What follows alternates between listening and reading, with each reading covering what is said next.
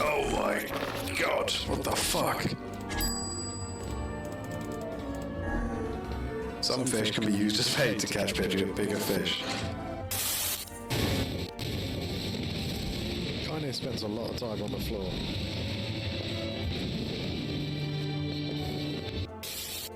I'm just making some space and some money. Money, money, money, money. Money. Money. Hey-oh. Money. Oh man, I'm in a heap of trouble now.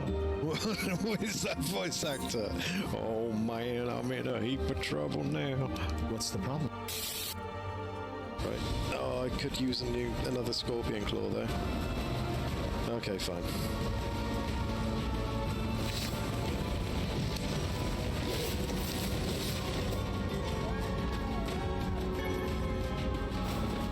Not that I know where. Aha! Scorpions are.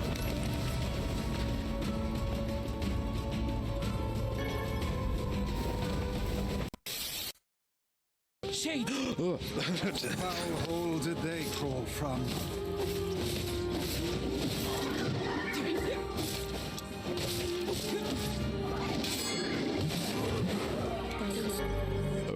Oh, XP rate plus 4%, yes.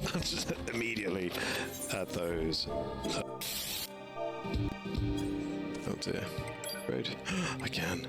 I'm using one of those, aren't I? No, I'm using. Wait, what am I doing? Ooh. It's the titanium alloy I have. Hence. Oh my god!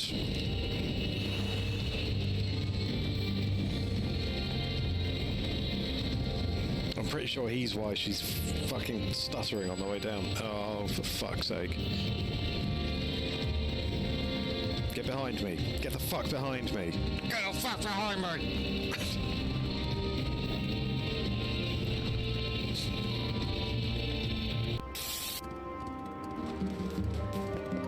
You've got about half of my attention at the moment, and that's optimistic because the tiger cub is moving around. Oh my god.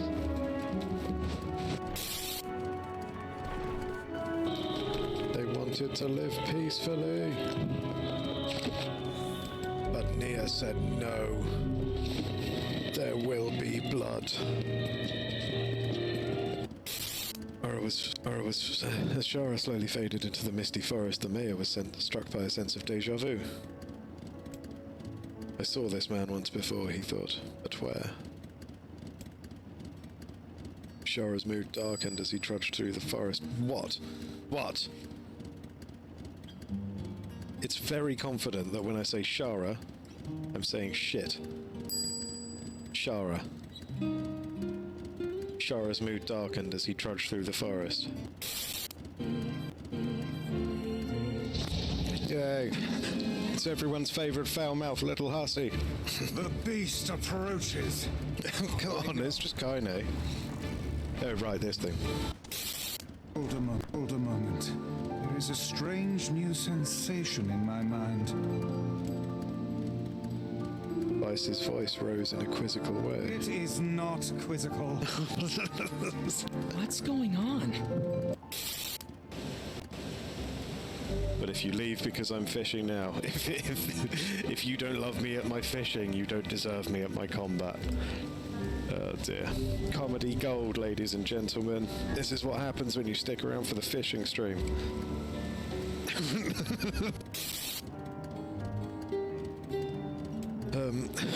Hours earlier, when the beauty of the place was still a new thing, he had been confident they could get in, find the exit, and be home in time for dinner. But the deeper they went, the more the forest closed in around him. The mist made it difficult to see more than a foot in any direction, and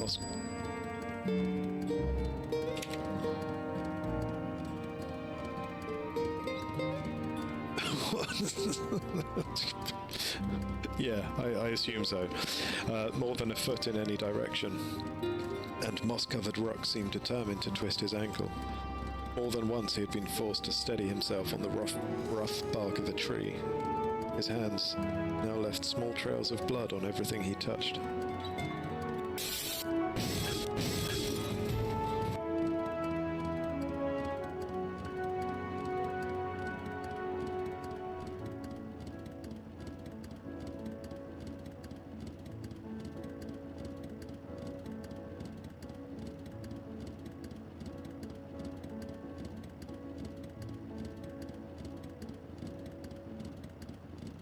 Hello. There we go. So my I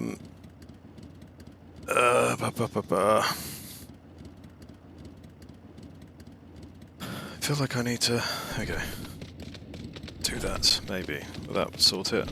Hold on. Checking, testing stuff. Real quick. Make sure everything is still working.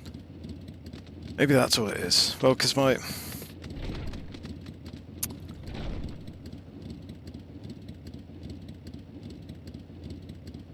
I basically need to... Where the hell is the button to make sure that the headset is always the default input thingy? Why can I not find that usual device list? What is going on? I don't know. It doesn't matter. It doesn't fucking matter. Sorted for now anyway. So yeah, here we go. More Final Fantasy. Almost level 87, I didn't realise that. Right click sound settings. Okay, and then like I've set it to the headset on that. I'm not going to unplug it now. But I think the problem is after I unplug and replug stuff. Or maybe that will remember it and I hadn't set it on this screen before. I don't know.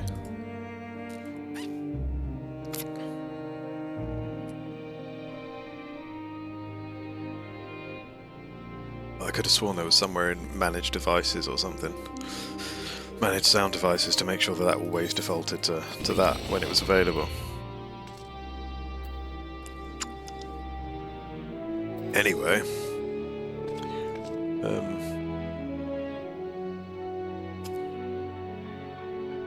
Probably go down there.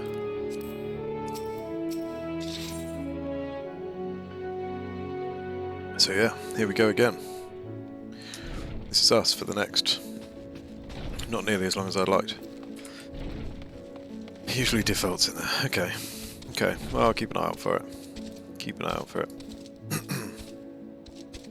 But yeah, so the other thing I made a mistake with earlier is, of course, my headset, my audio headset was plugged into the Vive and needed unplugging and replugging into the, well, it's plugged into the keyboard. And of course, doing that while OBS is open means that OBS won't play through it, or like, yeah, various bits and pieces won't work properly. So I had to shut it all down. Anyway, here we are in Elpis. They're making creatures and stuff over here or something, if I recall correctly. Chocobos galore, as you can see. Very good. I don't have food buff.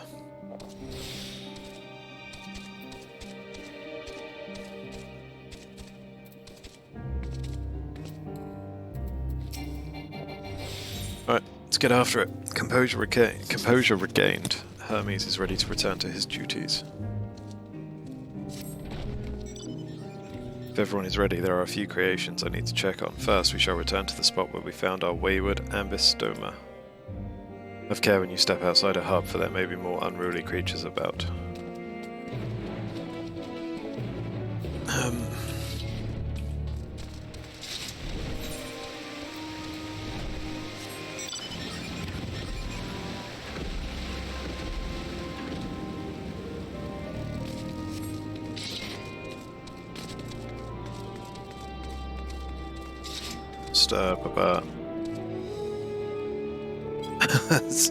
Barry's found flying, ladies and gents. I'll just be right back. Shortly, hopefully shortly.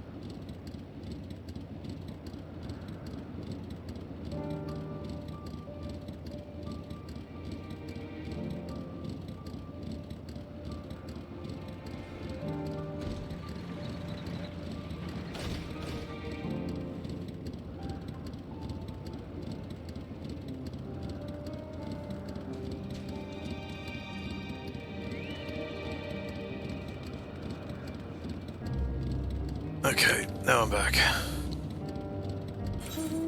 Anyway, let's Oh god, I'm behind everyone, am I? Oh no, Serb's in there.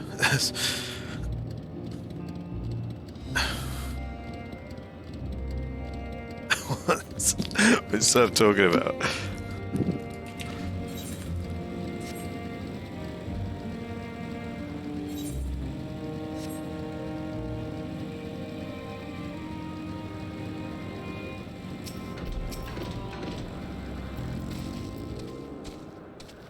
This here is a new species of Petaluda we recently set loose. Petalida? Petalauda. It has been doing very well, managing to maintain a stable existence thus far. If it can see its observation period to the end without issue, we shall release it unto the world. Tell me, do you know the difference between living beings and arcane entities?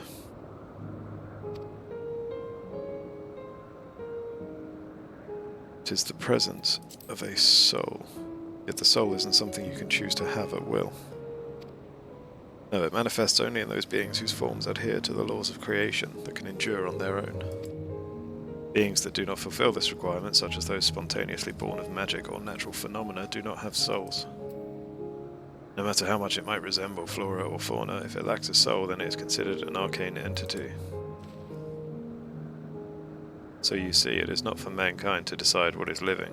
That domain lies beyond our manipulation, and it is hubris to assume otherwise. But come, let us head to the nearby beacon. I've received a report that arcane entities have gathered there.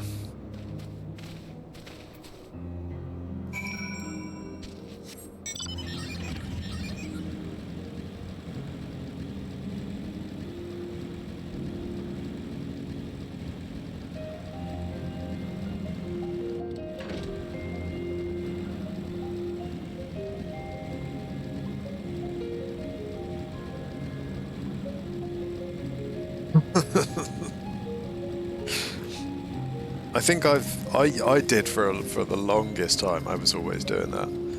I never eat shredded wheat. And I've somehow, I don't know, we're probably playing shit like this. It's eventually clicked.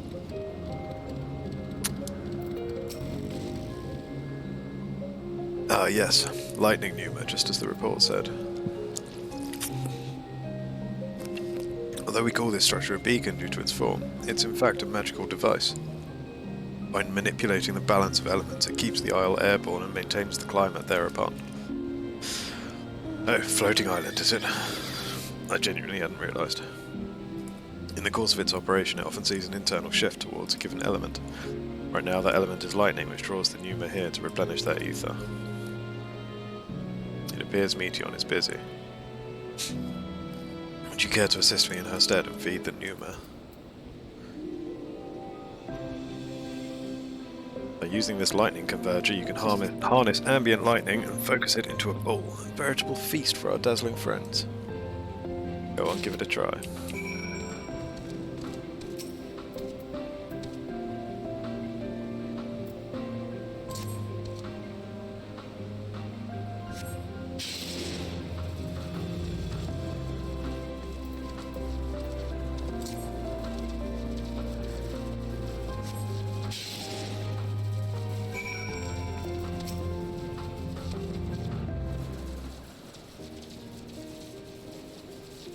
Perfectly done, Shara. Look.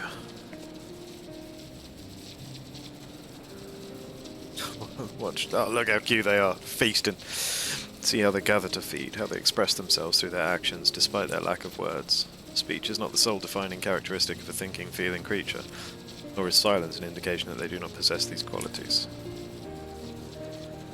Be it a soulless arcane entity such as the pneuma, or an ephemeral lifeform such as the Petaluda, we all seek to perpetuate their existence to survive.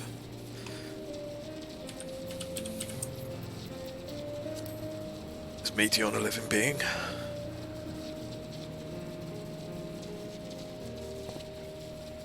A good question. I can answer it from a theoretical standpoint, but it ultimately falls to the Bureau of the Architect to pass judgment. Those with exceptional vision, such as Hythlodius, may be able to ascertain her true nature. To me, it doesn't matter. She is herself, and that is all I need to know. Oh, you finished already? Well, I'm sorry, I was in the way. Not to worry, my dear. They missed nothing of note, and we still have plenty of work for them to observe. Next we will head east to the morning dew. I need to speak with some observers there.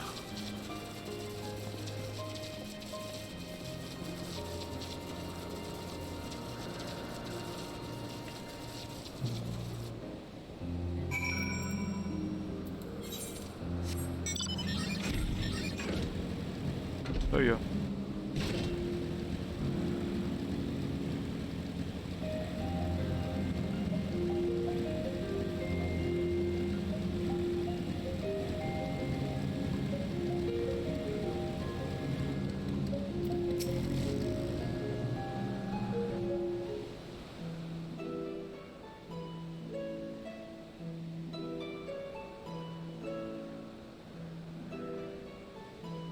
Amazing, is it not?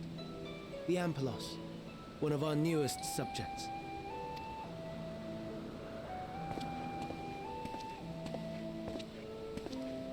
So, how are we coming along?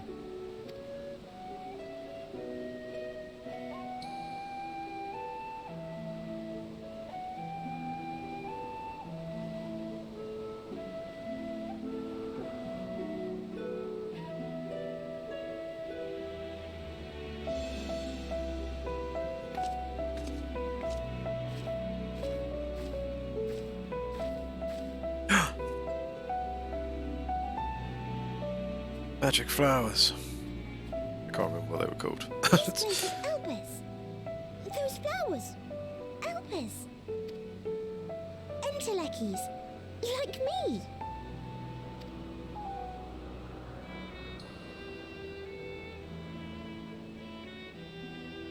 They are a product of Elpis, and so named for their birthplace. A happy accident, born of the hands of a former researcher who loved beautiful blossoms.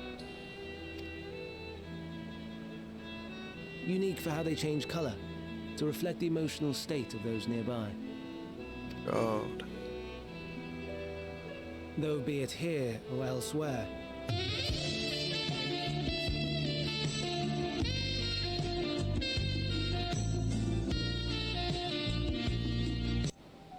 Hey, there you go. Afternoon. How's it going, man?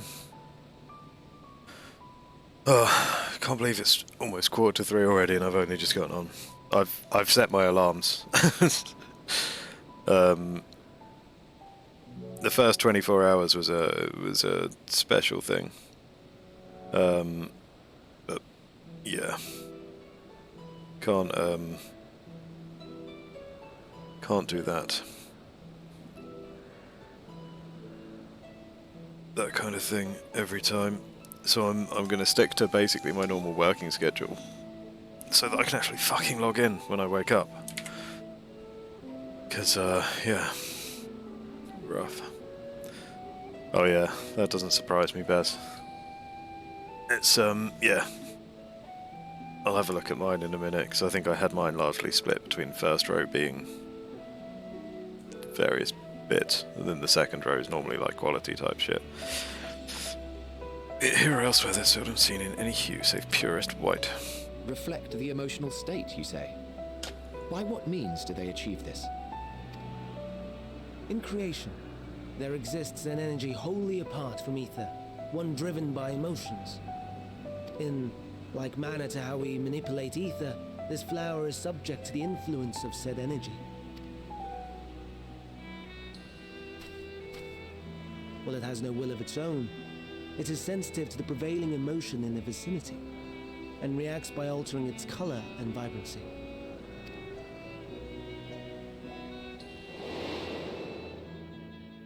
Akasha? It is one of the unseen energies defined by Harnish alchemical theory. Though a gross oversimplification, some describe it as an essence influenced by feeling.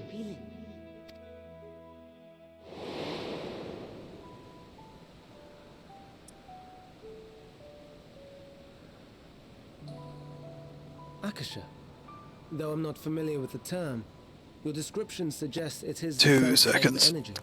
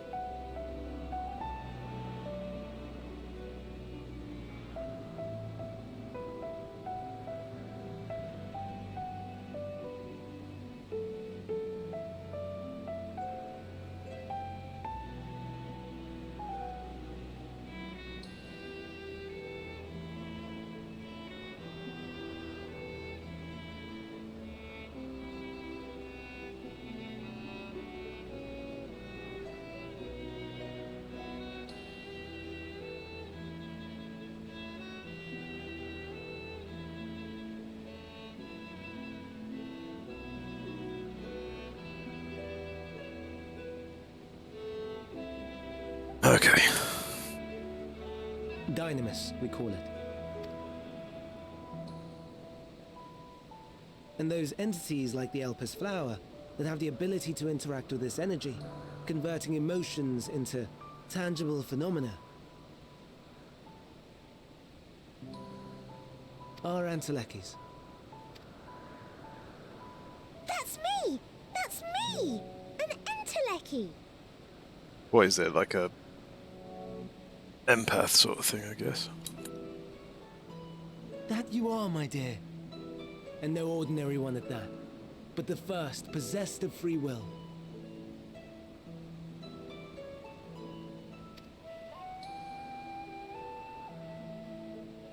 Wait. A form of energy other than ether? Dynamis? I've never heard of such a thing. Hardly surprising. Dynamis cannot be seen, much less felt. And though its existence has long been theorized, we had no proof until the flower's serendipitous creation.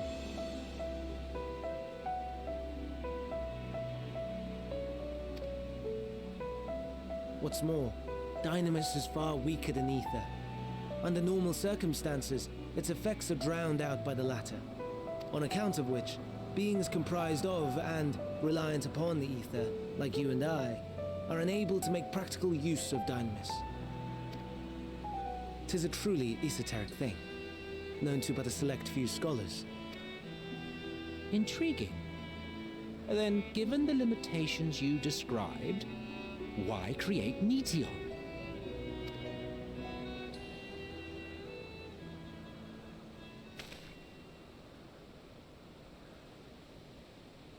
Our star, Aetheris, is especially rich in ether, so much so that its name is derived from it. However, when we consider all energy in existence here and in the vast space beyond, Dynamis may account for as much as 68.3%. The more abundant form by far.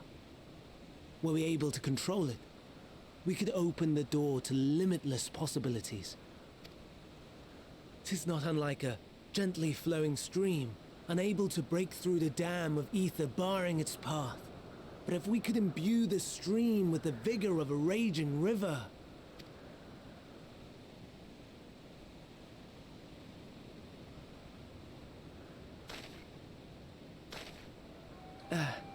Not that I have such grand ambitions. Nay, I merely wish to create a being that could traverse the great expanse.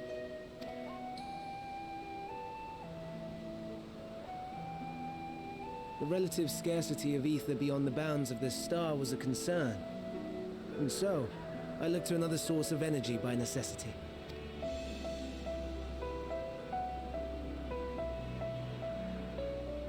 That being Dynamis. No wonder her ether is so thin. Precisely. Yours is thin too. Like an entelechy. Like me. So, are we the same? Entelecchies.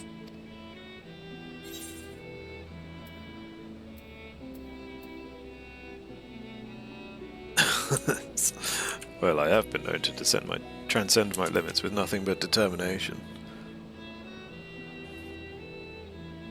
That sounds more akin to the desperate flailings of a wild beast when facing imminent death. It's rich coming from you. Kicked your ass with it. A deficit of ether alone does not an entelechy make. It would, however, make it easier for you to interact with Dynamis. And limited though its influence may be, this quality could prove the difference between victory and defeat. You do well not to underestimate it.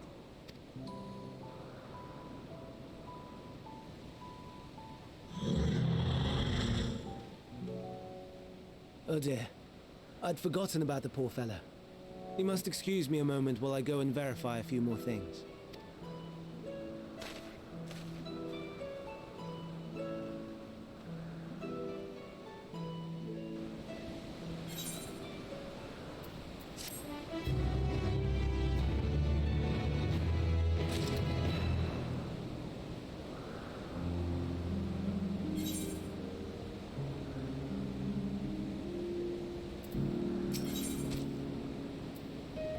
Emmett Selk appears to be deep in thought. Not that I or anyone else would be able to make use of it, even if we knew, but it irks me to discover that there is an entirely different form of energy, and no one told me. A personal annoyance aside, Hermes' knowledge is undeniably impressive. Given that there are none among the 14 who specialize in the Celestial, he would be a welcome addition.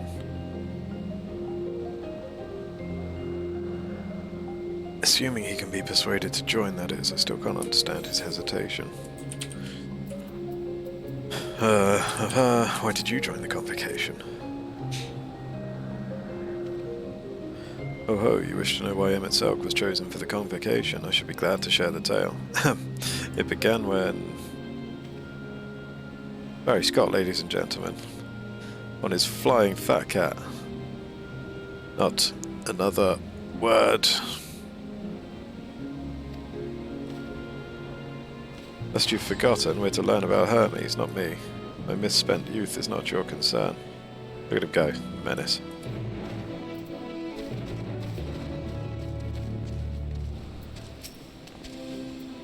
My apologies for the wait. I've inspected the Ampelos to my satisfaction.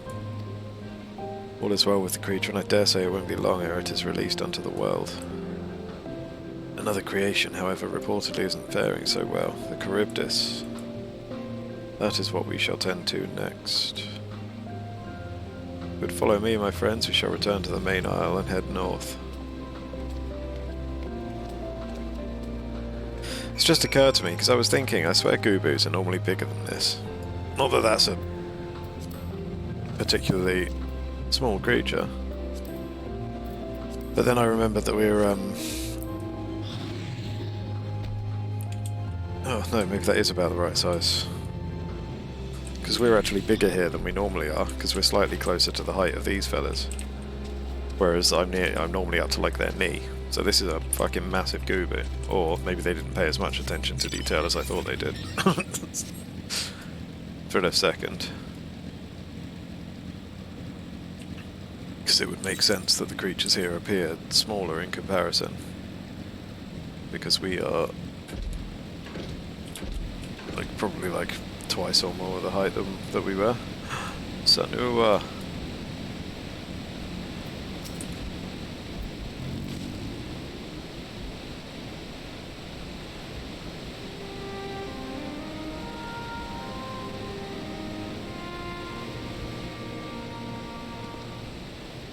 I understand there is a problem with one of the Charybdis. Yes, that's right. It's very fucking blue. As you know, the Charybdis is based on a sea creature. Owing to adjustments to enhance its affinity to wind, it is capable of flight. Specimens created from the concept could all fly without issue. But a problem arose in subsequent generations. The third generation creature was born with an etheric balance leaning strongly towards water. Its aquatic origin reasserting itself, it would seem. The result being its affinity to wind is diminished and it cannot fly. No matter what we try, we can't get it to rise even the slightest bit. For such change to manifest in so few generations, I fear they are too unstable and flawed. With your permission, I will revert the creatures and recommend to the Bureau that the concept be revised. With its etheric balance leaning towards water, the Charybdis would indeed struggle to manipulate wind. It's too early to conclude that it cannot fly. Having failed at first, it may simply have developed a fear. I shall transform and fly with it, helping it to manipulate wind until it finds its wings. What? You needn't go to such lengths. Colour me curious. Go on. Do the thing. Dance, monkey, dance. You don't know? But of course not. Transformation is an art in which one manipulates a vast quantity of ether to construct another body around oneself. In practice, this allows one to assume any conceivable form and thereby transcend the limits of one's flesh. Yet convenient though it may be, transforming in the presence of others is considered vainglorious in the extreme, as uncouth and unseemly as running about robeless, shameful. Am I to understand you make a habit of this? Nothing of the sort, it's just that when transformed I can wield the wind and fly.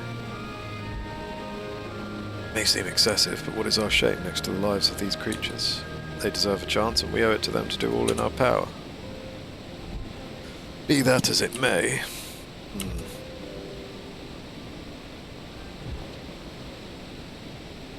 Yes, I believe I have a solution.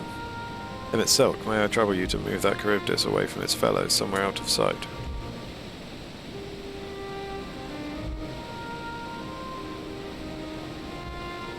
Meanwhile, I'd like the rest of you to help me prepare here. What mischief are you scheming now? No mischief, I assure you. I would but spare you the need to report to your colleagues that Hermes committed an indiscretion.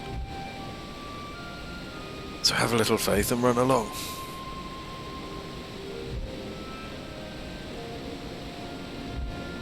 I trust you don't mind.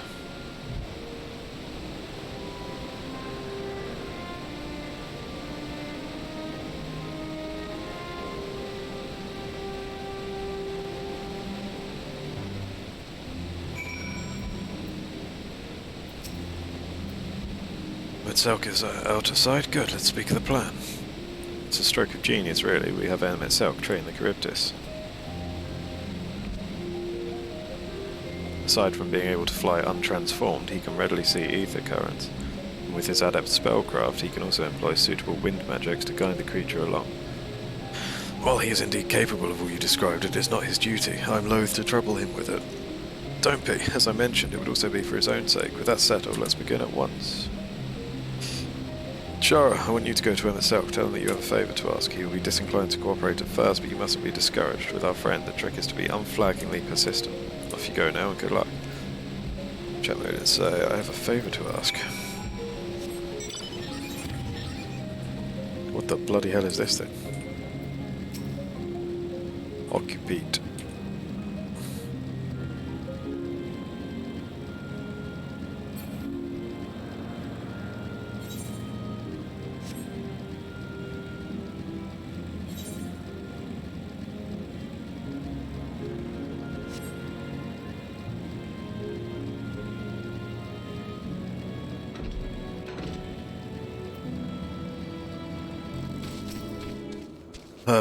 Is it? I have a favour to ask. Misspelled, but there you go. Oh no, you don't. I'm not lifting a finger. I don't know what Hithlodius is up to, and I will not be made to know. I refuse. If Hithlodius is to be believed, relentless insistence may serve to wear down the ever-weary Emmett Selk.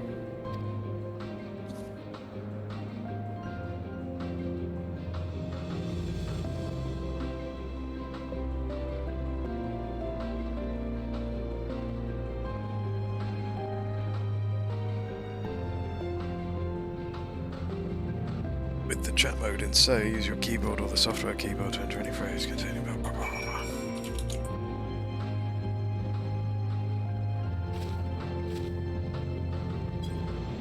Please. No, no, no. You are not foisting this nonsense on me.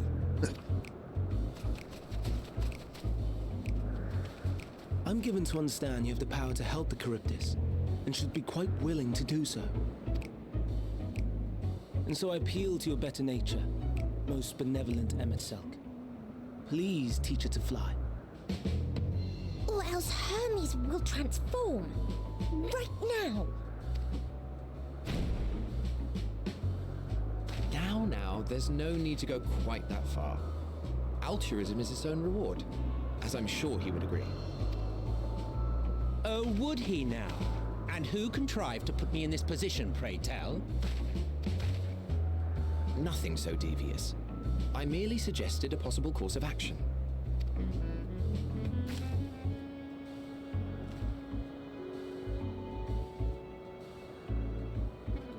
Please, Emmet Selk. Please.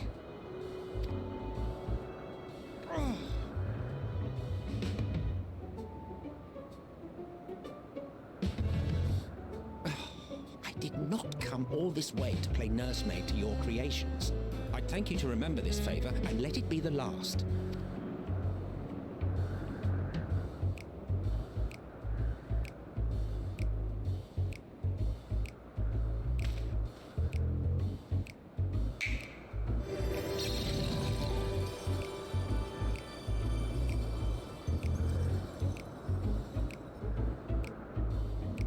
I will aid it once it has taken to the air. It falls to you to shepherd it skyward.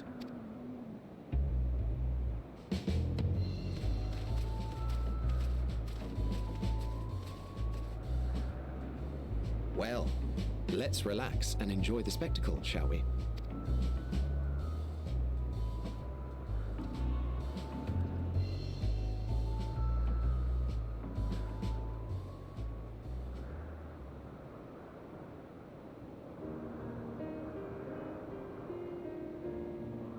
You were wondering why Emmet Selk joined the convocation.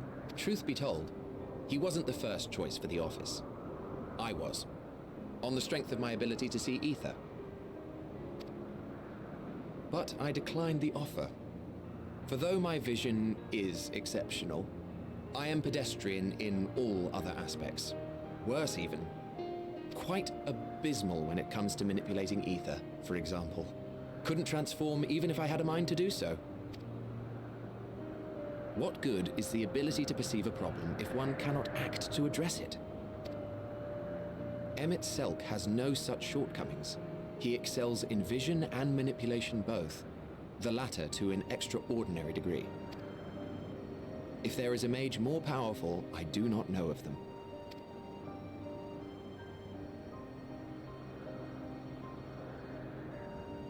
Thus did I recommend him for the office in my stead.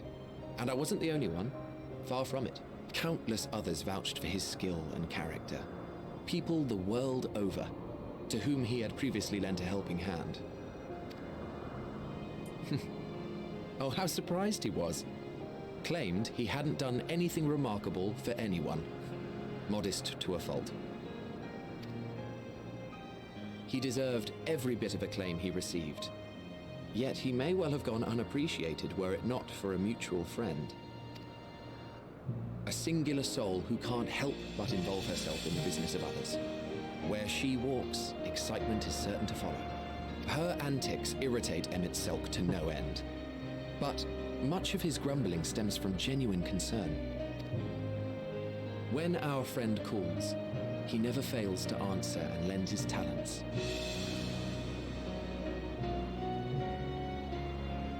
And in the course of doing so, he himself came to be recognized and respected by those around him.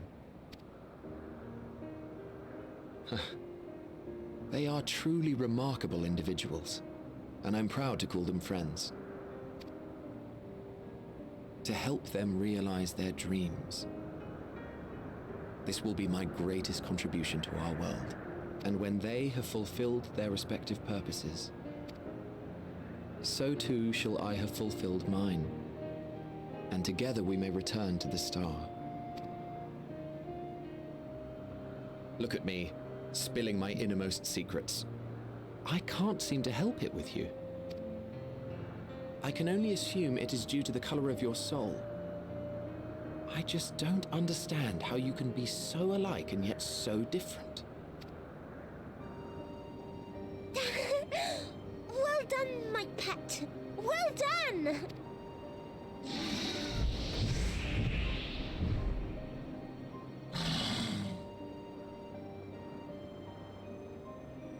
Ah, yes. I dare say the Charybdis will be fine here on. Why don't you go and signal to Emmett Selk? Let him know that his arduous task is at an end.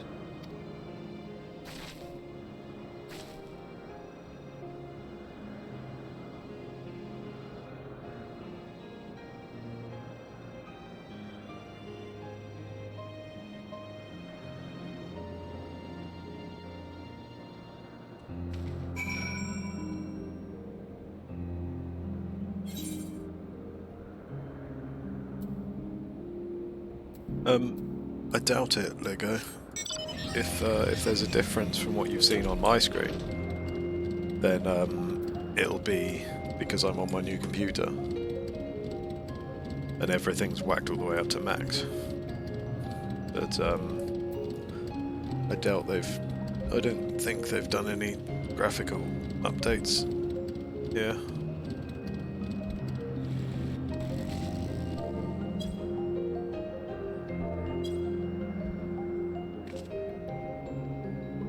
Emerging from his reverie, Emmett Selk notices you and begins to descend with the Charybdis.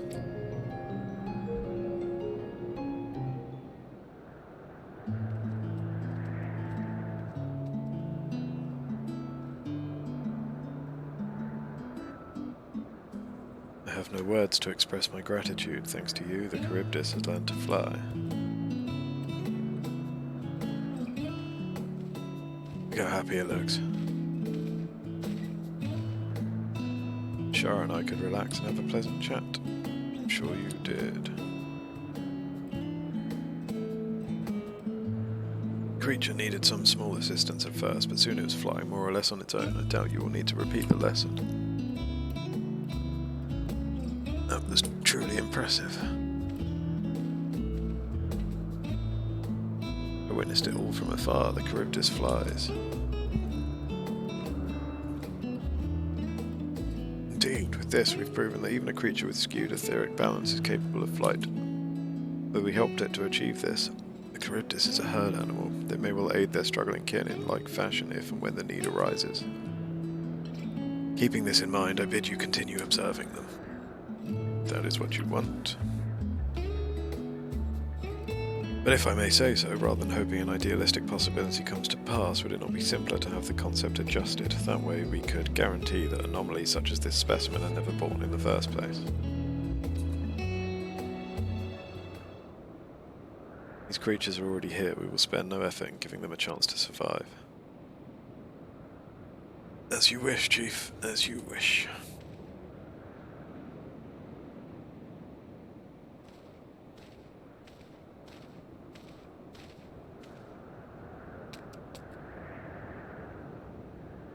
Hermes.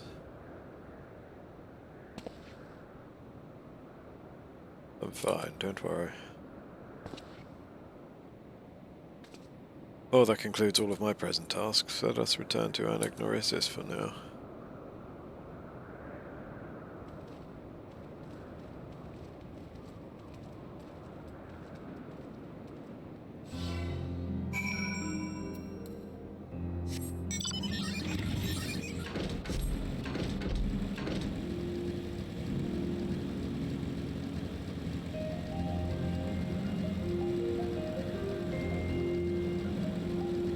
Touch break.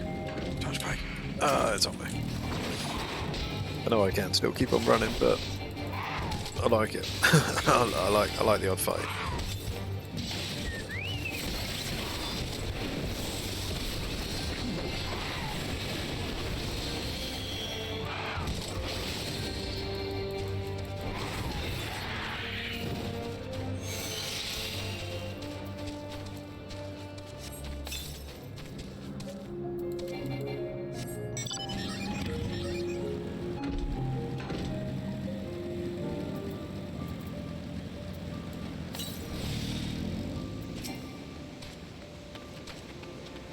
What? Want to apologize for forcing me to help, do you?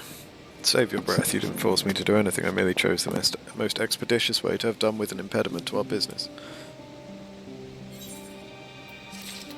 Yay. Stuff. Gambira skin quiz. The behemoth king. Yes.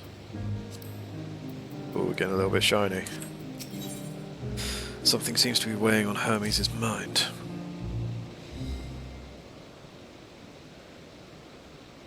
Tell me, Shara, in the course of watching me, have you learned aught of value? Dynamis seemed promising.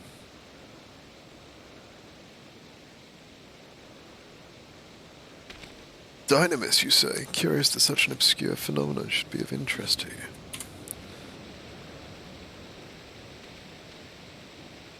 Chief Hermes, what good fortune to find you here. It's superior matter.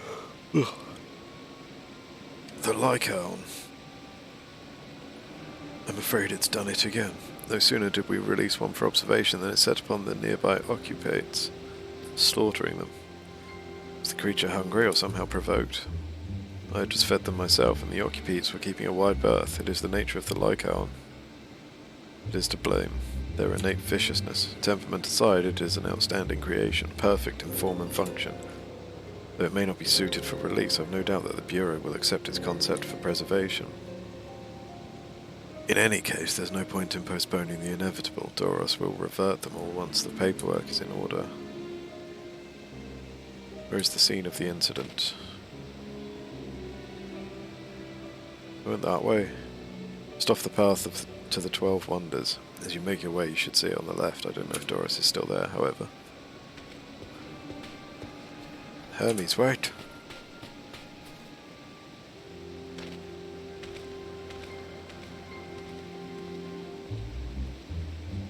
This is part of his work, then I would observe. We follow. .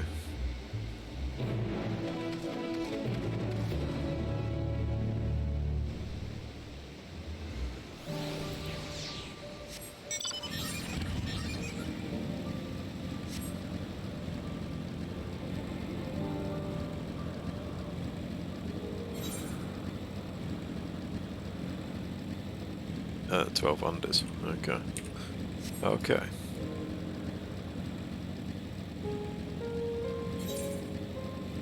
Looking for a bloodbath, I believe.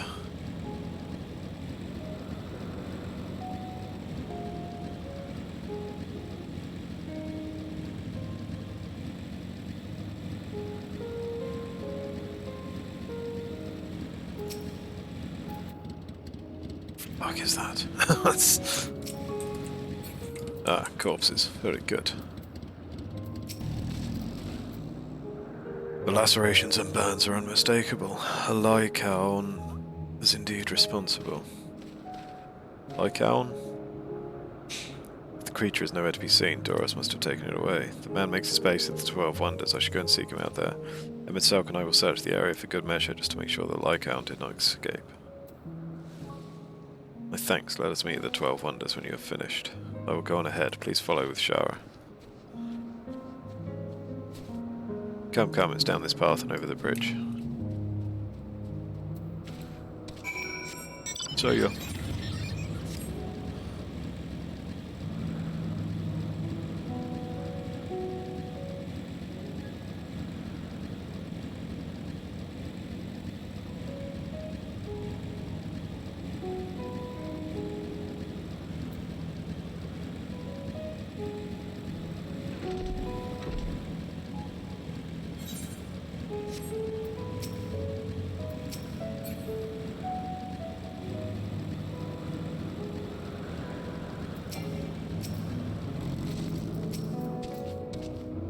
There it is, the 12 Wonders. Hermes is looking for Doros. Let's look for Doros too. He's a man with long blonde hair, I think. I'll know him when I see him. Oh no, can't use the bike. Meteon can't keep up with the bike.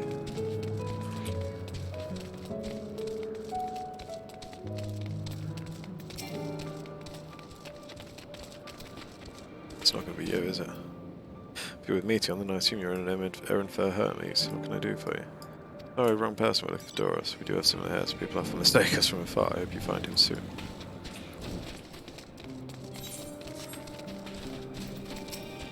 Dark-haired man. Once I get back and record today's results, I should finally be able to put that report to bed. Not Doros. His hair is long, but the colour is wrong. Aetherite. Wahoo.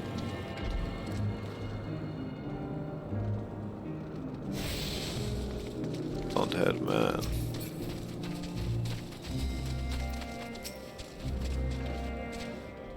Doros, that's Doros. Oh no, if it isn't Meteon, what brings you here?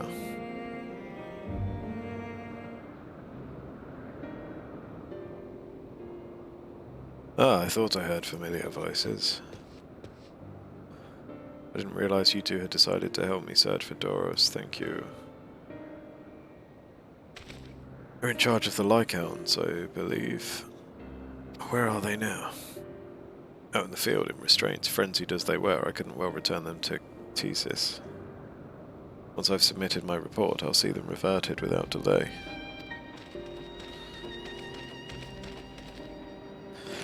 It's as he says, the beasts are indeed quite ferocious. You're one of the 14. What brings you here? Nothing you need concern yourself with, as you were. We've heard the news that a Lycan slaughtered occupites. As the observer in charge, you're of the opinion that they are not fit to be released. I am. Their abnormal aggression and exceptional strength makes for a highly problematic combination. It matters not where they are released. Lycans would threaten other species and upset the natural order. Could it be that the specimens observed are an outlier? No. Highly unlikely. We've created a good many of them. All exhibited the same tendencies. Even when we use Kairos to begin with a fresh slate, their behavior was unchanged. Kairos. A memory reconfiguration system. Chief himself recreated it. It allows us to erase or alter memories that we may observe creations in different environmental conditions without needing to remake them from scratch. Quite impressive, and potentially dangerous depending on the intensity of the etheric emissions. Pashtaro may wish to have words with you. Rest assured, I've kept all values within prescribed limits, and to prevent misuse, its applications are limited to those authorized by the Chief Overseer. Do not misunderstand. To manipulate a subject's memories is an intrusive act I deeply abhor, but it is still preferable to execution. Come now, Chief, let's not be so melodramatic. What was born of ether is simply being reduced to its original state. I know the distinctions concern you, but we mustn't lose sight of the bigger picture, making rational choices for the sake of a more prosperous star. If a creation cannot be properly studied even with the aid of Kairos, we remake it. If a creation is deemed a detrimental existence, we unmake it. 'Tis all for the greater good, and none question the necessity of such routine processes. I understand these things, I do. I would never think to unleash a clear and undeniable threat unto the world, yet insignificant though their individual lives may be, next to all creation, it is all the Lycans have. Before we seal their fate, we owe it to these beings to exhaust all options, to ensure that nothing has been overlooked. If you insist, let me provide you with a full report, and we may take it from there.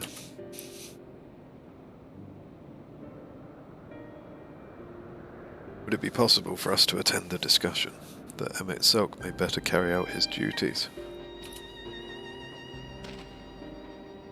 By all means. Pray show them to the meeting room.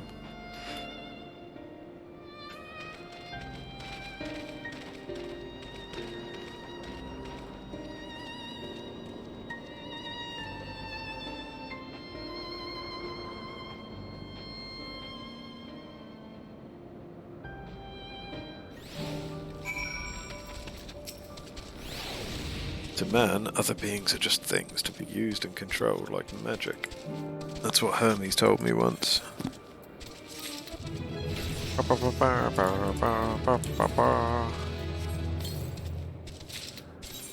27 with some manganese sabotins of the Behemoth King. Look at us go. Wow. You needn't be an Enteleki to feel the weight of bearing down on Hermes. Yeah, this discussion may take a while, during which time... Meteon, are you feeling unwell? It's not me, Hermes, it's you. I won't go to the meeting, I'll stay with Shara. Loath though I am to impose, may I leave Meteon in your care again? Apparently, sure. I mean, you're dead, if you'll excuse me. Okay. Let's have a look at like levels and stuff so I can see myself going up to these places. Oh. Ooh. Touring and ignorance. Wait, hold on. Hold on. Hold on. If that is in fact just a current, I will be right back. But I have to make sure.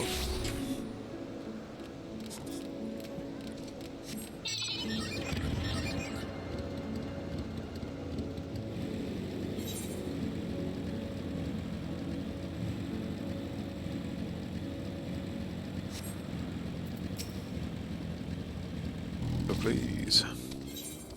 Yeah, okay. Bum, bum, bum, bum.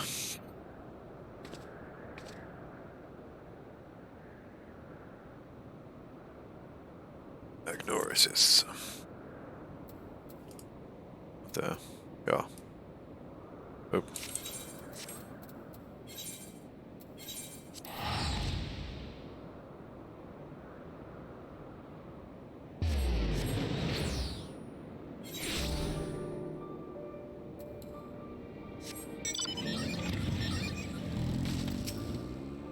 Can you help me with something, Shara? The meeting will make Hermes sad. I want to cheer him up with a flower.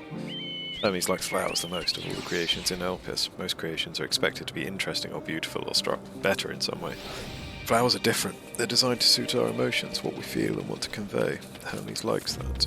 Can't make flowers, so I'll search for one. I want you to search with me. Let's start here at the 12 Wonders. Okay.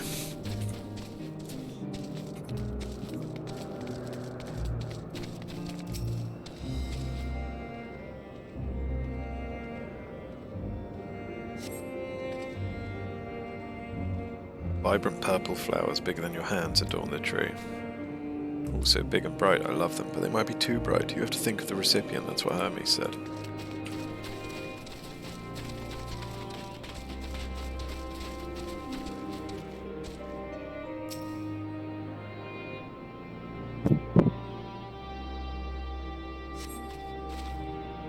A tall, slender tree rises before you. You crane your neck to look for flowers. No flowers. If there were apples, we could have covered them in syrup. Let's head outside next, don't worry, we won't wander far.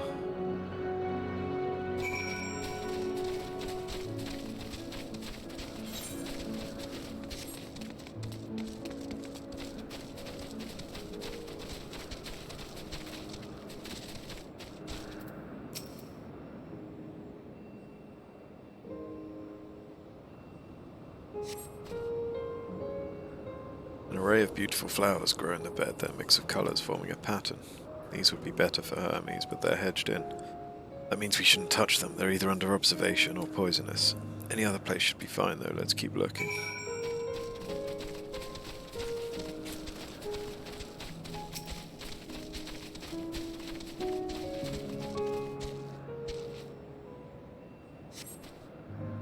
Set on a tall, thin stalk, the oddly shaped flower is mesmerizing in its undulations. Oconion.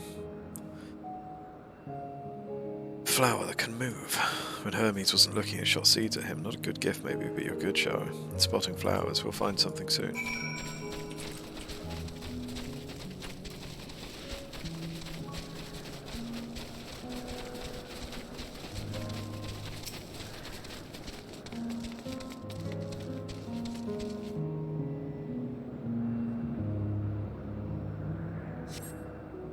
Find nothing promising nearby. At best, common-looking grasses with some few tiny flowers.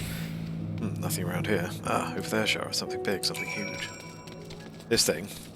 It was this thing. We're gonna have to fight it. Terrible stench reminiscent of sodden old boots pervades the air. Without a doubt, the culprit is the morbol-like creature before you. It's an Adonis.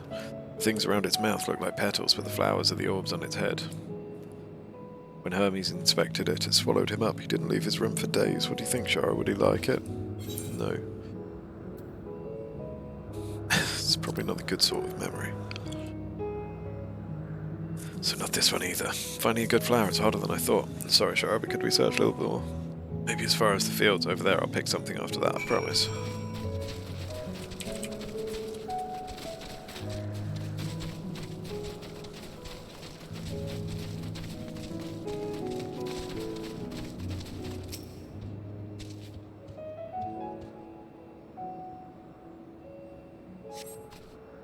Lush green fields stretch out before you, ending where the sky begins. Ah, there's nothing. The shiny thing over there, what could it be?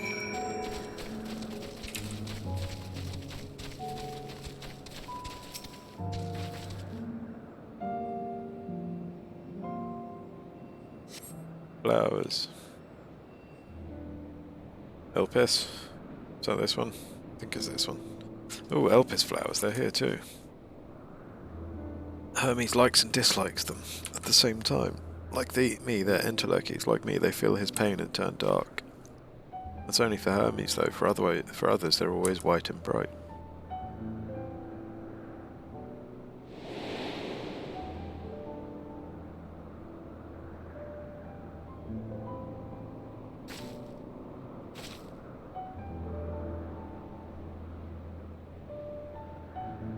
Really? The flower was dark in your home.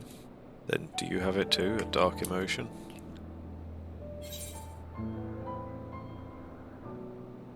I dare say I have a few.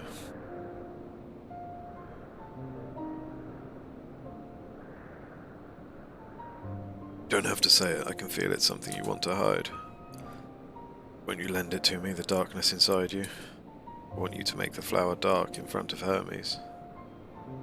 He's been in a dark place since before he created me. He needs to know that he isn't there alone, that others are sad too. I'm your girl. Truly, you'll do it?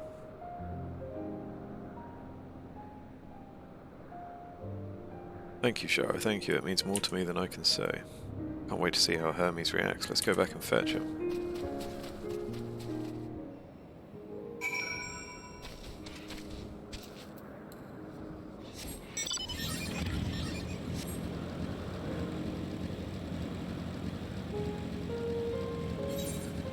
Oh, another quest. You're in the Isle of Ross. Check, make sure it's just a current. Yep.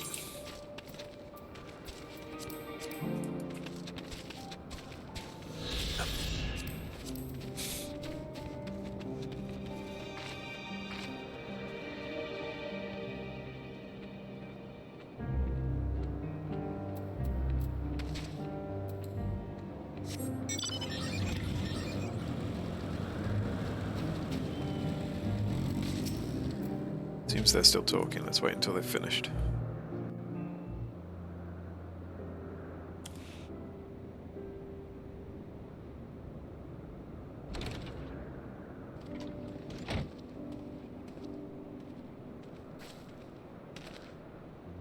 Hermes!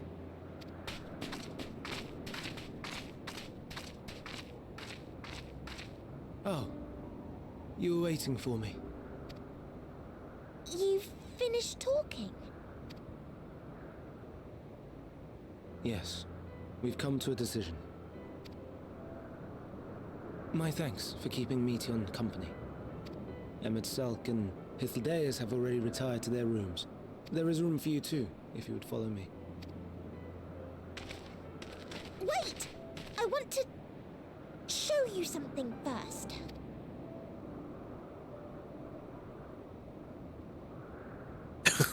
He didn't like what he saw.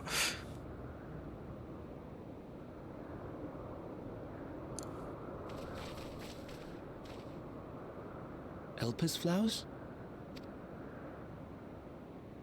Go on.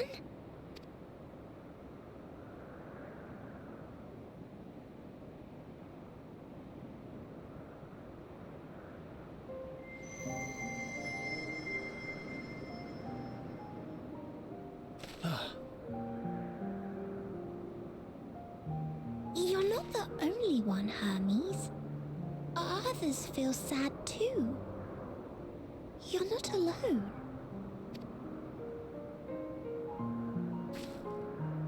I see Mission has shared much with you.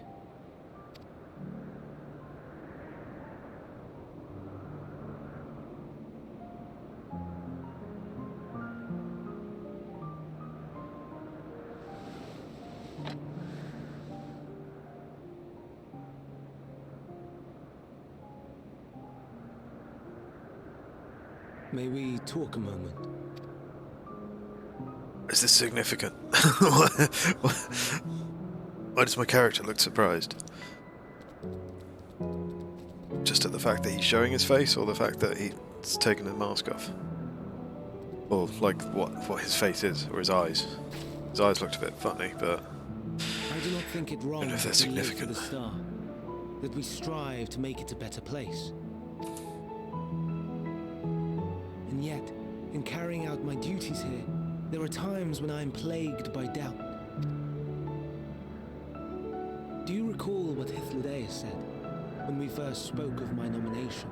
Death is the privilege of those who have fulfilled their purpose, a choice they embrace of their own free will, and when they depart, it is always beautiful. Perhaps it is, but only for man. Creations that he deems useless are discarded with nary a second thought. Some scarcely born into the world, afforded a handful of breaths before life and potential are abruptly extinguished. We make an effort to spare them the pain, but they sense what awaits. Rage and anguish and cower and fear, and it is not beautiful. Yet no one cares. No one. So fixated are we upon the duty that we do not pause to question the method. Pain and suffering, confusion and despair, writ plain in the eyes of those poor creatures. Yet no one sees. We turn a blind eye and carry on in blissful ignorance. Not amiss. And always, always the blossoms shine pure and white.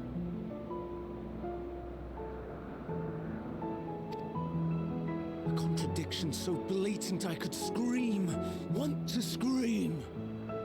How can you all accept this aberration? And I wonder, am I the aberration for thinking thus? And I am filled with dread. But now I know I'm not alone. Not the only one for whom the flowers weep. I won't ask what you thought as you kneeled beside the Elpis, or if you only did it at Meteon's insistence. Nevertheless, I thank you. no worries, bruh. To know that you too have experienced suffering is a comfort.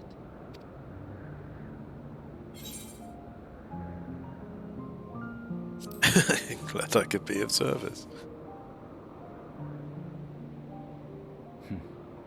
To so willingly lend an ear to ease my burden.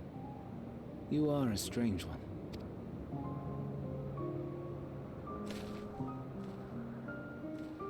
The stars in the heavens. Know you what they are? Though it is too far to tell, each glittering light could be a world not unlike Aetheris. A world filled with life.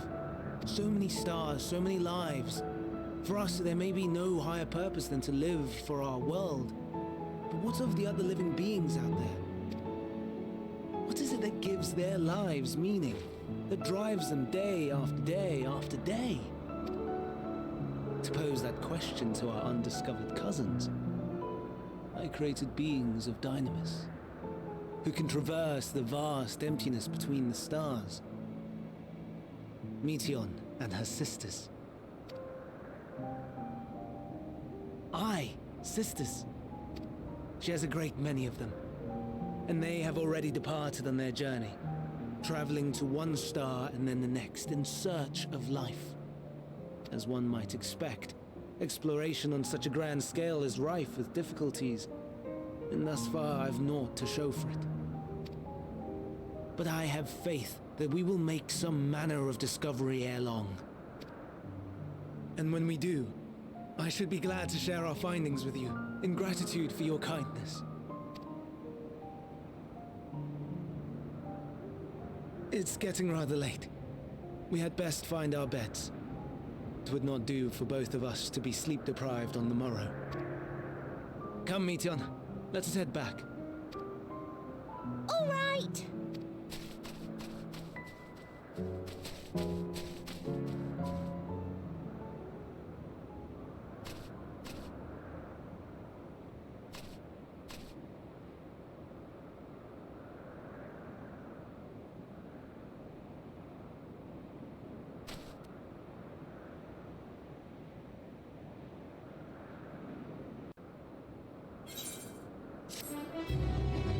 What the fuck was that?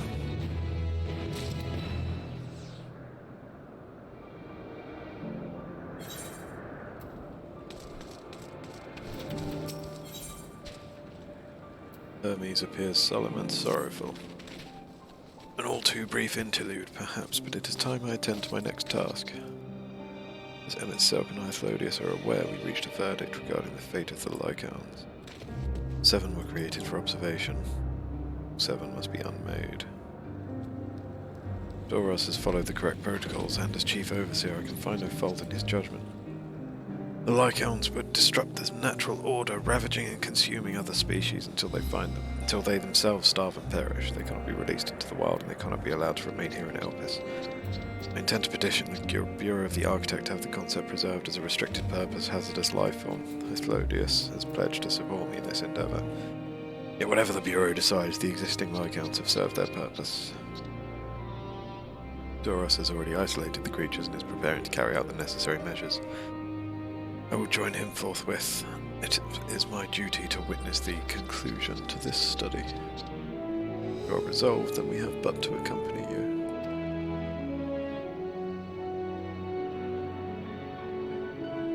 Of course, let us be off then. We return to the main aisle.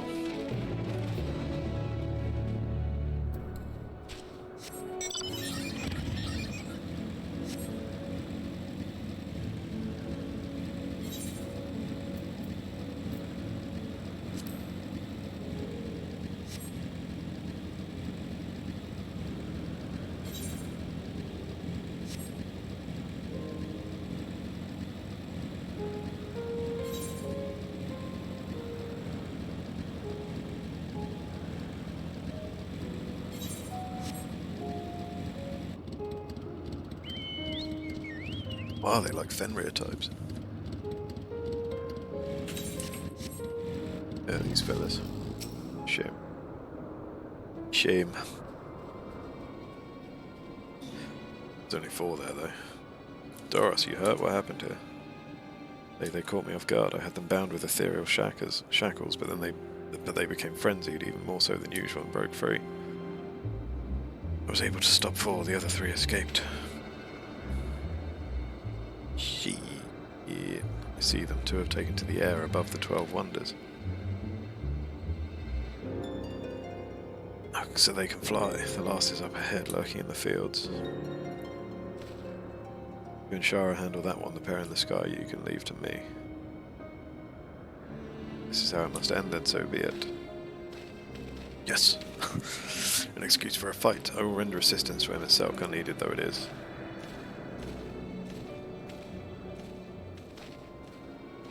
Meteon, you are to stay here with Doros. But Hermes, the Lycaons must be reverted. I would spare you their pain. And mine. This is my burden, not yours, but if you are intent on helping, then please follow my lead.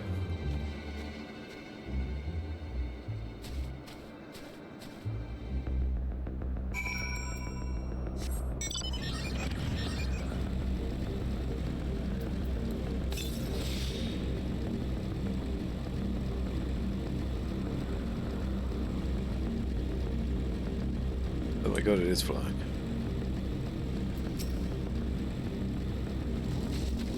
Amaze.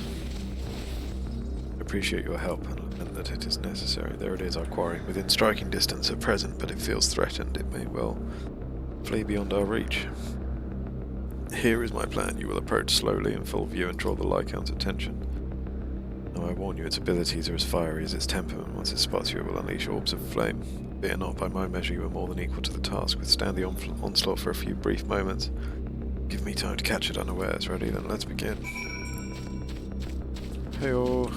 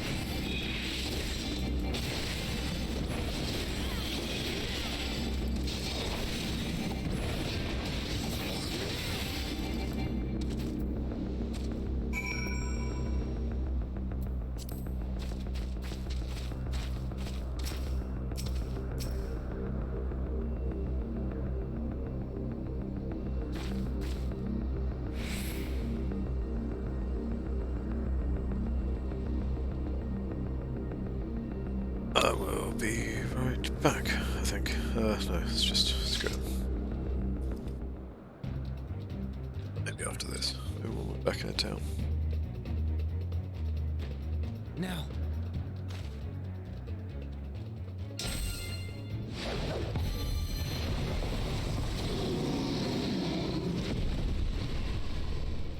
Or has he one-shot it?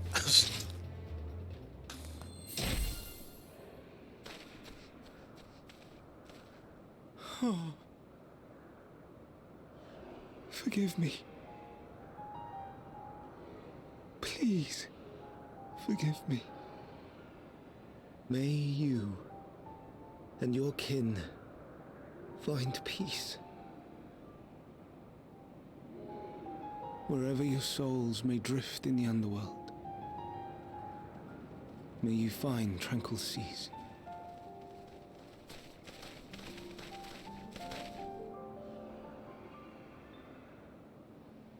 Be not forgotten, in concept endure, to reclaim form and one day live again. Serve not the star, or any purpose save your own. Live again, if that be your desire.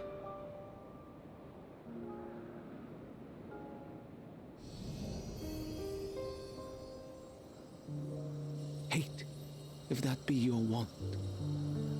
We are worthy, but leave your suffering behind. Lay down your burdens, be born anew. Fly high, fly free.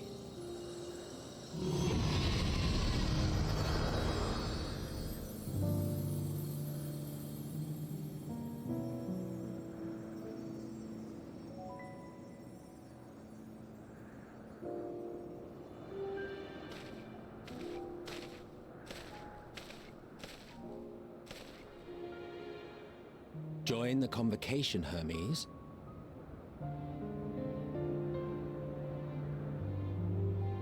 You do not belong here. Zelg. Leave to replace another. To be replaced. It changes nothing. Tell me, do you think it right that we sacrifice all these lives for the sake of the star? And when the star has reached perfection, what then? If all who are satisfied choose to die, shall we all die in satisfaction?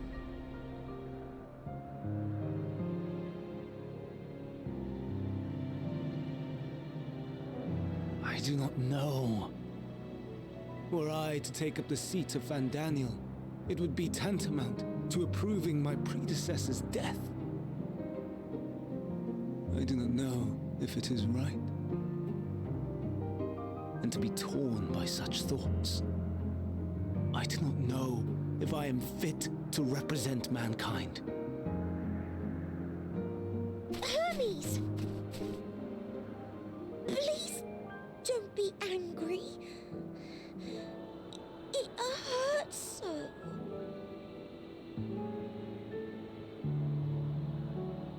Forgive me. If you would still consider me in spite of everything, I beg some time to gather my thoughts. Meanwhile, Hythlodaeus, I fear I must trouble you to attend to the others. 'Tis no trouble at all. Take as long as you require.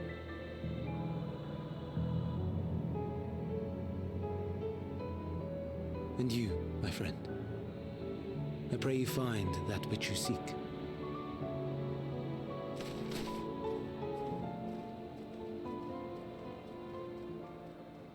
I expect we have some few matters to discuss. Shall we return to the 12 Wonders for a time? Aye.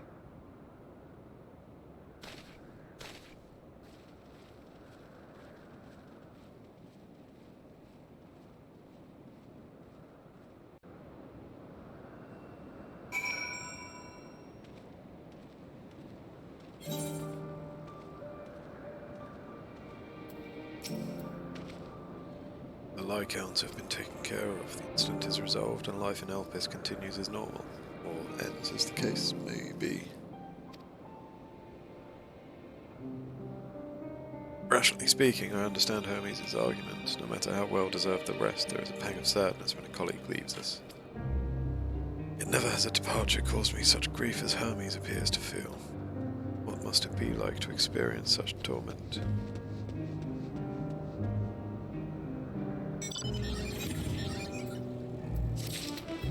Okay. And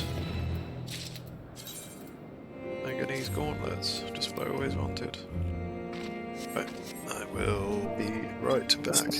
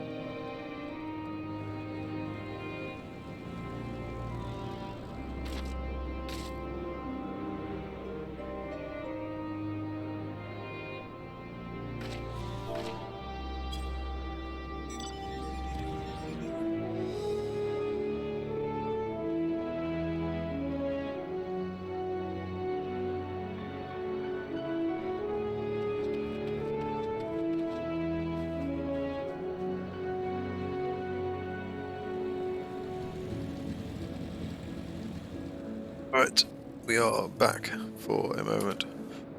Or for now. For the foreseeable, should we say.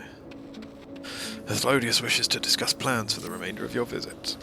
Where to now? If there's anywhere you would like to visit before we leave, I should be glad to show you the way. Hermes has not yet outright refused his position with the convocation, merely postponed the decision. As such, I may as well resume my assessment. If we cannot accompany him, then I will content myself with questioning his colleagues. Ever the pragmatist, then allow me to remain your humble guide. What of you, Shara? Will you continue along with us? Wonderful, our fellowship travels on unbroken, so we explore another part of Elpis and see what new encounters there are to be had. If you would follow me, we will first head back towards Anagnorisis. Ragnorisis? Aragnorisis? I don't know.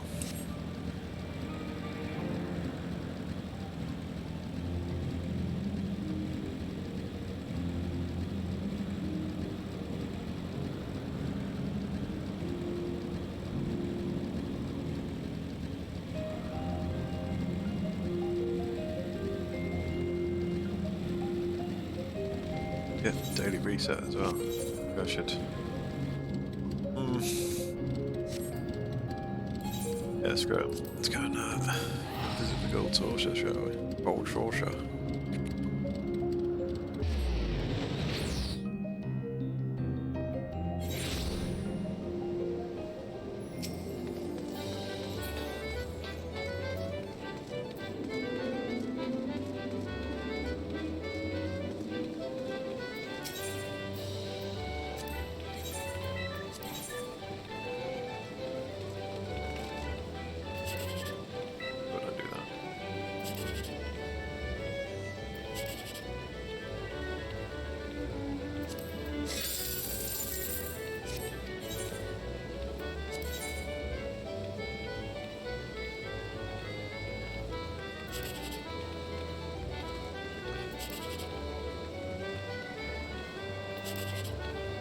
So I assume we're going down there.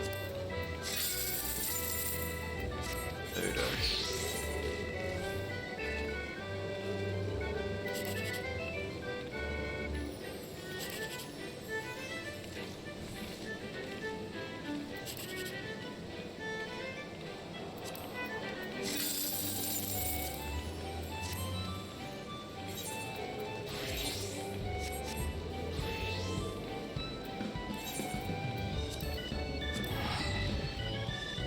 Just because they don't take too long.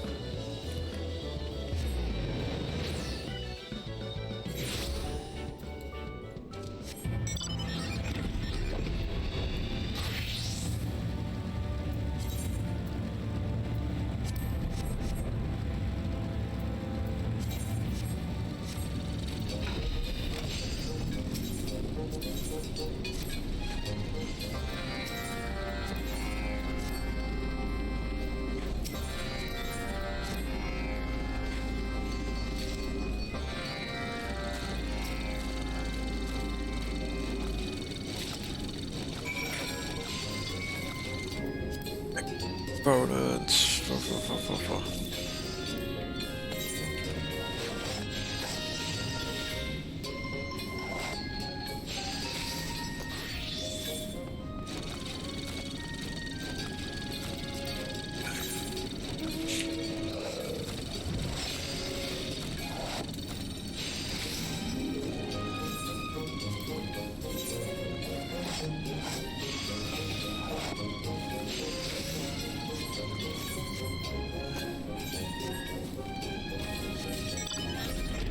Get there, 4 of them. Hold on.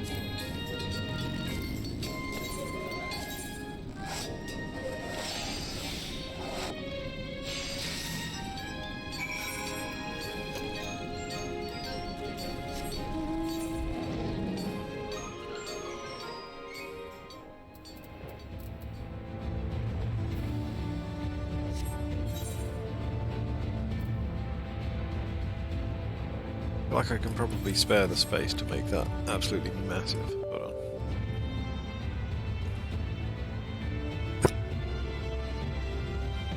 Let's go inside the map is absolutely not need to be that big. That I've got so much room for activities. I'm tempted to just slap it in there.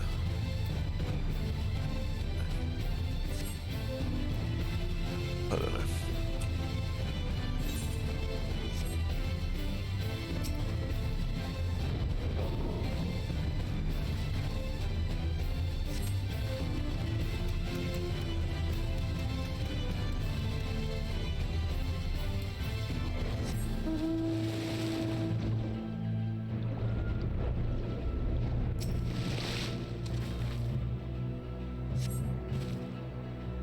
See you, Spirited Piglet 43Y57.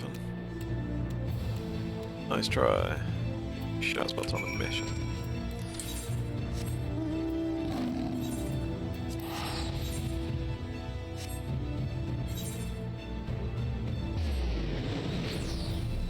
Even now I'm already... Okay, oh. You did that one. What was that? I just saw movement over in the corner. Saw someone had been banned and assumed it was Shazbot. Is that the Twitch partnership one? Yeah, I've been getting those a bit lately, haven't I? Weird.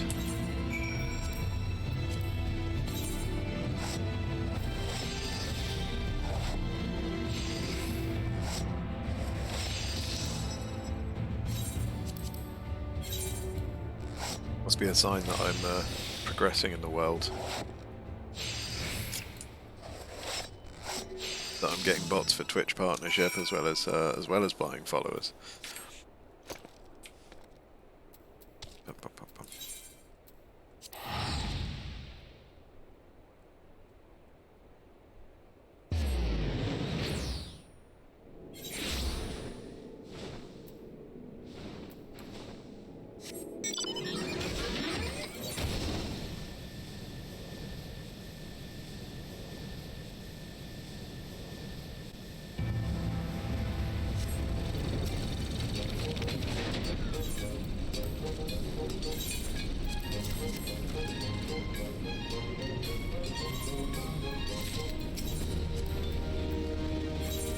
Oh my god, going on?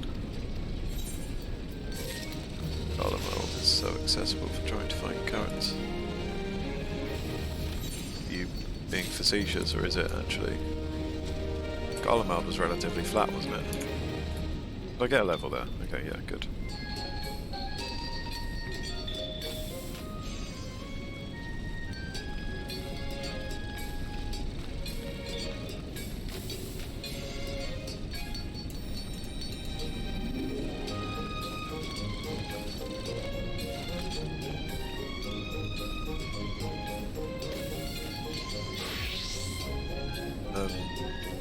Still not doing roulette just yet. Priorities.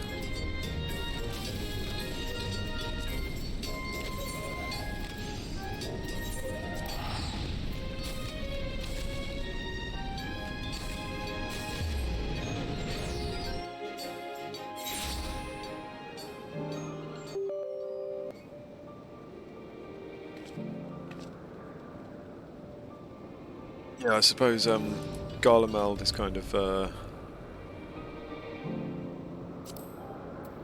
well, this place should be relatively well. I suppose I don't know the others yet. Yeah, the other areas of it. So maybe I shouldn't speak. But I think like the mid-level ones. The issue is the ones like the first two areas, where we had what? Thabner, for example, like this whole section being level 70, 71 sort of thing, and then this being later game, kind of splits the entire zone up. Just by its very nature. Whereas things like Garlemald, we've got, which is just a big flat zone. Presumably when you use the compass, it's just going to say go over here and you can just go over there sort of thing. Speaking of, what was that? Like 120 something? Wasn't very much at all. It's just behind the building, is it? Assuming it's outside. I don't think aether currents do inside. Aha!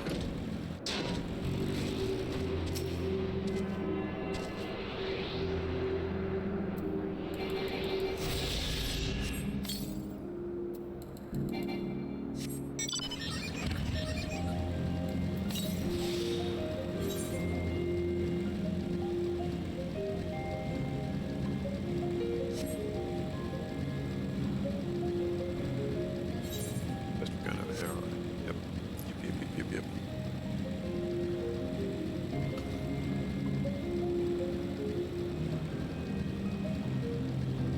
Yeah, I don't think I'll be getting 90 today. Maybe tomorrow if I stick to waking up on time. Waking up as late as I did today, I reckon I'll be lucky to get to 88. To do the 87 dungeon kind of thing. From here we follow the path northwards to Notonius. There we will find one of the teleporters, which facilitate travel between the islands of Elpis.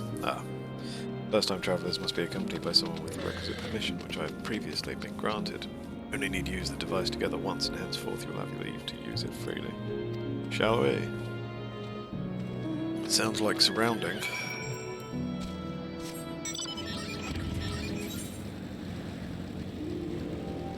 What?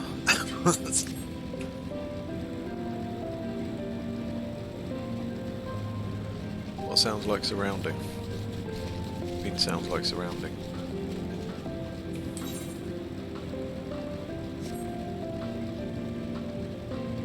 Oh, surrendering. What? Because I'm not expecting to hit 90 today, because I didn't get logged in until almost 3 o'clock. I think that sounds realistic, actually. Here we are, Notonius. This teleporter will take us to Calamelios Zephyros, the western island. That's it right there, looming large over us. Step this way and we can soon admire the view from above. But yeah, my original plan, or I originally expected yesterday to be on longer, so I had hopes. But alas, I didn't account for waking up at 11 o'clock. And having a 4-hour queue. 3 hours, maybe. I present to you Calamelios Zephyros. Here you will find a number of testing facilities, as well as the observation hub of Poiton Oikos. Poiton Oikos. Right then. Let's begin by...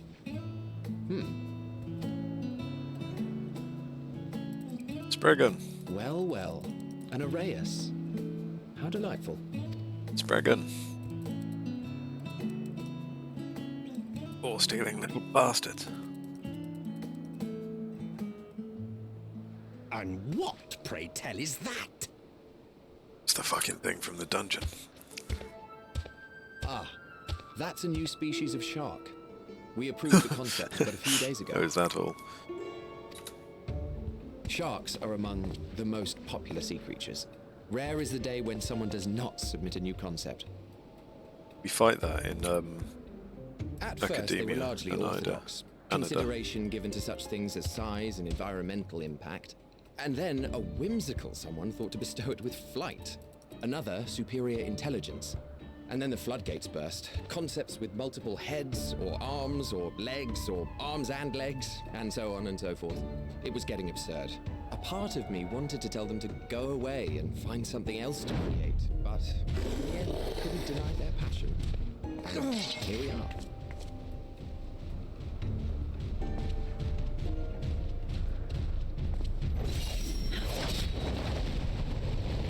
Thought that was Estinian for a second, and I thought, hold on, no, Estinian's absolutely not here. Who's this? Azem?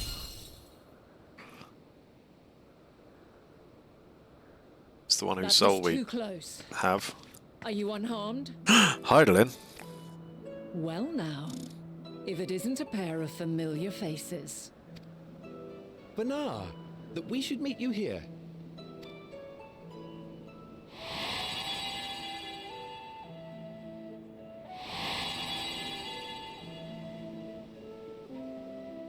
As I mentioned earlier, the better part of the convocation holds that when we retire is when we return to the star.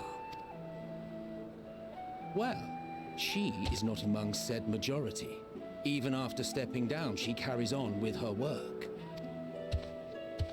Vanar is her name, and she is the previous Azem. Oh, I was right.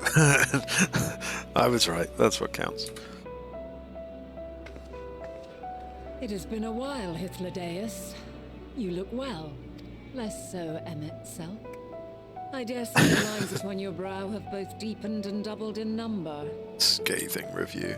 A shame for one so young. You must make an effort to frown less often.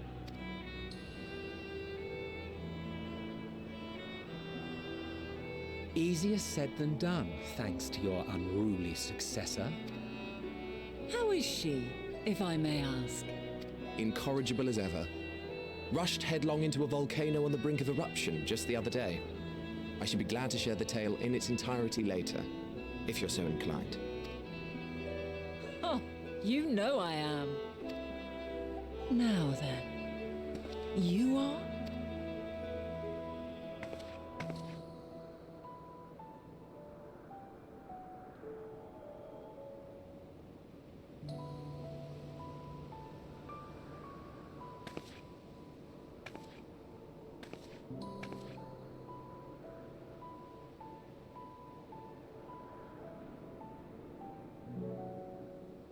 I say, have you perchance come from the future? Oh shit. She knows. I do not believe we have ever met, yet I sense my magic upon you. Therefore, if I wove the enchantment, I could only have done so at a later point in time. Oh my god. What manner of magic is this, if I may ask? A traveler's ward, of course. It prevents the corruption of one's ether.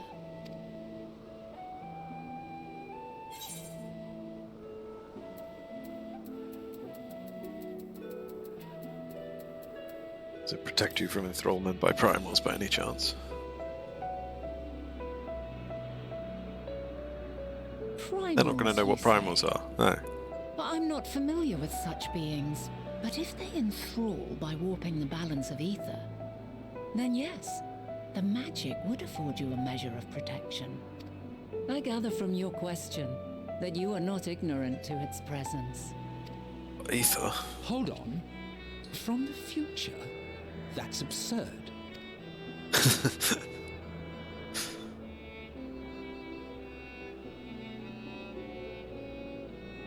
What is it? Are you unable to speak of the matter?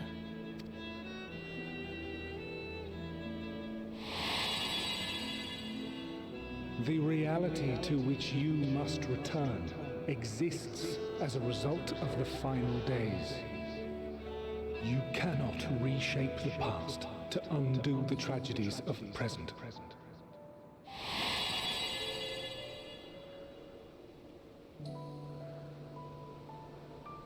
I think I took that to read that nothing we did would change anything, as opposed to we're not allowed to.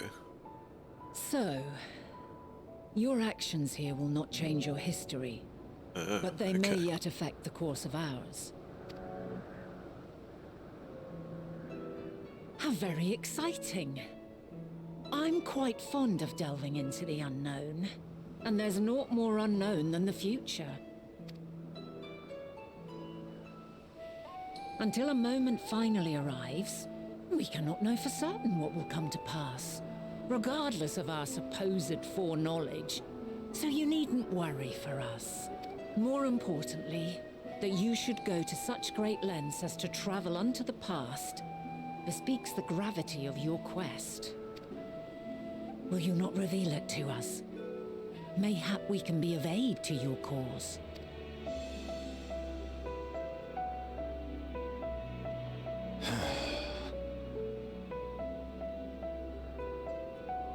If this is true, then you've been keeping quite the secret to yourself.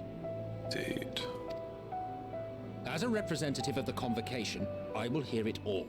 Your identity, purpose, everything. How about no?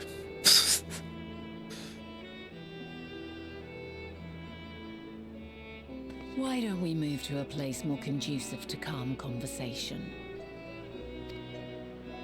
I've been working here for some days now at an old friend's behest.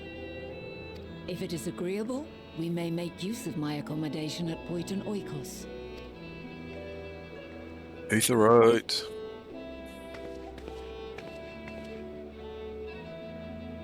We were meant to meet. I am certain of it. Why am I sulking? Else I wouldn't have marked you so clearly, and sent you unto myself in the past. It's precisely You the didn't sort of send me. mischief I would get up to. And quite inspired, if I do say so myself.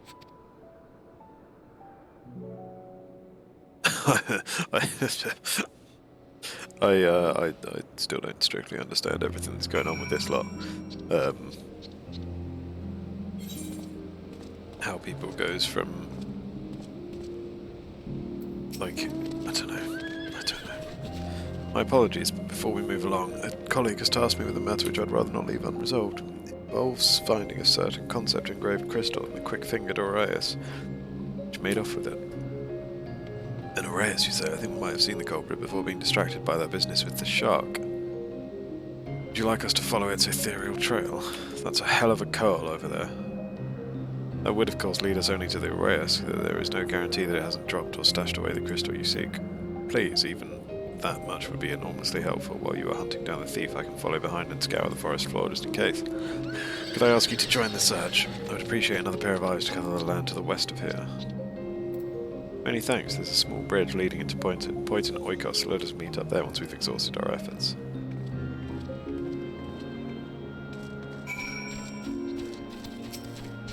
The size of that thing. Away.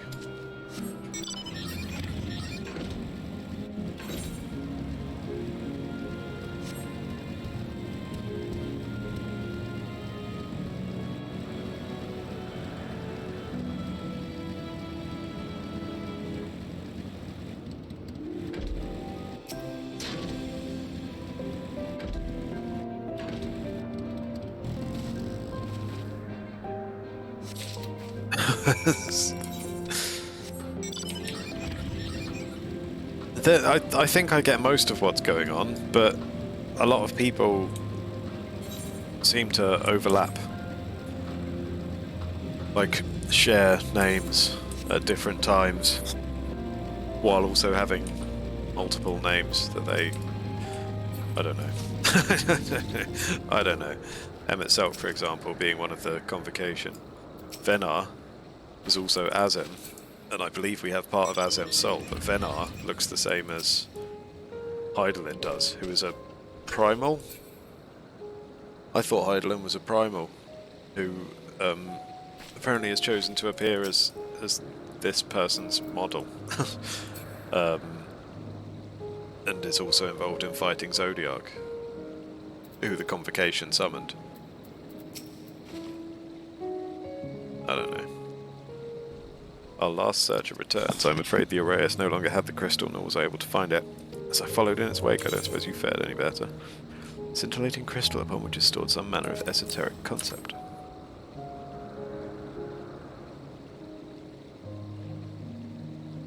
Crystal, well done. Wonderful, now I can focus on your tale without that missing concept nagging at my mind. Have you always had a knack for finding things? I've often been asked to do so. Oh, you too. Some of us seem destined to always be searching for ourselves and for others. Long ago, when I held the seat of Azem, I was forever trekking back and forth across the star in search of answers to people's problems. Like, Azem seems to be a job title, as does Fandaniel, for example. But they're also frequently referred to it by name. So, like Fandaniel, who we're dealing with in the present, this Hermes, who we were talking to back there, eventually takes the role of Fandaniel. But, like, I don't know who, because Fandaniel is currently possessing someone else's body. And I don't know if, like, if Fandaniel's a job title, is it the same? I don't know. Do the souls kind of mesh together and build on one another? Is that what it is? Like, is Hermes going to join the Fandaniel pot? I don't know. Naturally, the need for such journeys has lessened considerably since I entrusted the position to my whimsical successor. Yet I am still eager to come running should an old acquaintance or new interest require my personal attention. This is what brings me to Elpis. In fact, many times has my presence been requested, my opinions sought concerning the habitat of this or that creation. Agreeing to help locate that missing crystal was a minor distraction, which now promises to become a major revelation. How strange and wonderful it is, the way one thing leads to another, wouldn't you agree? Venar is in a cheerful mood. Thank you again for your timely help. Now then, 'tis time I return this stolen property. If you would go on ahead to my accommodation, I will join you as soon as I have attended to that task. Hive mind? Yeah, no. I don't think it's a hive mind thing. I think it's like a proper full-on absorption. Maybe. More like a melting pot. Like, very inextricable kind of thing. And still very much one person. But one person greatly affected by the other God knows how many people are in the pot now. As opposed to sharing their space.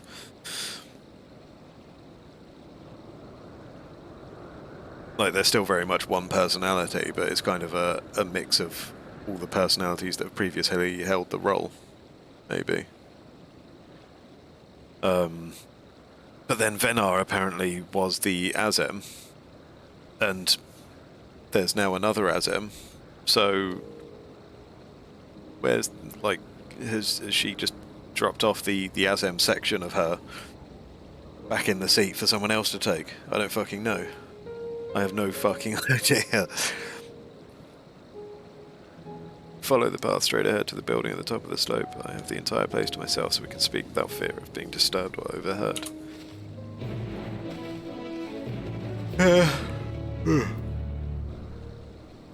Yeah, I think amalgamation might have been the word I was thinking, but it doesn't work.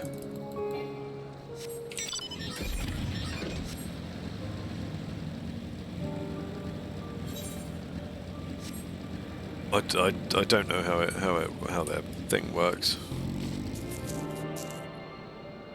I'll have to find out one day.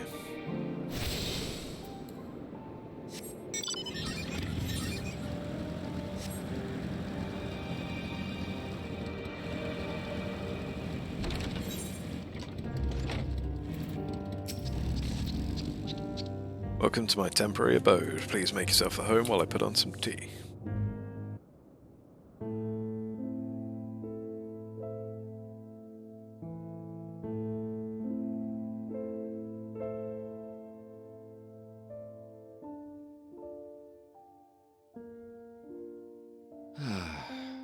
A wonderful aroma. I feel more relaxed already. I feel like they're being very generous with the voiced cutscenes today. Would that I had sweetmeats to offer, but I travel light out of habit. There's plenty of hot water though, so please have as much tea as you like. Now then, will you tell us your tale?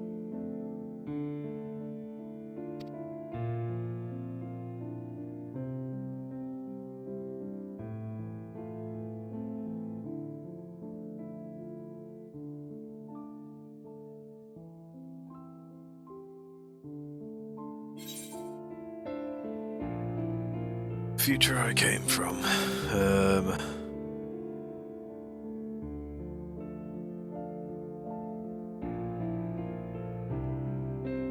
mean, it's about the final days, right? Calamity called the final days has befallen the star.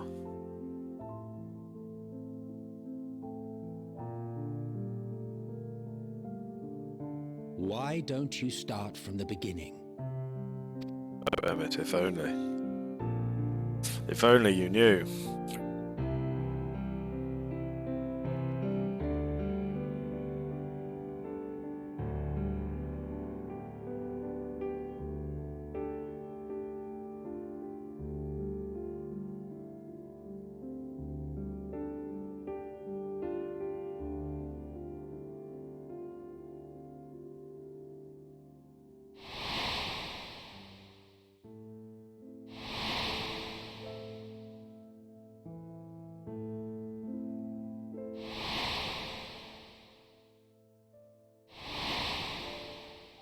It's a flashback I'm not paying attention to properly. That was, I don't know, one of the Asians. Amarot with Emmett Selk there.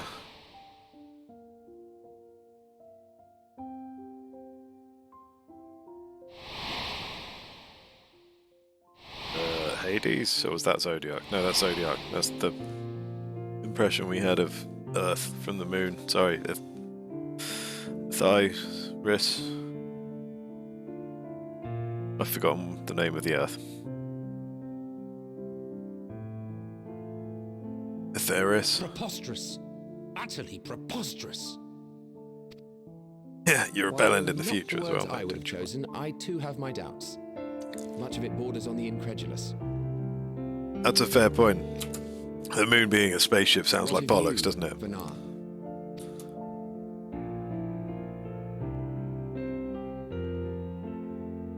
Not knowing the precise details of the first final days, it is difficult to determine the veracity of the tale. Supposing it is all true, I must ask myself why I would do what I did. Oh, I don't know what you've done. I don't know what you're referring to. Why would I feel I had no recourse but to oppose the 14 and create this Heidelin? So she created Heidelin. Circumstances change, of course, but it would not have been an easy decision regardless. No, there must have been a reason. One compelling enough to force me to take such drastic measures. Then there is the Elpis flower, which I said would serve as a guide. That it's of import to your Why do I mission look is so angry? plain. But your presence here leads me to believe that this place also holds significance. Okay. But what could it be? What are we meant to accomplish? Might it not be simply thus? In the future, whence she came, the final days could not be averted. Mankind has no choice but to flee the star. By alerting us to that eventuality, perhaps you wish to pave the way for other futures. Well, if that's the idea, Theoretically speaking, it is a possibility. you would have wanted us to be a bit more open about it, right? No, it's not her that sent Yet us if that back. were my Who sent us primary back here? objective, I see no reason to guide our friend to Elpis specifically. The capital and Amarot, or even my own home would be more logical destinations. Came here for the flower. Why would you fucked us about so much? True. That's the thing. True. I note also that Heidelin did not specify a point in time to which she must return. By this, it may be inferred that it was not critical that we should meet. About that. Alternately, she had reason to believe that our paths would converge, coincidental though it may seem. This is quite a puzzle, and we do not have all the pieces. Hardly any. But we do have one immutable fact. If the final days are indeed as described, they will bring death to all that I hold dear. Yet despite being afforded long years of preparation, the only provisions I could make were for flight. Nay, my first and foremost endeavor would be to find a way to forestall the coming doom. Given that even the 14 failed, mayhap you deemed it impossible.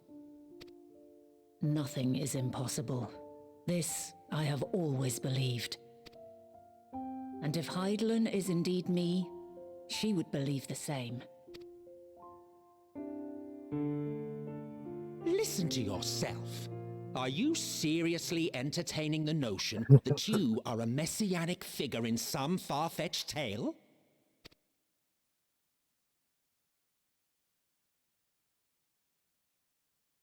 Well, I will not. I refuse to accept that our world could be undone by some unforeseen calamity. I also take offense to my portrayal as a megalomaniacal madman. Hey, Prinny. It's going alright. Just playing Final Fantasy. after a 3-hour queue this morning. But yeah, just recovering from the 24 hours from Friday to Saturday morning. So yeah, I think we should be all good from tomorrow. Just getting as much time in as I can, to be honest. To sacrifice oneself for the star is a noble How act, are you doing? and I would hold those who gave themselves to this zodiac in the highest esteem. Yet, you claim I recreated Amarot and populated it with phantoms of our people? A bizarre indulgence that would be insulting to their memory. Maybe you're fucking mental in the Worse future, still, Emmett. I even invited you there. Literally invited my own downfall. Why would I do something so idiotic and inexplicable? You had your reasons, I'm sure. Oh, if only I could remember. A goddamn thing. Now, I will allow that the hypothetical task of restoring our world would be daunting in the extreme. The thought of having to bear such a burden for 1,000 lives horrifies me. But I would never forsake my duty. I would never forsake my brethren.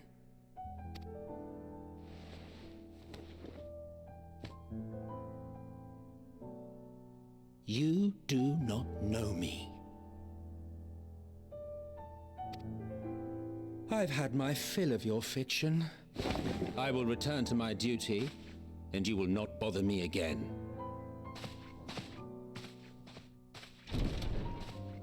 Emmett Selk, wait!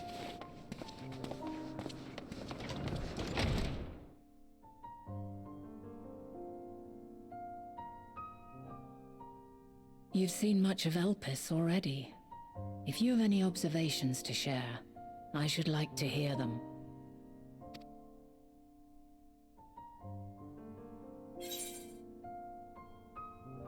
I'm still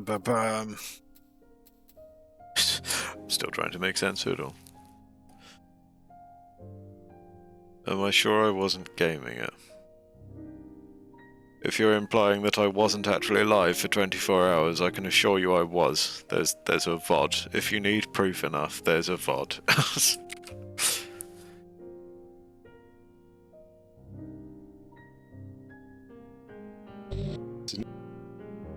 There you go.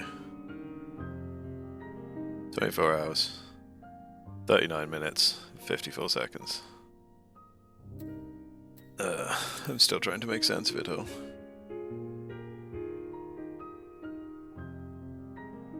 I see. Then for now, it might be best that we follow your lead and investigate he who will become Fandaniel. And if Dynamis is the selfsame energy as Akasha, as it likely seems, we would do well to learn more about it. With that settled, it is time for action. The missing pieces of the puzzle are here, I'm certain of it.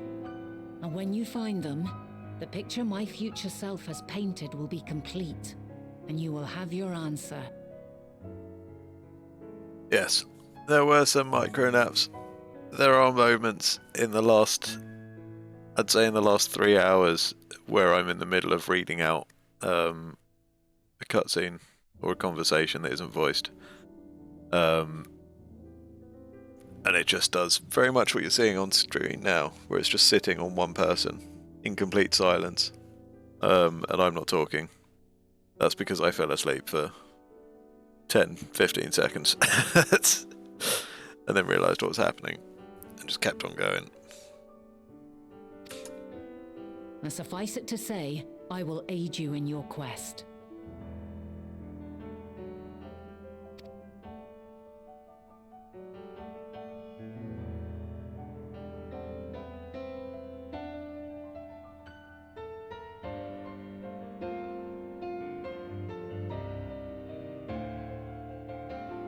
Have faith.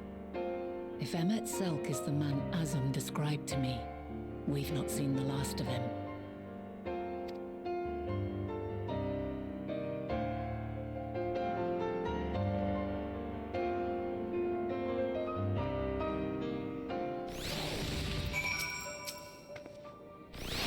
Shall we begin our investigations then?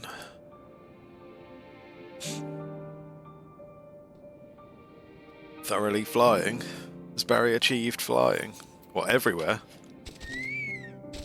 I am acquainted with Hermes, of course, but only as a visitor received by the Chief Overseer of Elpis. Of the man himself, I only know that which is common knowledge. Thus I suggest we fall back on the tried-and-true method of conversing with the locals. The observers who live here can surely tell us more of Hermes and Meteon, and I have a good idea of where we might begin. Well, alright then.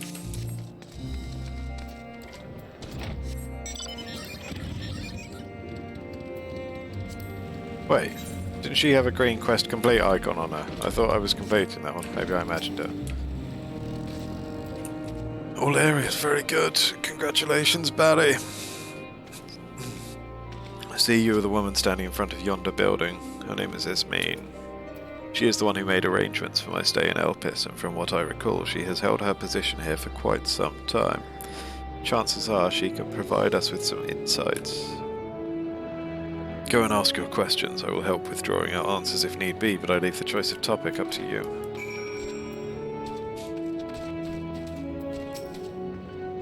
Questions? For me? Well, I suppose I have no other pressing duties at the moment. The following event cannot be skipped. You may wish to cancel the pending duty finder registrations. Let's begin asking some questions. Nah, no one was here, Prinny. It was just me talking to myself.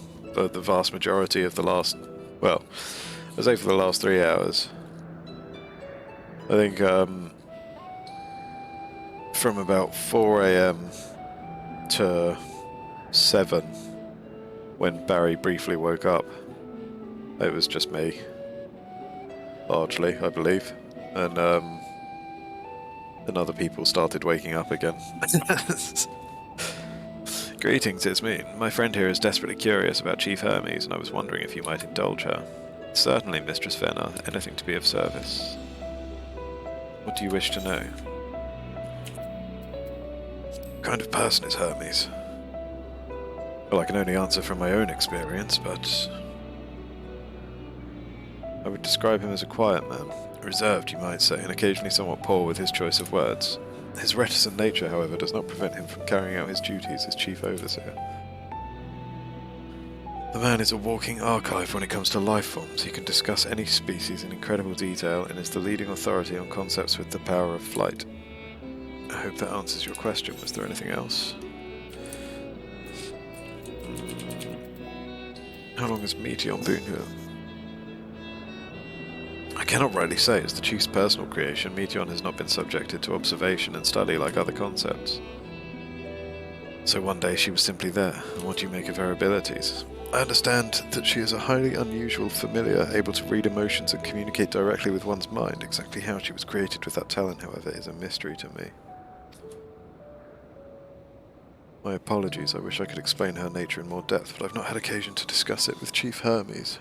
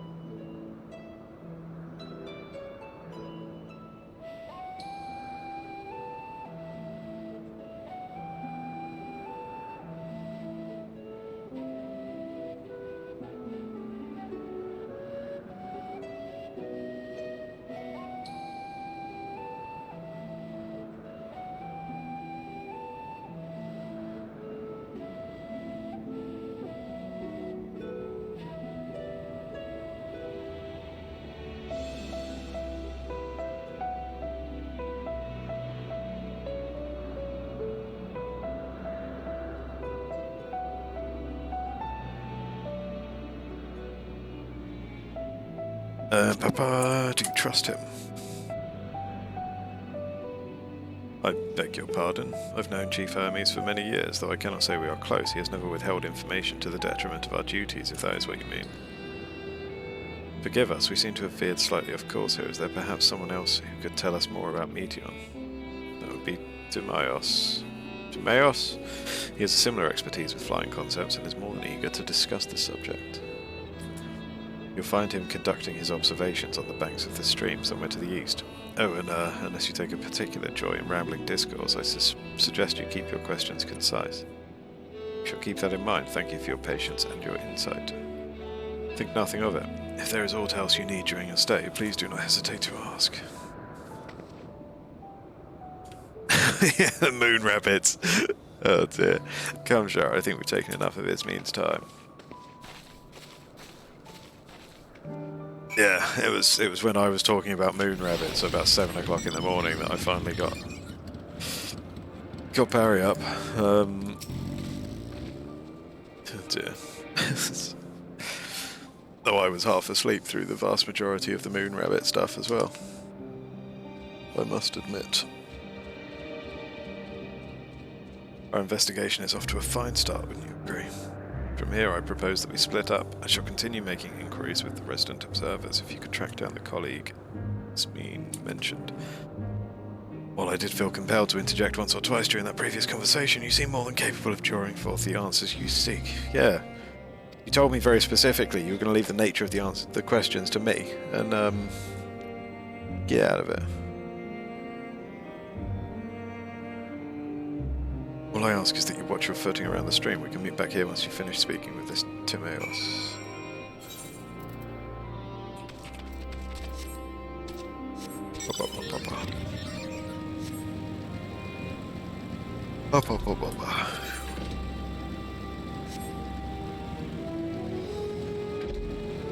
On this side of the water, are they?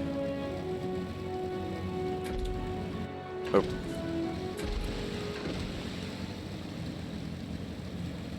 You grimacing for? I love the grimace face coming up on the emote wall as well. Unlock the extreme trials. Oh, look at him go.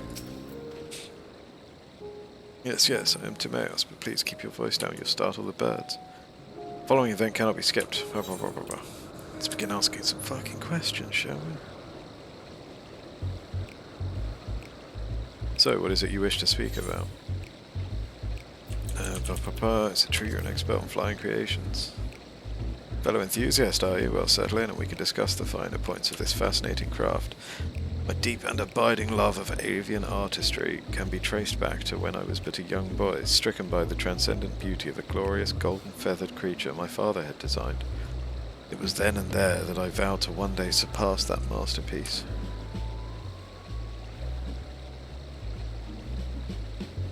Timaeus launches into a rambling and unstoppable discourse.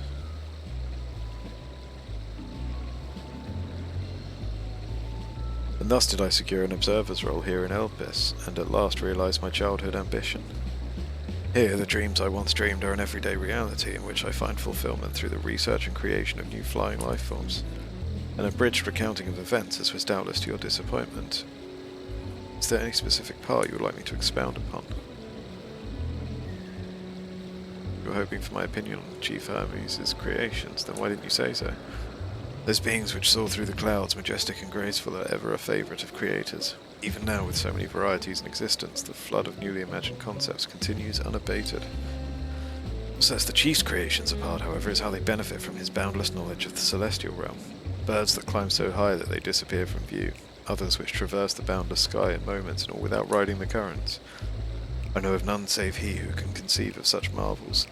We who prize elegance of form above all else are dumbfounded by his genius.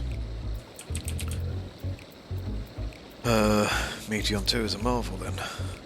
My opinion on that matter would be superficial at best. Despite my admiration for Meteion as a concept, I have never delved too deeply into the inner workings of her nature. I know that she has a gift for communicating via emotions, but otherwise her abilities are a mystery to me. If Chief Hermes should choose to submit Meteion's concept to the Bureau of the Architect, then will the design be registered for public scrutiny. Analysing a colleague's creation before that step is frowned upon, to say the least. Of course, if he came to me, a fellow artisan, looking for advice, that would be an entirely different story. I could tell you more of Meteion's nature if you like. No, did I not just explain how that was frowned upon? Can possibly circumvent conventional practice by... Unless you were sharing such information in the hopes of receiving a constructive opinion on the application of advanced creation techniques, then I would be practically obliged to.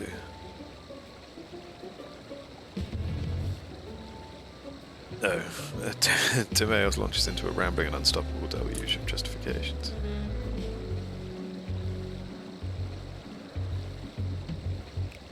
So you see, ethically I have no choice but to allow you to disclose Meteon's lesser-known qualities. Entelechies. Dynamis and entelechies. Those terms do sound vaguely familiar. Was there not a flower made here in Elpis which exhibited properties of one or the other? It must have been centuries since I last heard anyone speak of such things, and you know how they relate to Meteon and her design. Then why bring up the subject? I'm flattered that you sought my insight, but I cannot afford to neglect my duties for the sake of idle chatter. No, I really must return to my observation. Surely you have your own tasks to attend to? I don't think that went as planned. On account of all his rabble.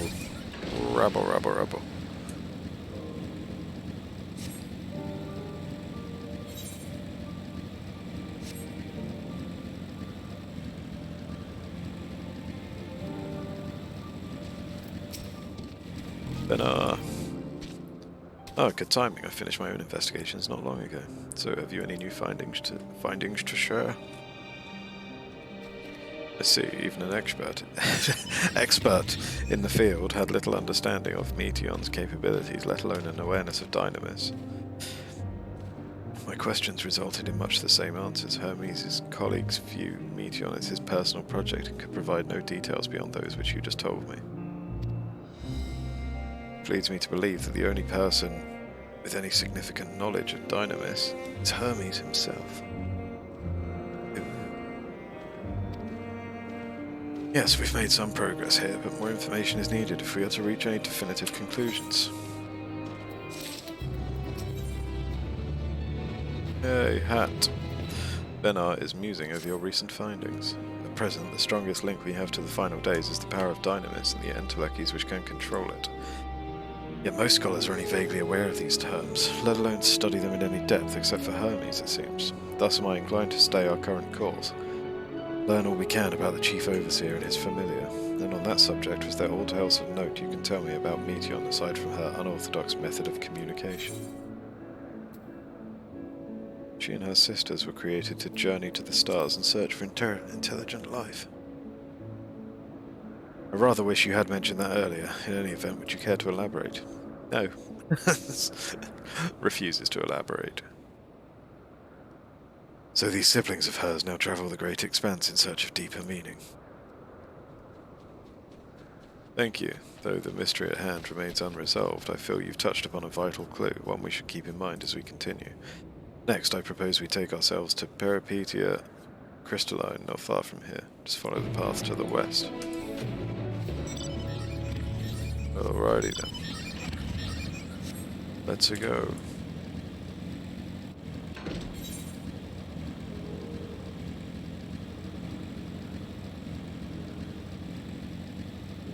Whoop. 87. Okay. At this point, I'm wondering whether I'll even be getting out of Elpis today. This tower and the one further along are both part of Peripetia Crystalline, the facility where they archive all of Elpis' observational and testing records. Despite how they appear from the outside, the interior is actually a vast area of magically interconnected spaces, which, while fascinating, is not the reason we are here, is it? I shall cut my architectural lesson short and see what those two archivists have to share. If I find someone to speak with over at the other tower, I shall join you there anon.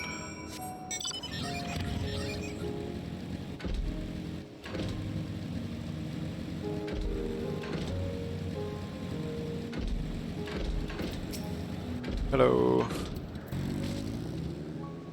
You have questions for me? Certainly, just a moment while I conclude my current appointment.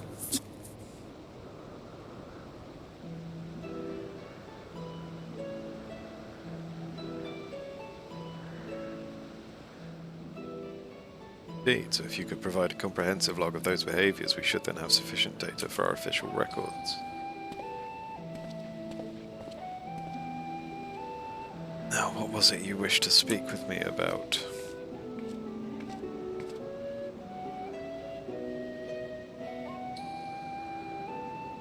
The Chief Overseer's personal research project, and by that I assume you mean Meteor.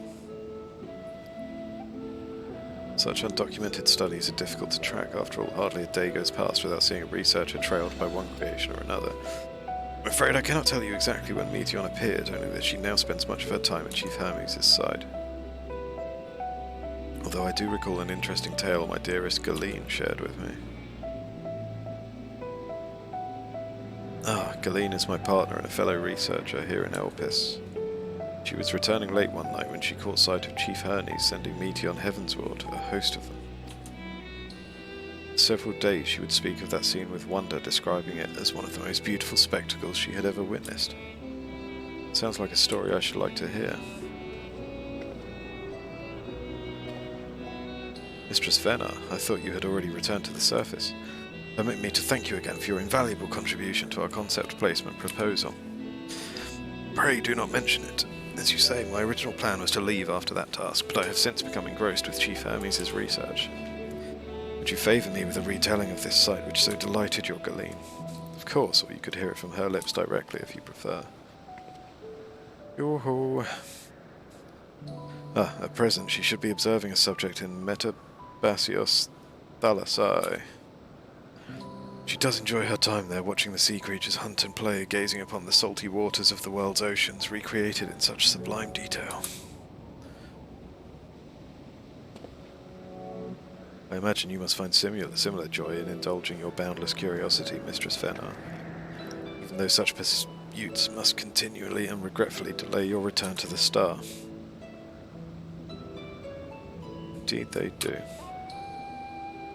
It is a rest well deserved and long overdue, I should think. How greatly have we prospered for the wisdom you accumulated during your travels as Azim. And what would Elpis be without your earlier academic work? The theories you developed served as the basis of many techniques still in use today. Man is a creature of contemplation, but none embody that nature with as much enduring passion as you. I dare say there is not a soul alive more worthy of a return. I shall rejoice the day you depart on your final journey. I will be honoured. Well, should we take this opportunity to meet with Galeen in person? You heard. Then allow me to reconfigure the door to the archives here. I'll take you up to the Skyway and spare you the need to avoid hostile concepts on the ground. That would be most helpful, thank you. You can't just reconfigure a door, that's mad. Don't like where this door goes, let me reconfigure it. I've opened the path to the Skyway. Once you pass through the door, simply walk straight across to the next tower and ask for admittance to the upper tier. Upon arriving at the upper tier, walk straight across the Skyway and you will find yourself at the entrance to Metabasios Thalassae. Galeen will be eager to share her tale with you, I am sure.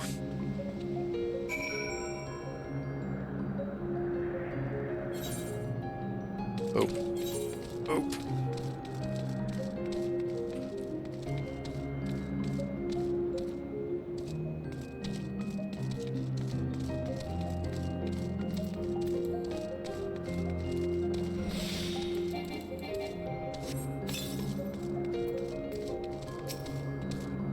Mistress Fenar, just passing through, then allow me to prepare the path. If you need further assistance, there is always an observer or two out on the upper Skyway.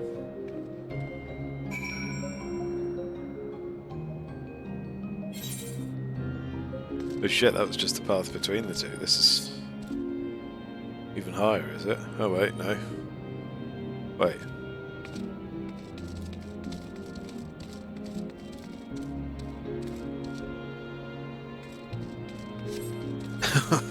Where am I? Ah, okay. So, yeah, okay. So there was another tower over there. Okay, yeah, no, we've just gone down there. Cool. Oh yeah, I should probably do my role quest at some point. I've got it there. I'm thinking that'll be my priority if I ever have to go and get more experience. I'll make sure to do that. Then the other unlocked ones. for the currents, which I'm ignoring.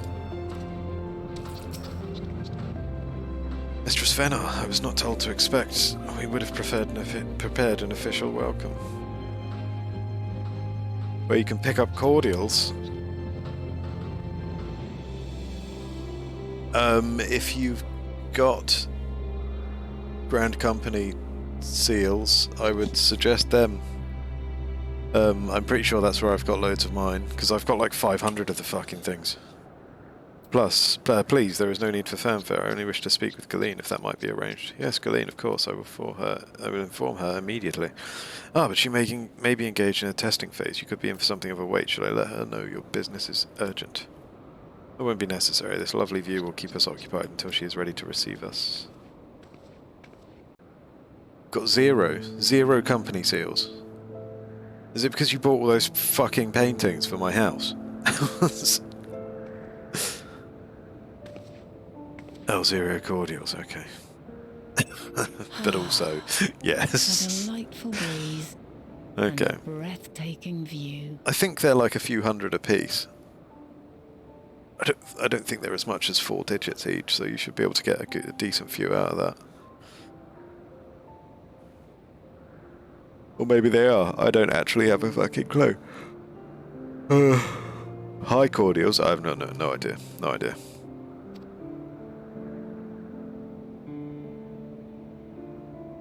I never used them anyway. I occasionally remembered to use cordials when I was doing the special gathering. In the future? For scripts and stuff. Place? No.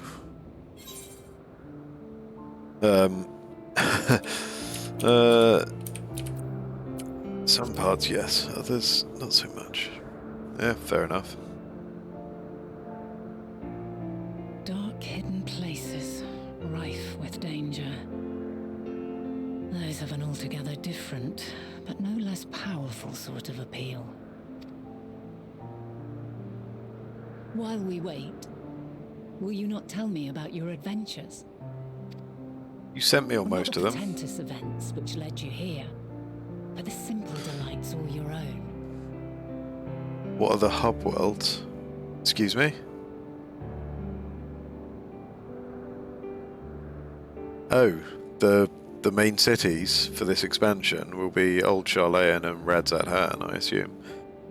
I think Radzat Han will be the equivalent of like Raucus Reach or Yulmore with the script fellas and the tombstones. And Old Charlayan will be the city.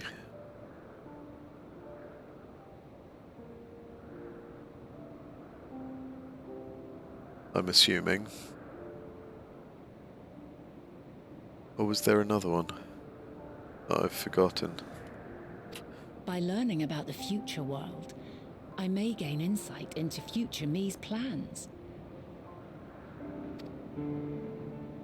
But more than that, I have an interest simply as a fellow traveller. Short of going somewhere oneself, there's naught more stirring than hearing another's account.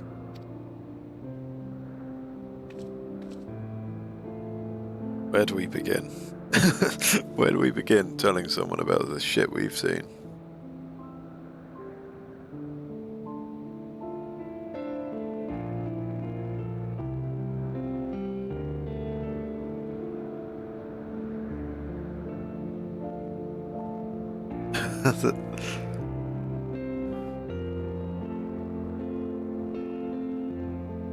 And this this fest right up there, right up Main Street. Incredible. Would that I could have been there to see it. Oh, you have no idea.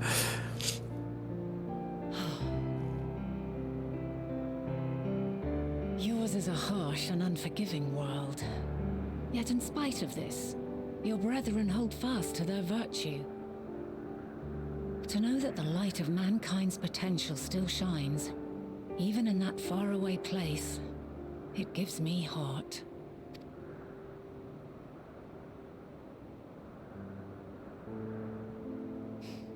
Thank you for regaling me with your tales. I will treasure every word. You do that. As you know, I was once a scholar. And among other things, I sought to understand the workings of the world. What exactly is ether? How formed the laws of nature? Whence sprung mankind? Riddles and mysteries beyond counting. Over the years, I have managed to find answers to some few of them.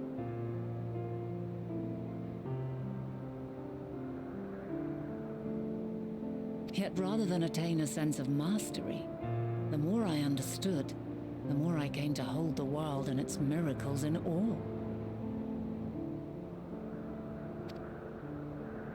We too are miracles, each and every one of us, born of the warm breath of life that traverses the heavens, swirling through eternity.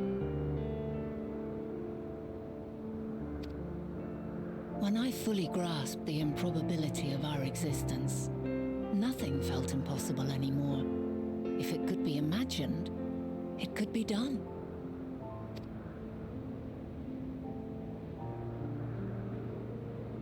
A passion swelled within me, an epiphany dispelling all preconceptions of what was natural and true.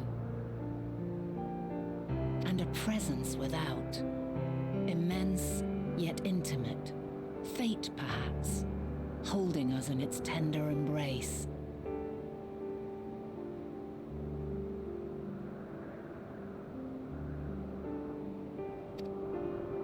As reassuring as it was intimidating, how keenly aware I became of creation's fragility, built as it is upon precarious happenstance.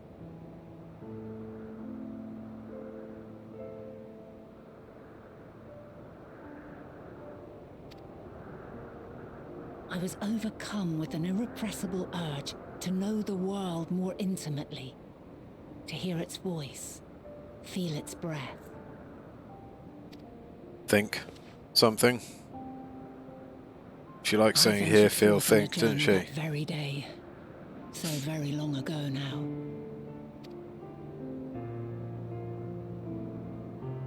Freed from presumption and prejudice, I saw the world through a newborn's eyes.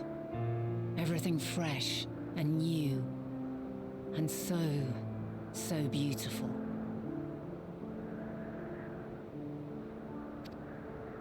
Lands that stretched on forever. Skies one could drown in. The heartbeat of nature, silent yet strong.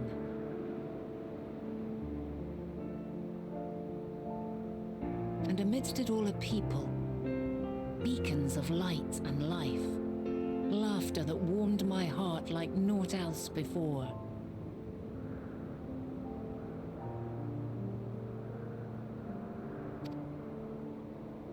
They are my meaning, and my purpose, my love.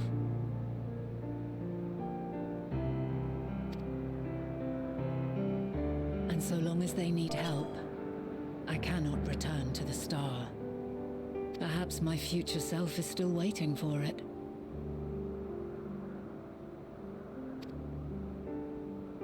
A moment she can let go and walk unto the end.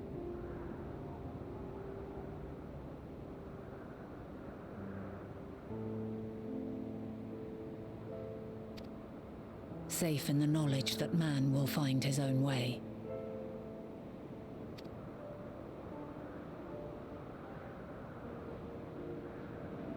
You, who are our future, tell me this, and tell me true.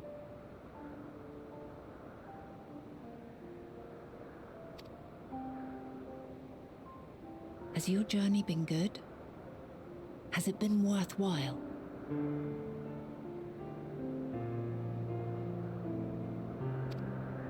Yeah. Yeah.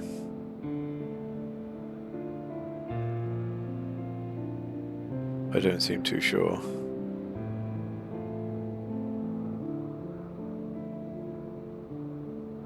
Swings and roundabouts. Pray forgive my lateness. My observation subject was rather irritable, and it took a while to settle it down.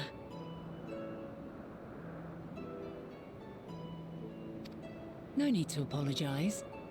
Your work takes precedence. Besides, we had a pleasant conversation in the meantime. You're too kind. Now then, I'm told you wished to ask me some questions. Indeed. I've an interest in one of Hermes' creations. Meteon. You witnessed a host of them take flight, yes? Oh, that! Yes, yes, I did.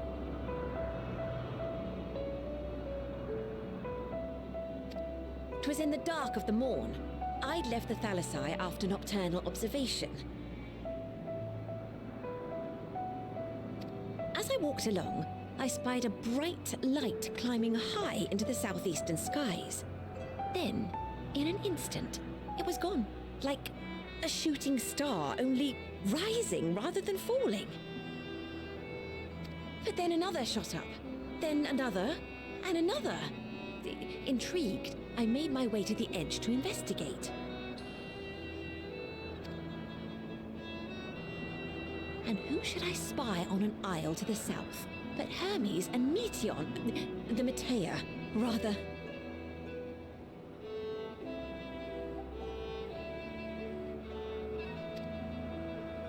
There were lots of them, and I realized they must be the shooting stars that I'd seen.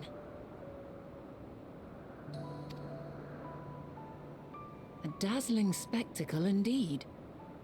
Have you spoken with Hermes about this? Oh, yes. The sight left such an impression on me that I approached him about his mystery project the very next day.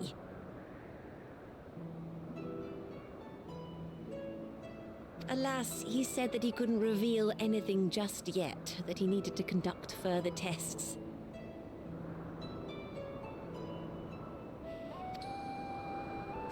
He often returns to that isle, and I have Shouldn't a be feeling long now, though. he's nearing a breakthrough.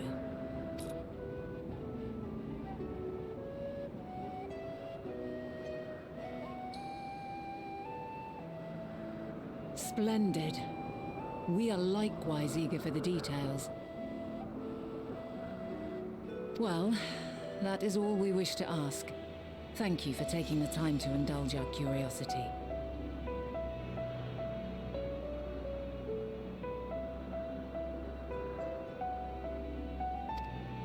You're very welcome. It's always a pleasure to speak with other inquisitive souls.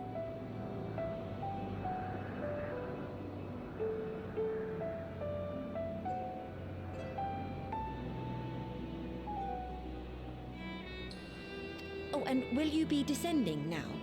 If so, I shall link the doors for you. Please.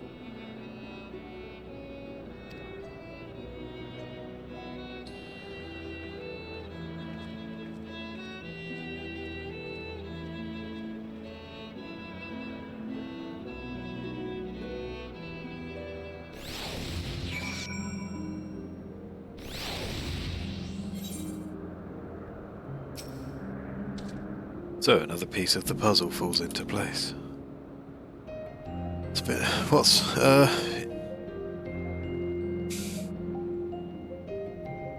can't remember what we were talking about earlier, Barry. What's been alright?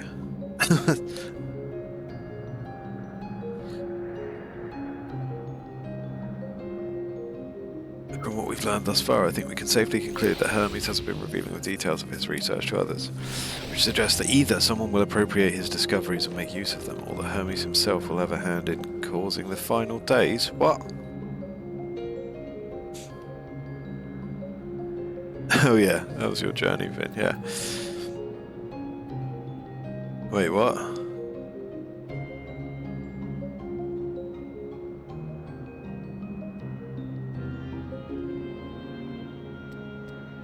Is that what? I've absolutely fucking missed something there, haven't I?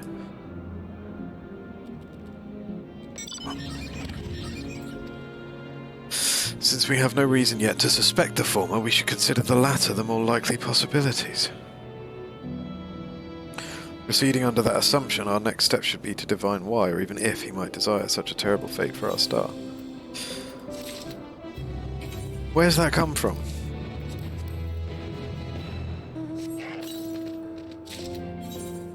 Manganese helm. Oh, yes. Look at that. Visor? Oh, no. Fantastic. Okay.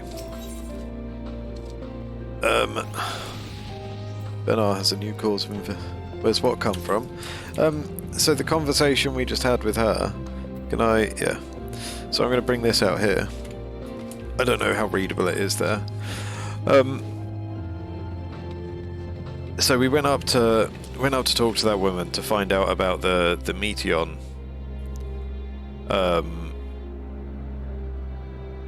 Flying off into the sky.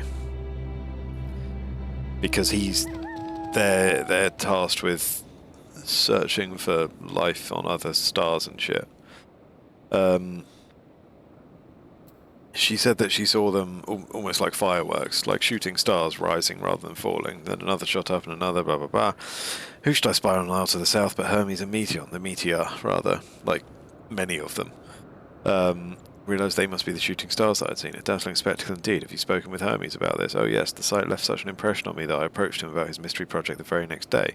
Alas, he said he couldn't reveal anything just yet, that he needed to conduct further tests. Shouldn't be long now, though. He often returns to that isle, and I have a feeling he's nearing a breakthrough. We're likewise eager for the details. That's all we wish to ask. Blah, blah, blah, blah, blah. And then we go back down. And then Venar says, so another piece of the puzzle falls into place.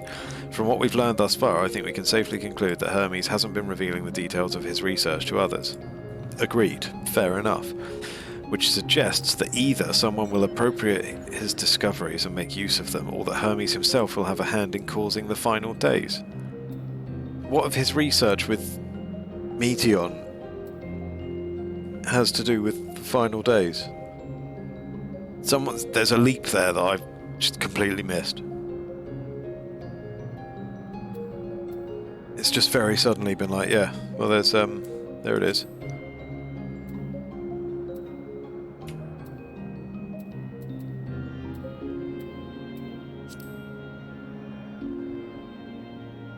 That's proper throwing me off, that.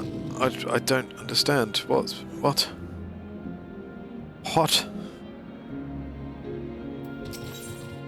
Benar has a new course of investigation in mind. I should like to visit the site from which Hermes sent forth the meteor. Besides the fact that their name is Meteor, i.e. Meteor, I don't get it. I don't get it. Where she's come from on that one. I'm not arguing it, I'm just saying it feels weird. I should like to visit the site from which Hermes sent forth the meteor. If we are fortunate, we might find some hint of what drives this research of his.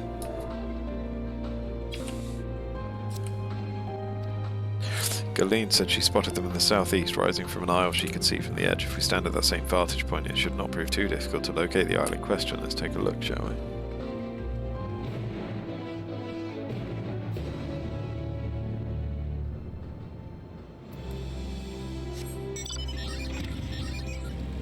Egg.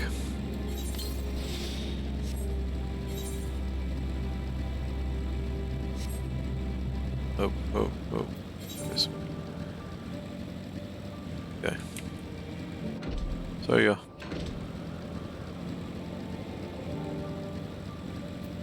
They've upgraded the script spent screen. Ooh, hey.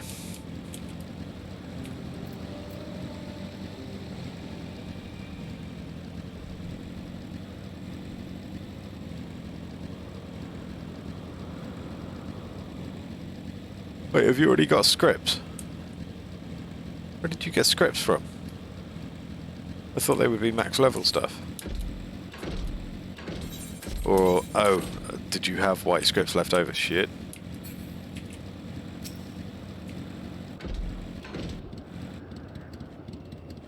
I don't wanna... Okay. Okay. Well, I will be right back. You level with collectibles now. Oh. Alright then. Yeah, back in just a second.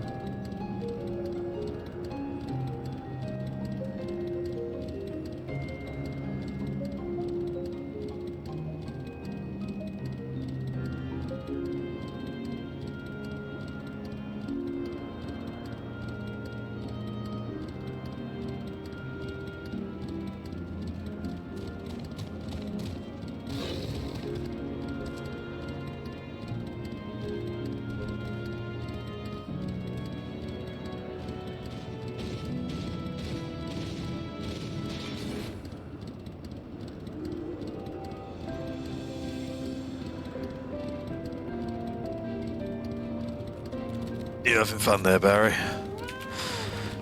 With your Joel's theme. I was just wondering actually when what the like the schedule for Endwalker is. As far as like tombstones and raids and things coming out.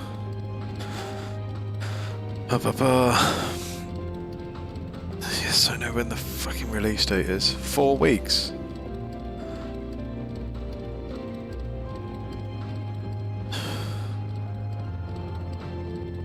.01 will be December 21st. 6.01 drops with the normal difficulty of the new Pandemonium raid. January 4th marks the big release of patch 6.05, which includes Savage difficulty for Pandemonium, new Tombstones of Astronomy, and a new treasure map dungeon called the Excitotron 6000. Okay, I didn't realise it was as late as 6.05 for the Savage raid and the Tombstones. I thought the weekly Tombstones started like in the first couple of weeks. I remembered they didn't do them for the first week. So it's always a month, is it? Okay. I don't know. Alright, okay, well. Okay, cool. So be it. So be it.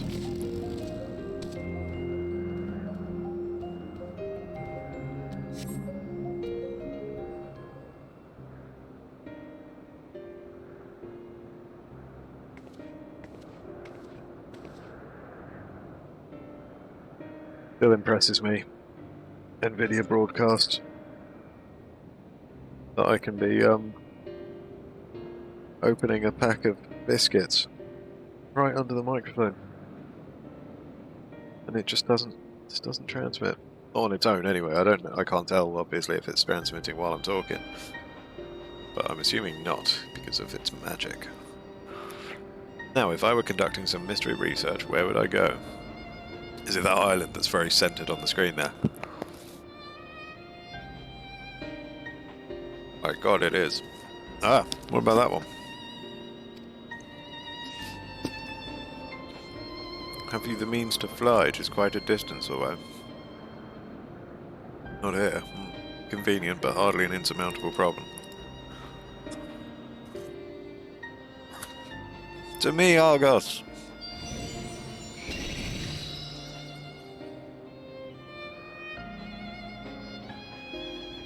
I should take our helmet off. My friend, would you mind creating a double to carry Shara here over to that island? That dog fucking knows.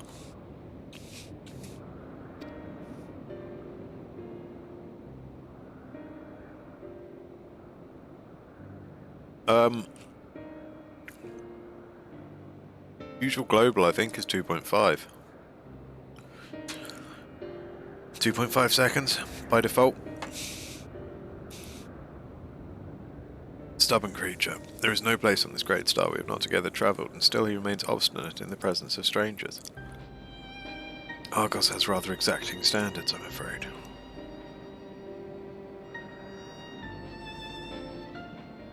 What? You've ridden him before? Oh, your before meaning my after. Not at all confusing there. Interesting. It is certainly not unthinkable. Speaking of the here and now, the quick solution is for us to face off in a sparring match. Okay, come on then. Demonstrate to him that you are capable of holding your own against me in battle, and you should convince Argos that you are worthy of his back. Besides, I might even teach you a thing or two into the bargain. Seem doubtful, but useful lesson or not, it will certainly be a moment to remember, a memory of the distant past to cherish. What say you, traveller out of time? Choose your battlefield.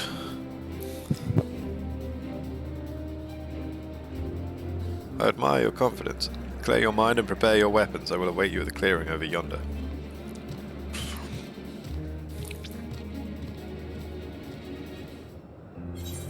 Are we going to slap the shit out of Heidelin?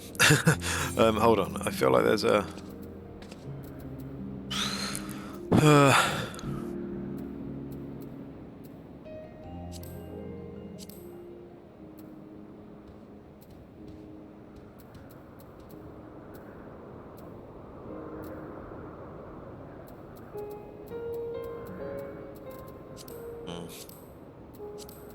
it's got like displaying headgear there. I wondered if there was one to like hide it during cutscenes and stuff. That's what I need.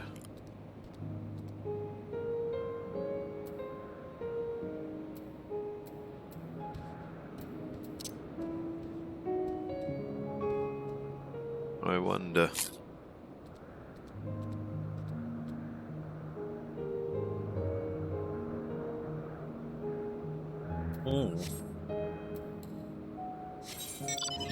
Fine, we'll go with that.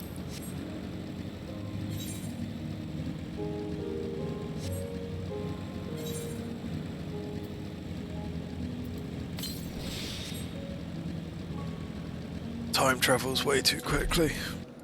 What the f- how's it been 3 hours already?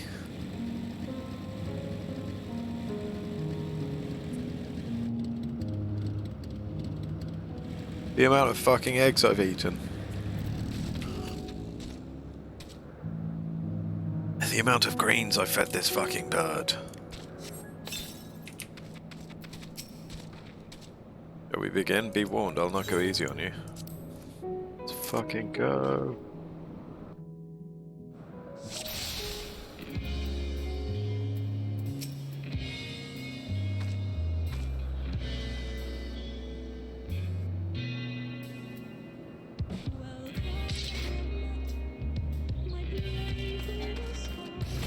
Let neither side hold back. I wasn't fucking planning to, don't you worry.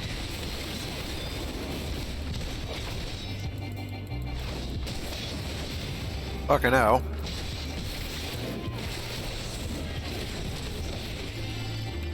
My blade sings! It sings, does it?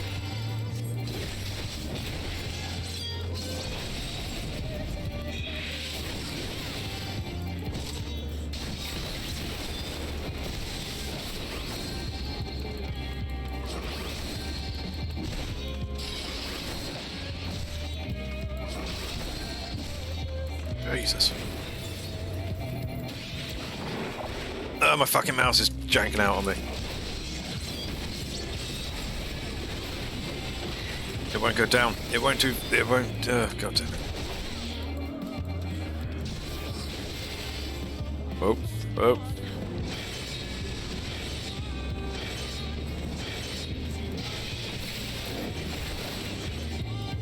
My blade sings!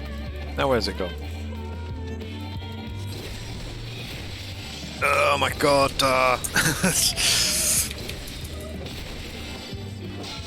You good? You got some up to you now. Impressive. I shall have to try something different.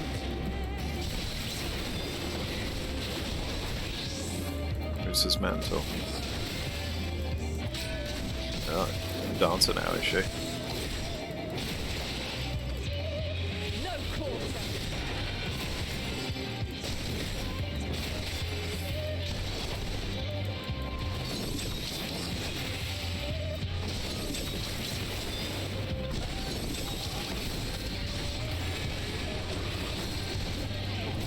Have a taste.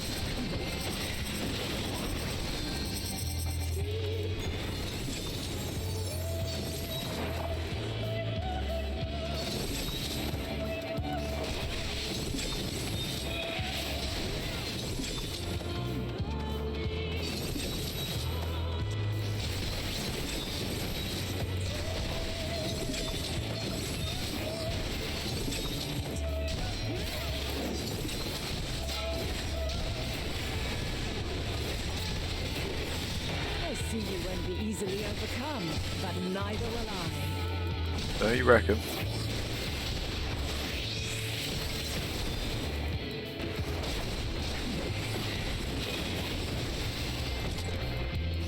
Oh, she's doing some white mage nerd shit now.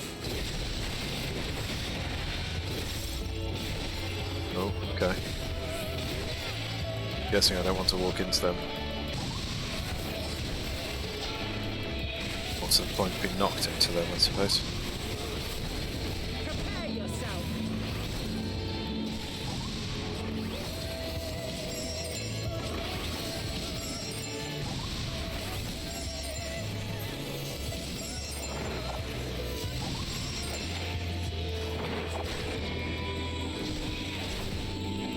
Ooh, holy.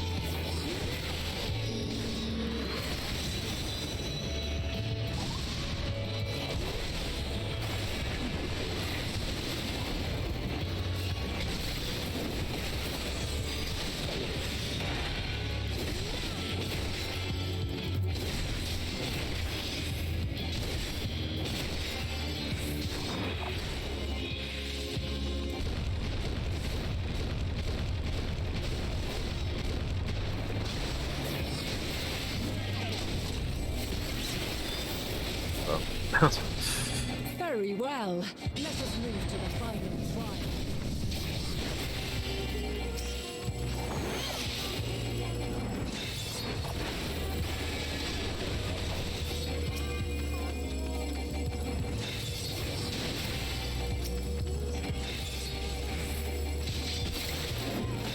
Thought you said this was a trial. Oh my god, no, they keep coming. Oh no.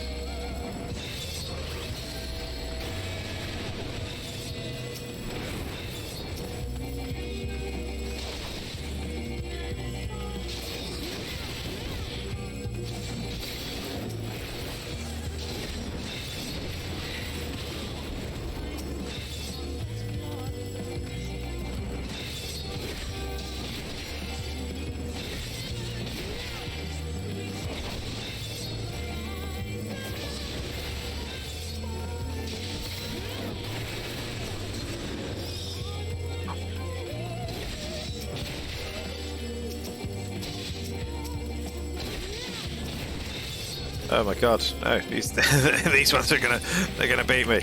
They're gonna beat me.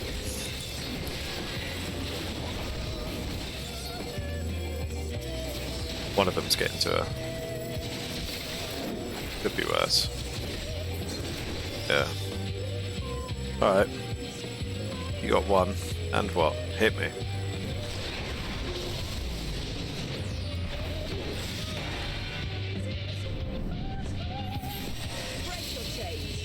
Burdens and show me your strength of will.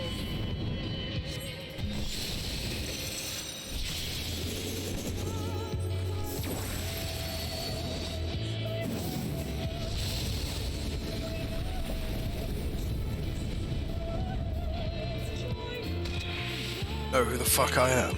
You still stand. The people of your time are more resilient than I had dared hope. I'm not exactly par for the course, let's be honest. Yeah? I haven't. Let's fucking go. You and me. Let's dance. Ah, coward. You coward.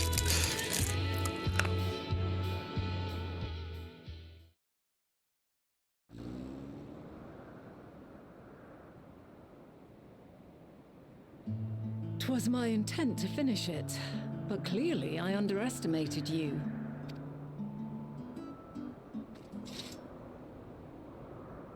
One would think I never learn. I made the same mistake with Azam when we first sparred. Despite being less than half my age, her strength was astounding. As is yours. 'Tis plain you have weathered considerable hardship. Far more even than your tales would suggest. It seems we have both learned much on our journeys.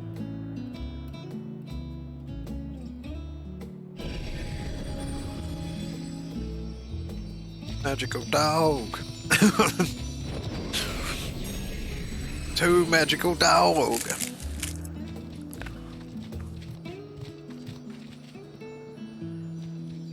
Well now, I dare say he has warmed to you. A boon to be sure. He never forgets his favorites, and is ever eager to come to their aid.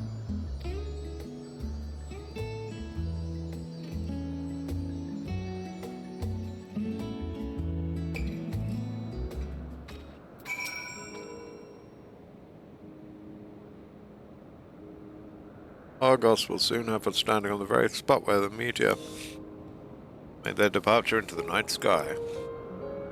With luck, we will learn something of Hermes' intentions.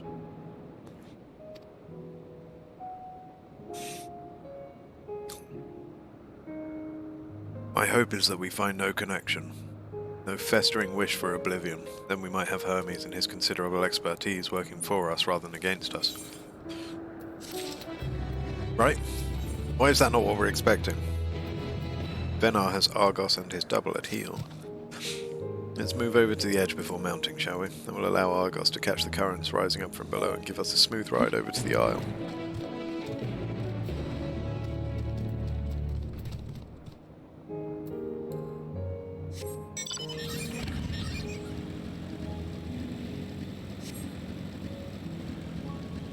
Quest to do.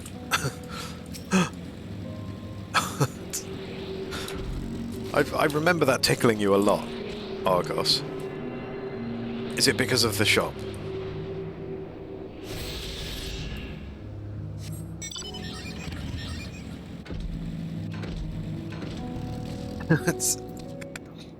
I'm trying to remember what the is. Of course, if you Google it, you're just gonna get the fucking shop. Argos. Well, the Argosi's in, where's the goddamn disambiguation page? The Argosi is Monster Hunter, right? It's the name of a ship.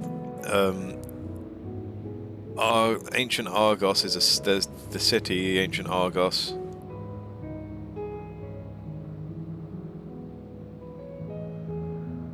Argosi. Yeah, I've got like the fucking what's it called? Jason and the Argonauts. Or more importantly, the Argonauts are like an actual thing, aren't they?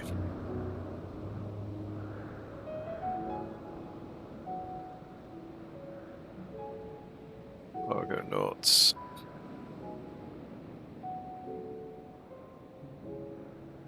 It's Greek mythology stuff, I think. The Argonauts. Band of heroes, blah blah blah blah blah. Oh, their name comes from their ship, Argo. Named after its builder, Argus. So, yeah, I'm assuming that's where the Argosi originated from. And Argos, same sort of thing.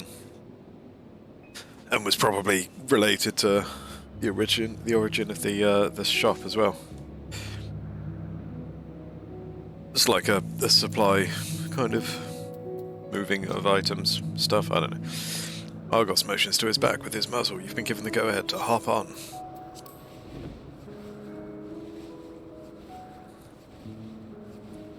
It did surprise me when I met Argos the first time. In his present, Argos certainly thinks so.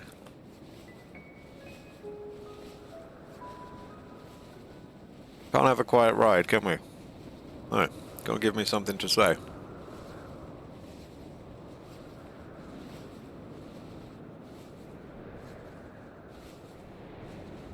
Now, what was the name of that tree? Something. Ah, note above from. Ooh-wee. Quite a striking specimen, is it not?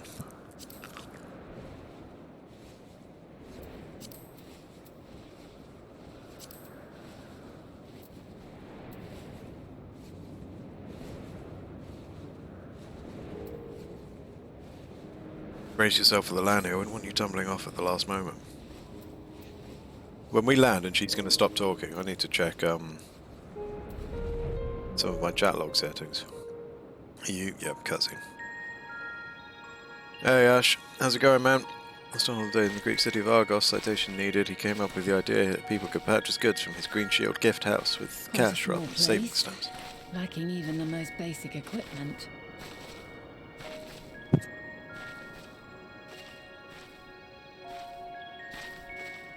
The present may yield no clues, but we may yet try perusing the past. Have you done this before? No. I'm a complete stranger to it.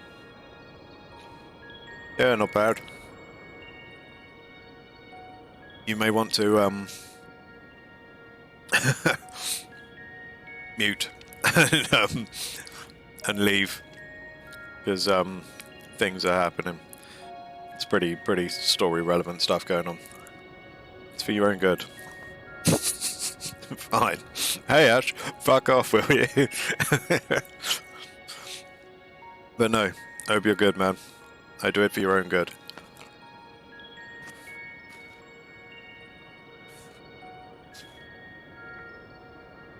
You have until I finish munching on this biscuit. And given that I just stuffed the thing in whole, that may not be very long.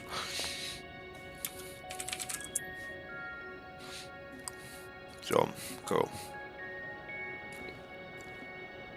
Alrighty then.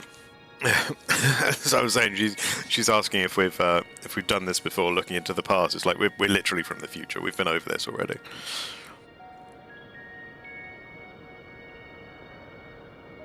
So you cannot control the power freely.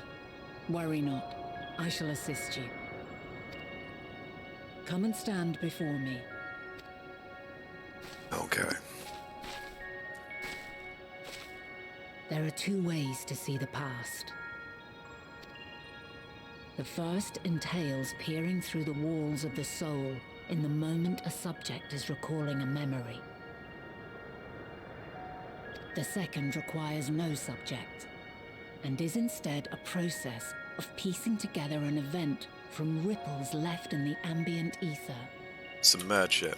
As memories are etched upon the ether of the soul, so too are they etched upon the ether of the world. In this way can history be preserved. Why do we Such ever bother memories writing are given anything to down? fading, however, and can prove challenging to visit. But come, let us try. Close your eyes.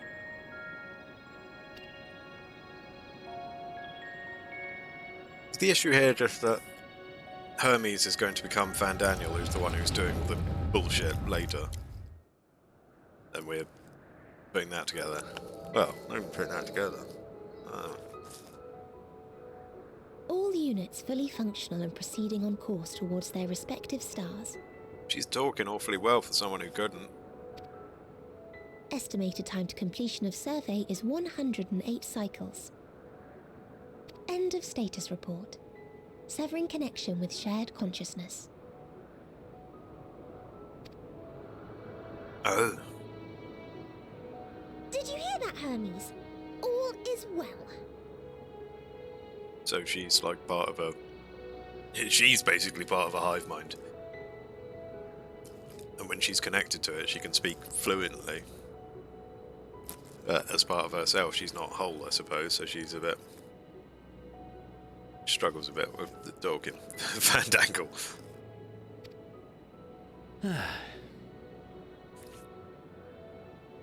Yes. Good tidings at long last. Every step of the way, I've been reminded how little we understand creation. How the universe defies imagination.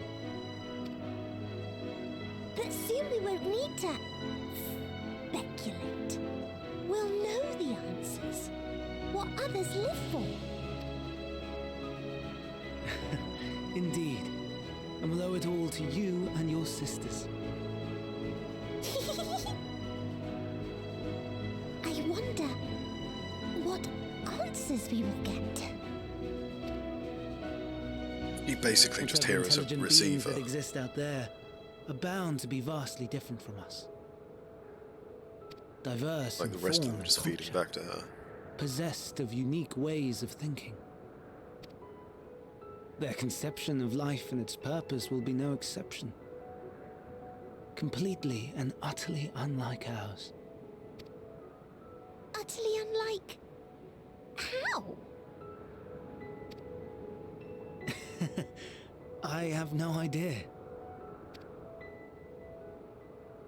Yet whatever answers we receive, I will not dismiss them out of hand. No, I will think earnestly on them all. And I will share them with our people, that together we may contemplate our own existence. Perhaps then our star will become a better place. Not only for man, but for all life.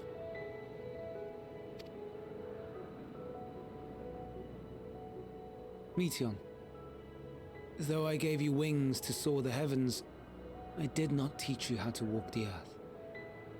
So loath was I to bind another living being. In the course of your long journey, you will learn from those you meet. Learn to walk and run and so much more. And when you return, older and wiser, we will have a celebration to mark your homecoming and coming of age both.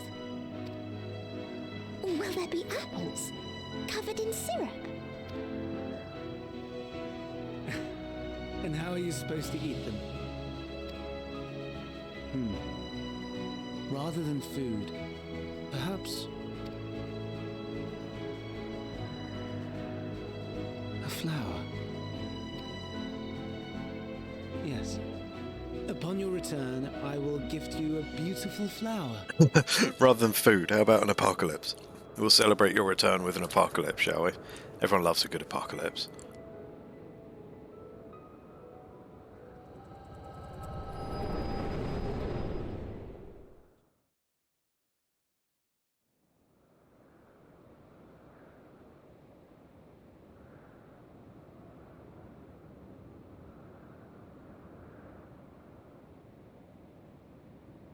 So, what is your opinion?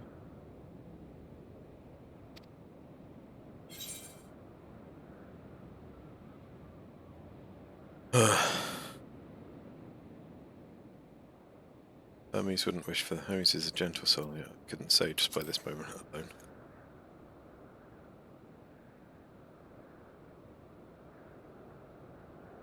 As you say, that was hardly conclusive. Yet based on what we witnessed, I find it difficult to believe that they would deliberately seek to end all life. Absolutely. You've got no fucking context for this. We cannot rule out the possibility that they will play a part in bringing about the final days, perhaps unwittingly. Ooh, I wish I understood what she was talking about. She made a leap. In light of this, I propose that we reveal your tale to Hermes himself. If he does not wish for the final days, as we believe, he may well join us in pursuing a solution.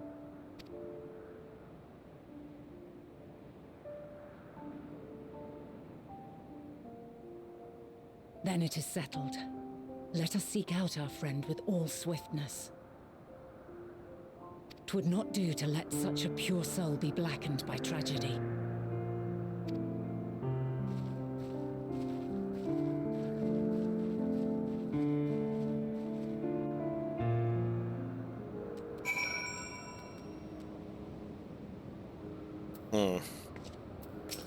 Venar.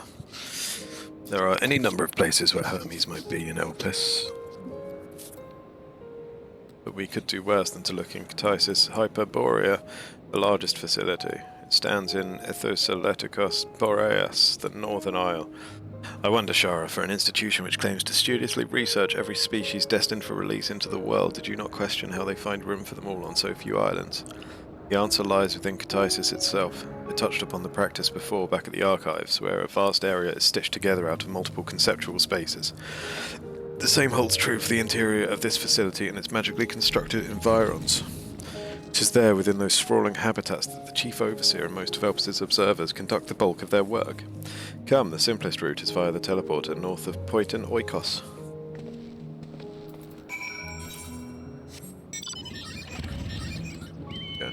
Yeah. Ooh. Ooh. Allow me to confirm that these are just ether current quests, and we shall be about.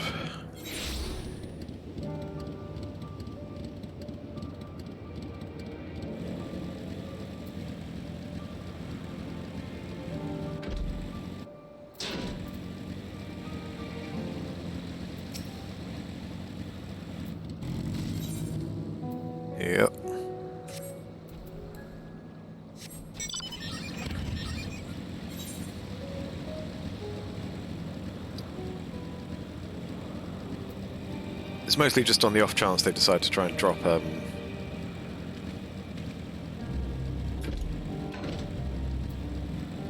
snaky on me with some new sort of unlockables coming out of these. No, ether current, never mind.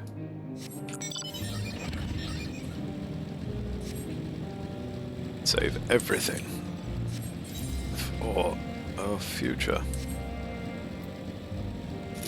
Because DPS queues are going to be even worse than usual this expansion. Or at least for the foreseeable.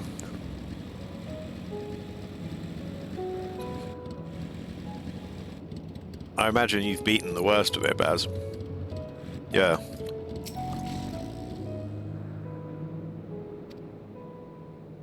This appears to be the teleporter Venar told you about. Motes of light yet hang in the air, suggesting the device was but recently activated.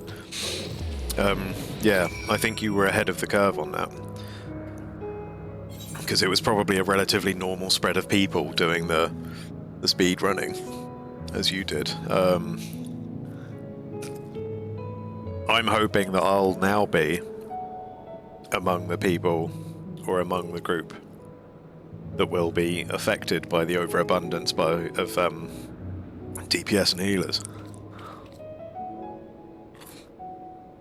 I mean, that dungeon, the 85 I did yesterday, Vanna's party, that was 2 Reapers in there with me, wasn't it?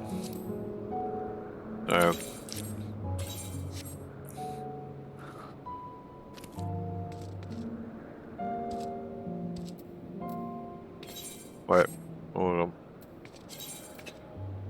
on.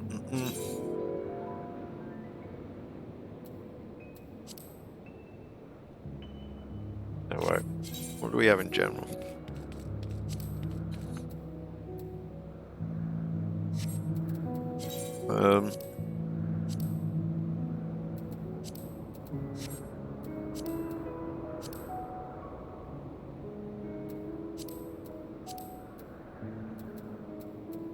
There was some conversation. NPC dialogue, yes. Yeah? Wait, event.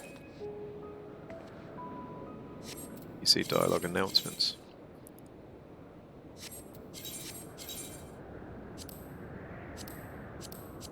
Is that it?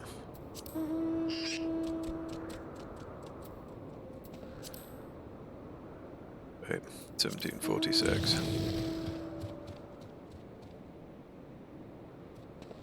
Yeah, I think that was it. Okay. Echo can probably go on there as well now.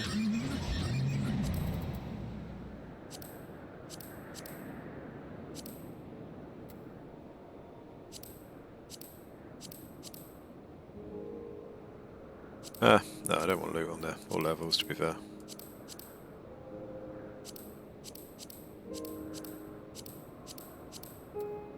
Yeah, just the NPC dialogues and system messages.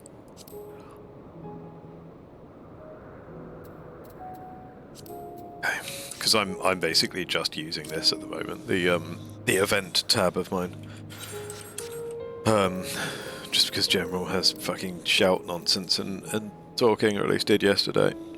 And this has all the quest history and stuff. It was missing some of the things that popped up, which is what I wanted to check there. Ah, good. The teleporter acknowledged you as my guest. You should now have the authority to use it as you wish. As for the way Katasis to Katasis Hyperborea, we follow this path and turn left at the crossroads.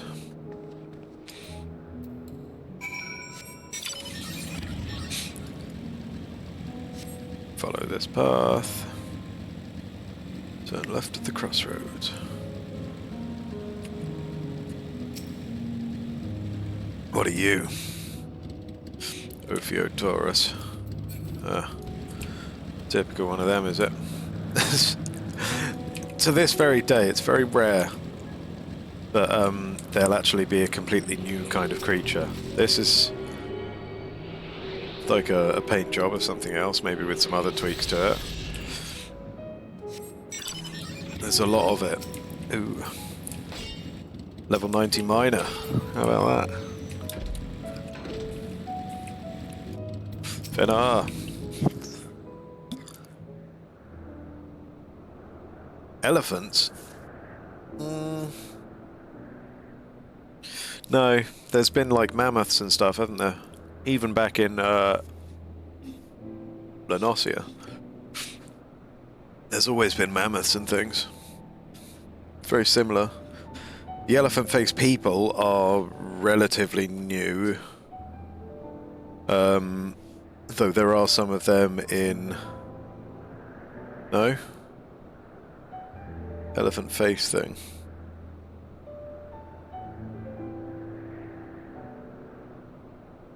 Elephant face on the back and some creepy fuck on the front. Second boss in Vesparti. Oh no, bosses are usually newish. I'm talking like typical mobs that you find out and about in the world. Bosses aren't usually a paint swap. I'm pretty sure almost every boss will be a new model for the most part. Here we are, the grandest research facility in Elpis. We should head inside and ask after Hermes' whereabouts. Seen them as mobs. Alright, I'll shut my face, shall I? I don't know, I'm just saying there's a lot of them. That are pasted. Like the vast majority of the mobs I've seen in Elpis, at least, are similar to others. Hermes is at another facility, as we have just discovered.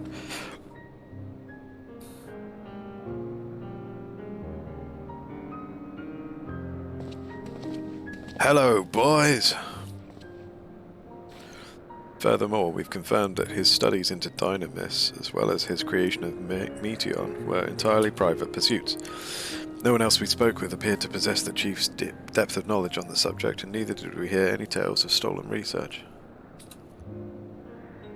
Which means that if Hermes himself harbours no desire to bring down an apocalypse, then he might be recruited to help prevent one. Or so saith the illustrious Emmet Selk.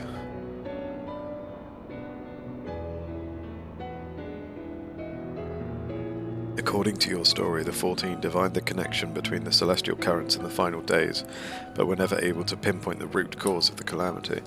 With our people's greatest minds, not to mention Hythlodaeus' sharp eyes, committed to the pursuit of a solution, such an outcome seems inconceivable. The only possible explanation is if the nature of the catalyst was so inexplicable that even we failed to perceive it. And what better fits that description than the invisible, intangible Dynamis? Which in turn leads us to our next question. How did Hermes, in his role as Fandaniel, not recognize the subject of his own research?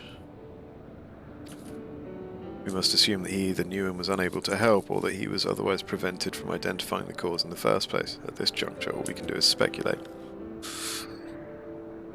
To be clear, the Convocation does not tolerate acts of deception or malice. We are practiced at perceiving truth, and would have known had Fandaniel lied to us. Hermes has no conscious wish for the world to end, of that I am certain.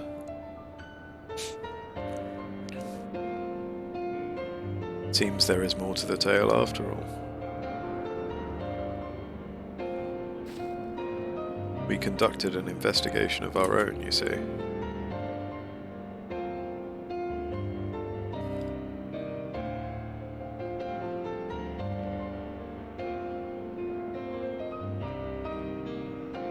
How comforting. We seem to have reached the exact same conclusion. What's your fucking deal, Emmet Selk, though? Eh?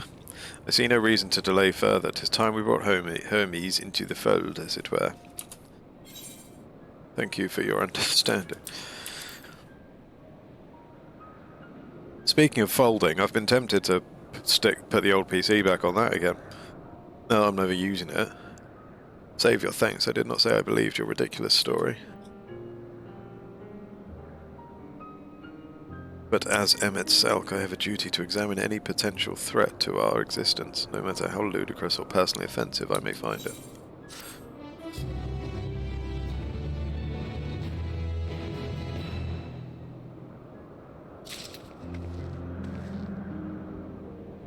But yeah, the folding thing doesn't take up any... It's not like a network thing, is it? It's it's purely using, like, it's heavy duty on the machine's hardware. It's not going to fuck up my streams from this computer, is it? Because that was my only concern. But yeah, it was, I just saw it when I was looking at the...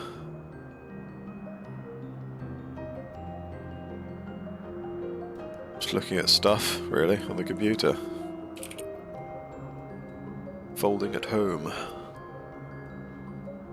Okay, well the app's not opening, so maybe they can go and fuck themselves. Admin.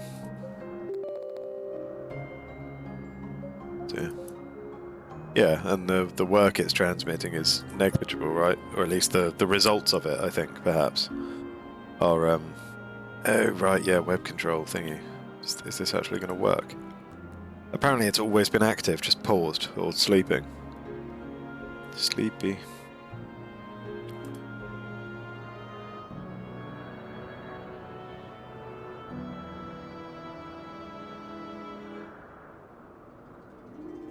Oh, maybe it has been doing it. I don't know. I have no idea anymore. But yeah, given that I'm not doing anything, I might just put it, you know, just full power. Actually, no, it whirs it up a lot, doesn't it?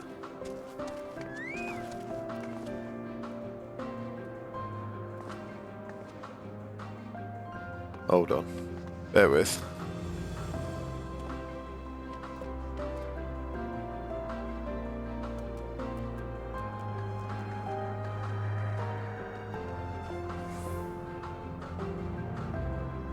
Not sure, you know. Not sure.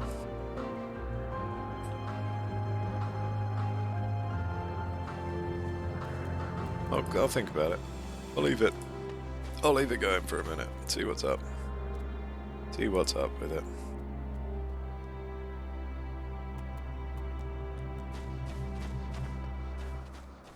But yeah, I remember we were both doing this a lot to start with, weren't we?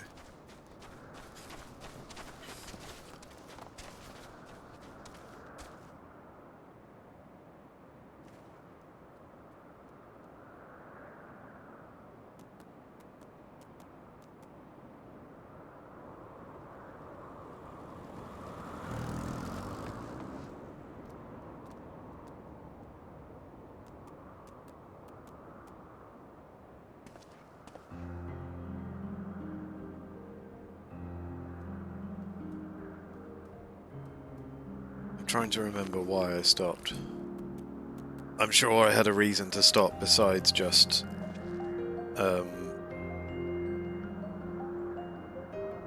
what the computer was doing. And I feel like it may have been because it was wearing it up too much. Like, I think it was getting very loud and very fucking hot as well. But I'll put it on for now. We shall see. Leave that be.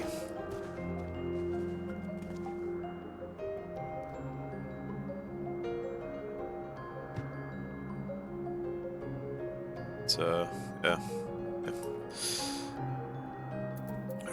Thelodious, what you got for me? Eager to find Hermes. I think the time for leisurely exploration is past, if I might have a moment to adjust my vision. There he is, on the next isle over. Meteon is with him. Hermes appears to be in the midst of an observational study, but I suggest we hurry over before they venture elsewhere. Straight down the path, we can teleport to Misopsis Euros from the device at the bottom of the slope.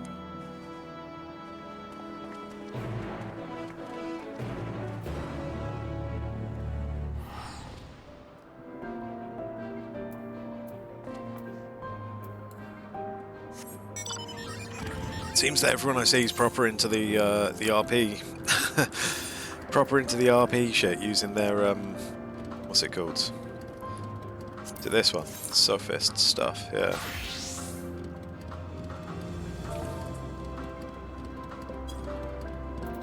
What else was there? Wait,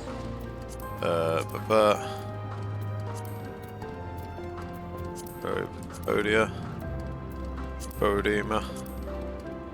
Yeah, lots of people I see wearing those. Or at least glamoured for them anyway. I'm just like, fuck it. Do I actually need to equip it for a quest? No, then you can do one. Toodles. What?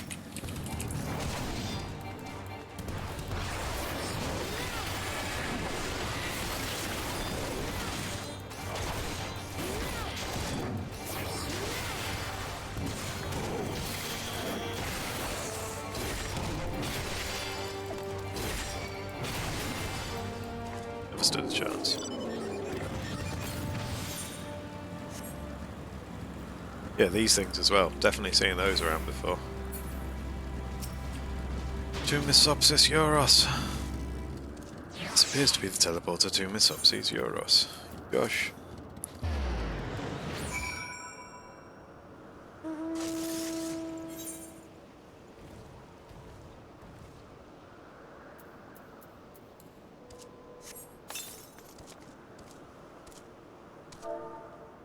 Few seconds.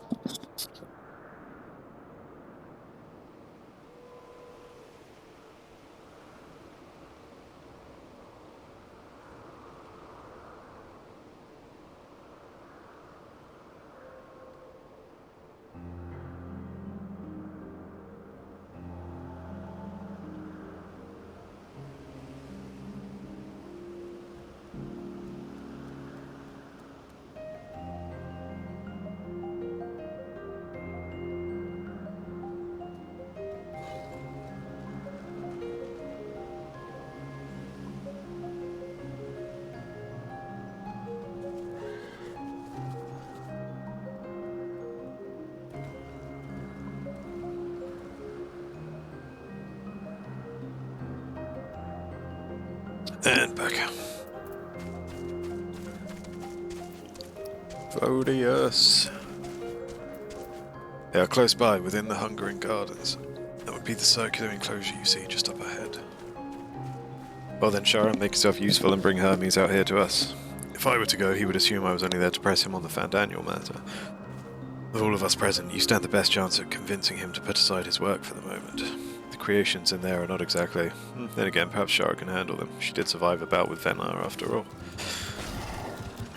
Off you go to find Hermes, but do be prepared to come to blows with the garden's denizens. Bring it on!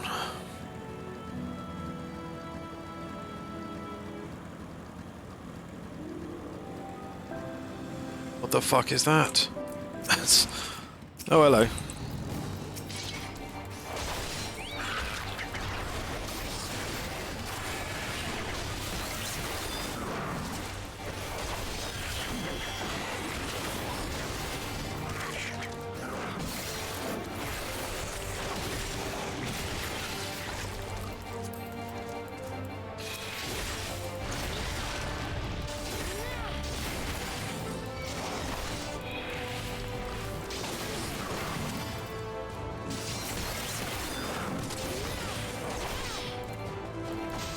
Oh, all you like, mate.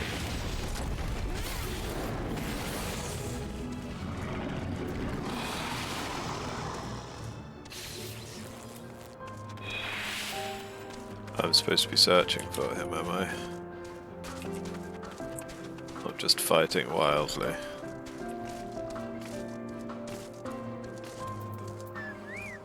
Botanical abominations bear down upon you with ravenous intent.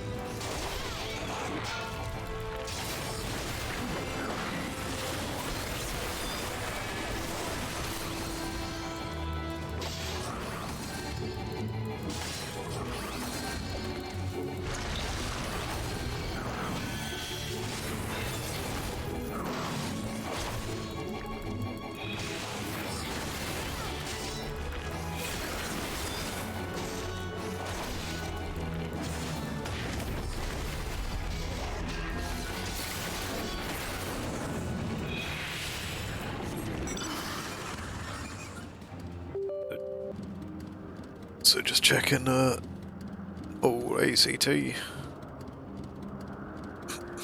Just out of curiosity more than anything, but no. A dice.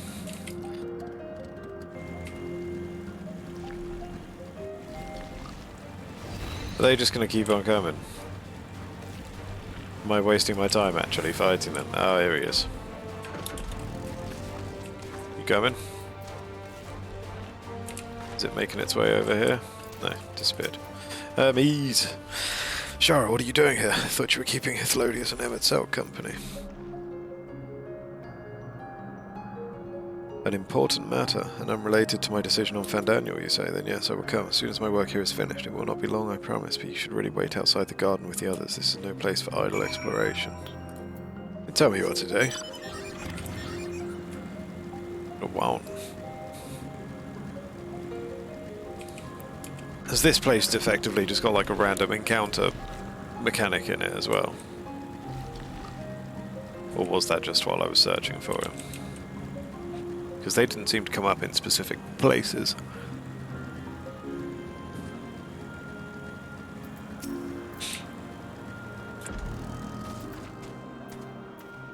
We spoke with Hermes then, and were briefly entangled with the denizens of the hungering gardens as well, I see. What should I say, smell? I cannot speak for certain Convocation members, but I for one am impressed with your fortitude. Well done indeed. Now that you've convinced Hermes to confer with us, let us pray that things will soon take a turn for the better.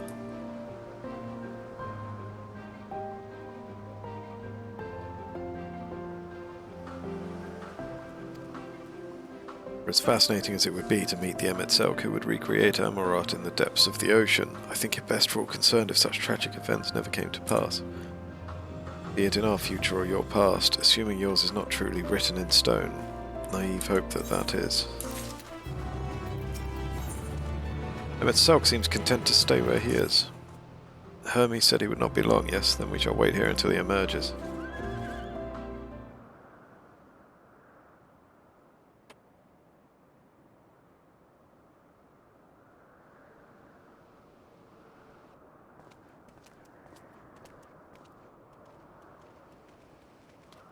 My apologies for keeping you waiting. I understand there is a matter you wish to discuss. Yes, are you planning an apocalypse? Aye. A matter of the utmost gravity. If one can suspend disbelief. Go on then. Tell him what you told us. Who you are and why you came. I'm from the future, and you're a cunt.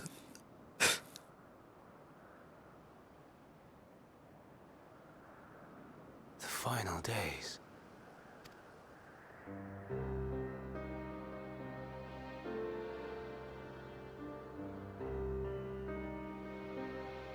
The phenomena observed during these star-encompassing calamities is likely the product of a dynamis reaction, and none is more versed in the applications of this energy than you, Hermes.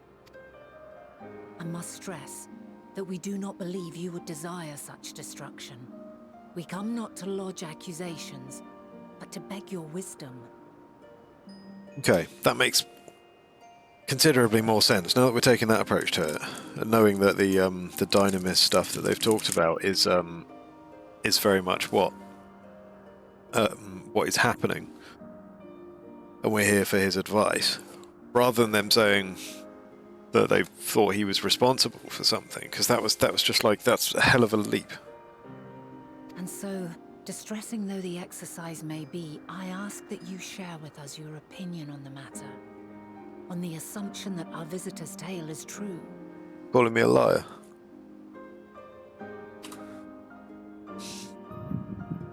Even you, Vana.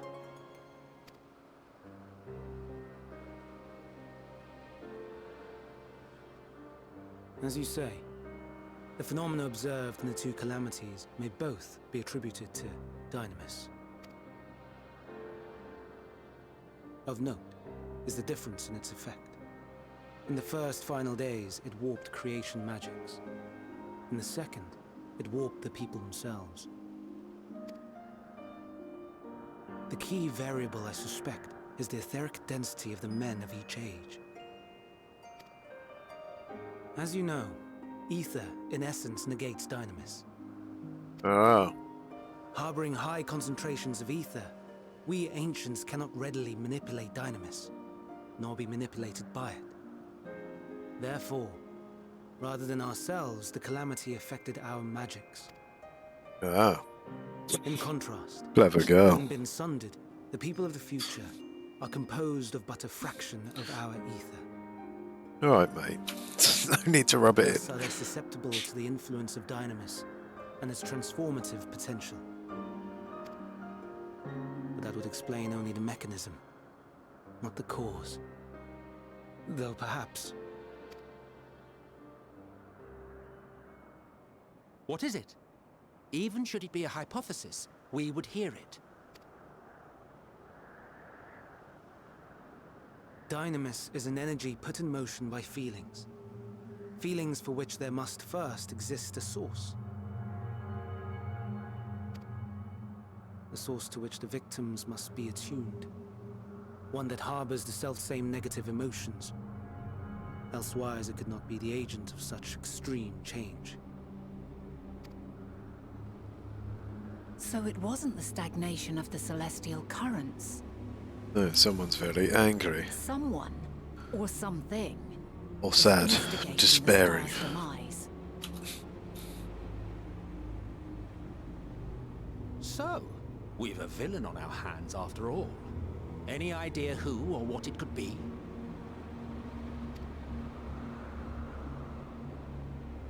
The celestial currents comprise the outermost layer of the star's ether, encasing it like a protective sphere. Could it be like a god tier being, basically just being very, to put it bluntly, very sad, and its despair is what's throwing everything else out of whack, because it's those feelings of despair and despair and lost hope. That the phenomena first manifested.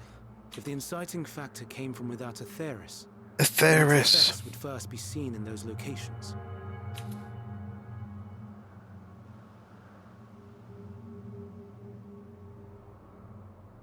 Greetings. Can you hear me? Do not be alarmed. I mean you no harm. I wish only to hear your words, share your feelings, know your thoughts.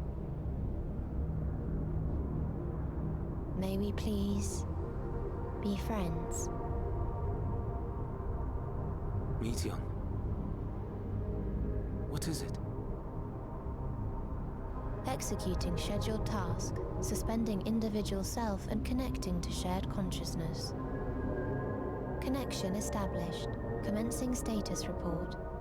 They found. Oh. It hurts, it hurts! It hurts! So hot, so cold, so sad. I don't understand. Make it stop. Please, make it stop. Steady, Meteon. Steady. So scared, so lonely. The pain, it's too much. Why? Why? Why do we? Hurt. Hurt.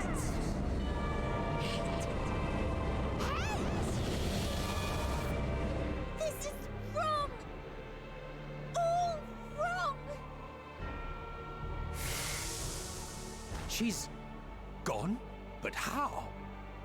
What the fuck? She has altered her etheric density in order to blend in with her surroundings, an ability for avoiding confrontation. Okay. I mean, even so, what the fuck? Most effective. Frustratingly so. I can't see her either. Not even a trace. Stay away. Please. This is wrong. My mistake. So please. Are you all right?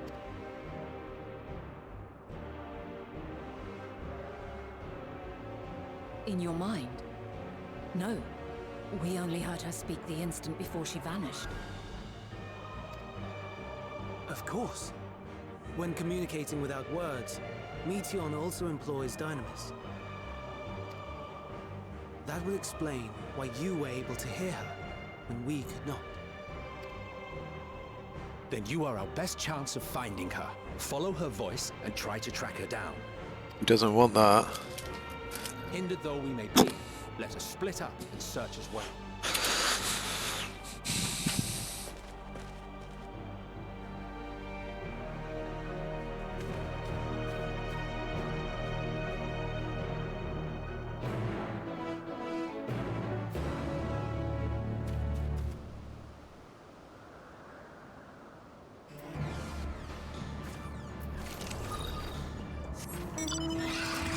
Oh, sage. No. Oh.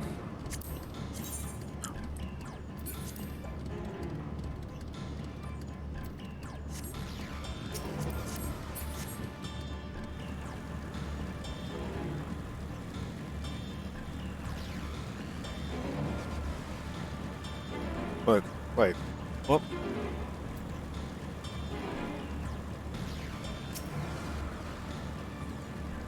Yeah, I'm your I'm your cutscenes, basically. Calm your mind, your senses questing for any heat of Meteon's presence. I didn't fucking see that thing there. Or I think I saw it there, but hadn't actually registered it as a monster. Till it started walking.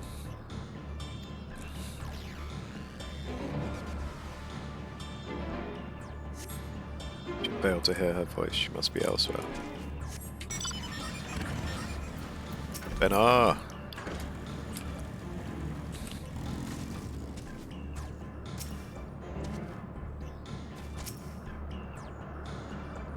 Hey, Rank.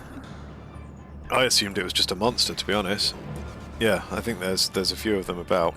It's not special. Just big monster. You calm your mind, your senses questing for any heat of Meteon's presence. Seeps into my mind. Our voices reporting. No, Hermes mustn't hear them. I have to run to hide. Meteon's anguished voice grows distant as the source seems to flee down the slope.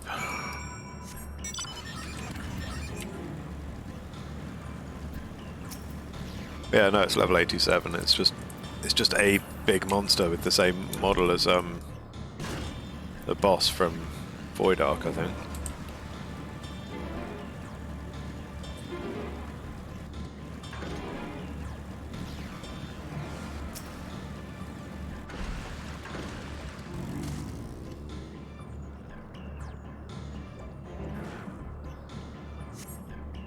Strained to catch even the faintest whisper, but failed to hear Meteon's voice. She must be elsewhere.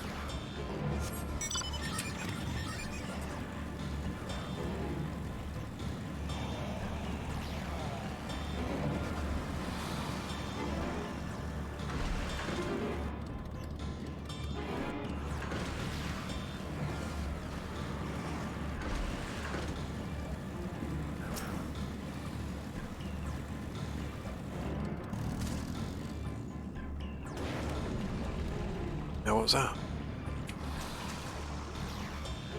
What can I hear? I don't know if it's story stuff or if there's something else going on.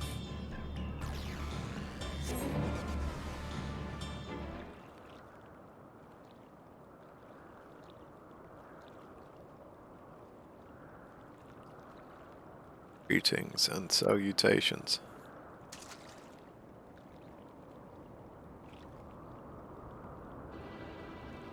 Commencing report.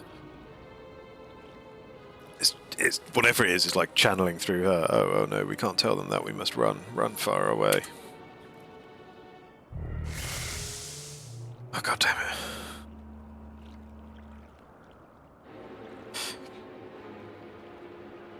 Please don't follow me. Told you she didn't want it. Meteon's anguished voice fades as she sends her climbing to the top of the ridge.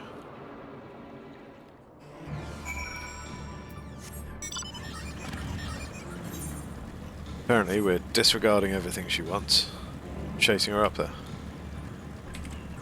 Reducer.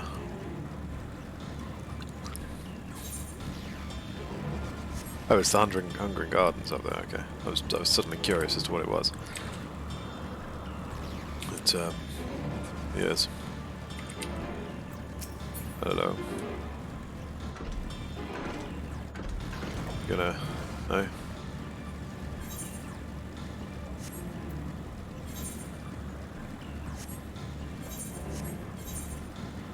There's a boss fate over here as well. Ah, Ochus.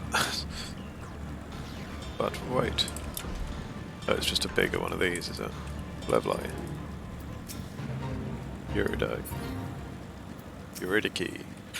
A rampaging Eurydice, dissatisfied with the meager meals it has been provided, has broken free of its enclosure and now requires pruning. Deadly pruning.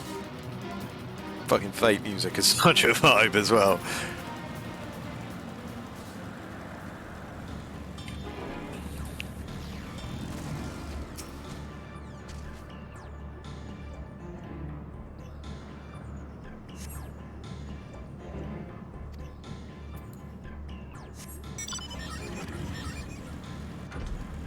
Damn it. She wouldn't be here, it's far too close to him, right? Yeah.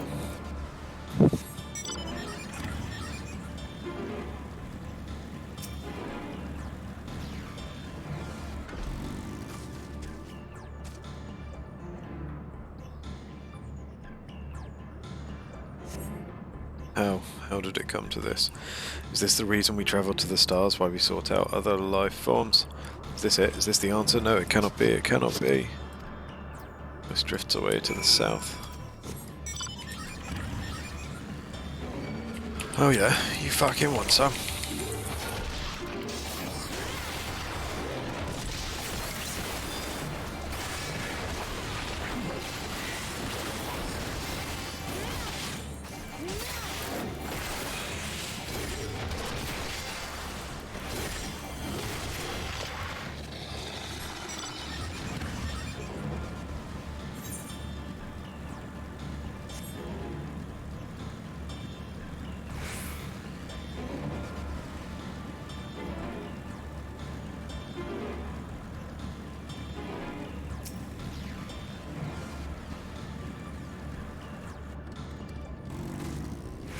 Oh, those pots are like the ones in Lahi Forest.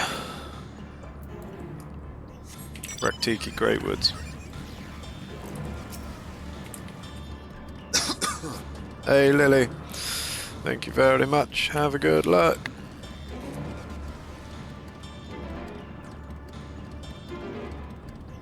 And I hope you're good.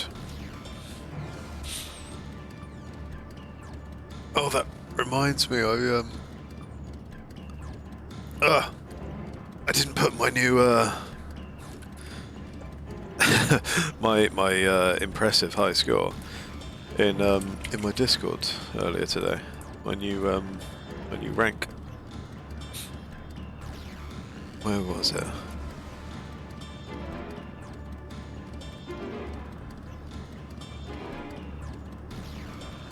But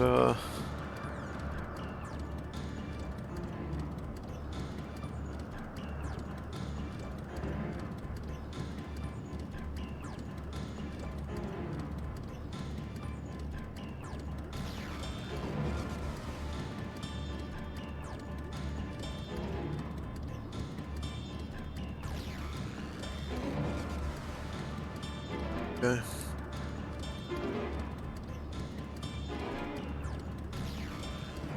Hey Zion. Oh wait, what? Go make food. Do you mind periodically checking and at me on disc if I go AFK? Oh, if you're registered as AFK in game, yeah. I mean, I think you can pretty much set an alarm for that for like 5 minutes or something. But yeah, I think the disconnect is like half an hour anyway. But yeah, I mean, I think the AFK timer puts you is 5 minutes. I've gone AFK a few times. That's not what kicks you out. It's if you are actually away I'm pretty sure it's about 5 minutes of inactivity. It sets your character as AFK. But, yeah. 20 minutes should be okay. I mean, I can keep an eye on it anyway, but...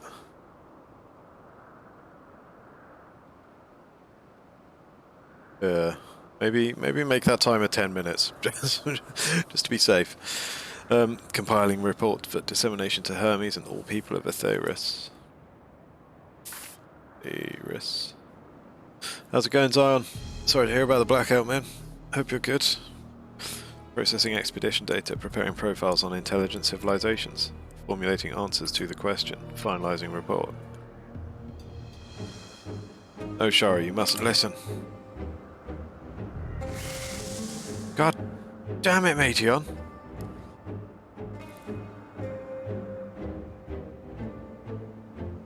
It's wrong. It's all wrong. Meteon's anguished voice flees towards the lake. Any sign of Meteon? Panicked and confused, which will make it all the more difficult to predict her movements. Hermes, what do you make of this situation? The Meteor are linked to a single mind, a shared consciousness which connects them across any distance. I suspect something has happened which disrupted its usual harmony. How might we access this shared consciousness of theirs? Much as you would approach any sentient being, directly. In the Meteor's case, that means speaking to any incarnation within physical reach. So unless we can track down the Meteon we just lost, we have no means to communicate with them.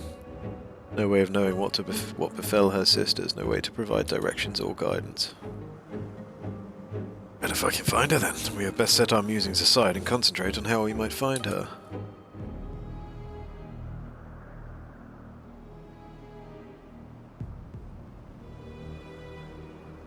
What? What's Hermes doing? What's he seeing?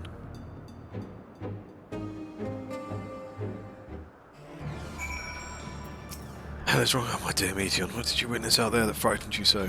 Why do you seek to keep it from us? How terrible could it possibly be? I'm thinking like Cthulhu level shit. Like mad gods from the void or something. And it's them and their despair that's triggering off the calamities.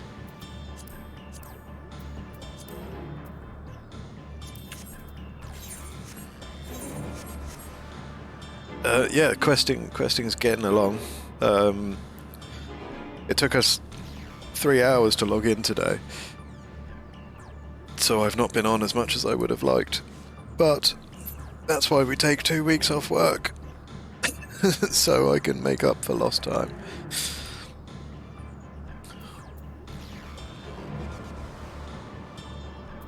Thelodious. As a suggestion. Correct me if I'm wrong, but Meteon renders herself invisible by matching her etheric density to that of her surroundings, does she not? If so, could we not then disrupt her concealment with a surfeit of ether? Much how Emmett Selk solidified your presence when first we met you. That'd be absurd. I can hardly channel ether to a recipient whose whereabouts are hidden from me. Which is why we must all work together. Shara will continue the search in the same manner as before, but this time with you in tow. Once she ascertains Meteon's likely location, you proceed to reveal our wayward familiar with a swift ethereal downpour. Very clever. And thankfully, she has made herself easier to capture by fleeing towards Leith. Assuming she is made visible, it should prove no great feat to herd her into a corner.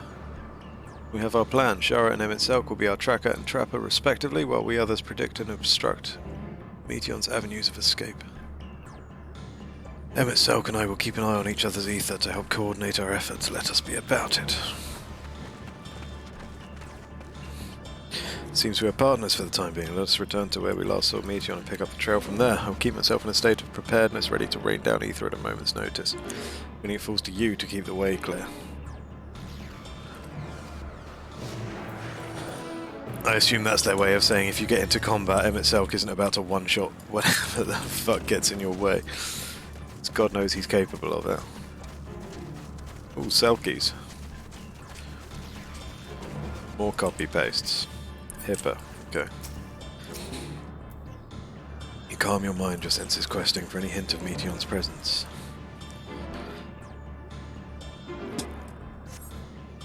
Why can't I fly? Are my functions being restricted? Hide. Yes, I'll just have to hide then where no one can find me. Meteon's anguished voice heads towards the water's edge. She went into the lake as if this wasn't tiresome enough. Well, at least that open expanse should make her easier to find. We won't lose her this time.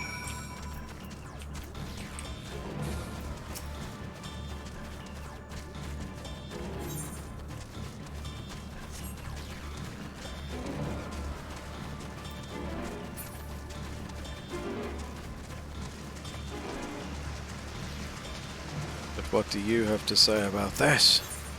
Discuss the water's edge. We should be able to reach the bottom of this drop by climbing down the rocks at the water's edge. Do not even think of dragging me over the falls. Final days will know. If I end up drenched from head to toe, I swear I will feed you to a remora.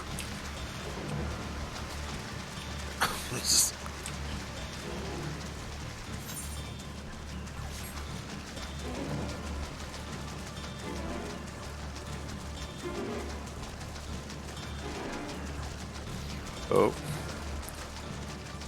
The other shark from the Anida.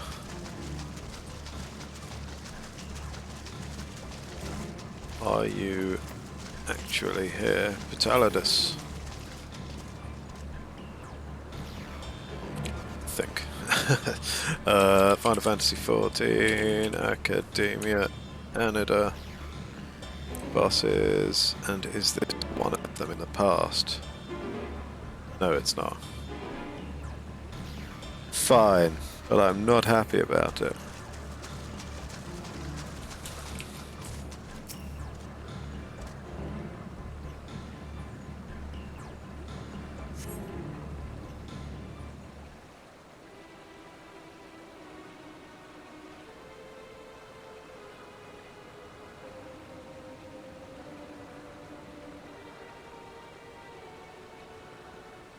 Not here. I'm not here, please.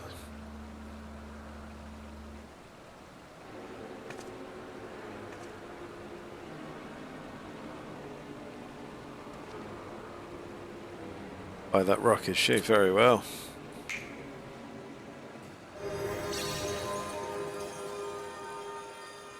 What? Why can't I hide? Just fucking brute forced her into a physical body. There's no need to run, Meteon.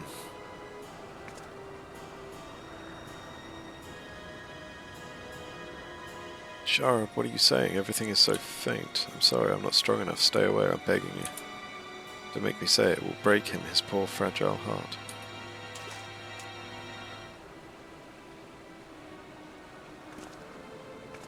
Now we have a chance. Once the others are in position, the two of us can herd her into their midst.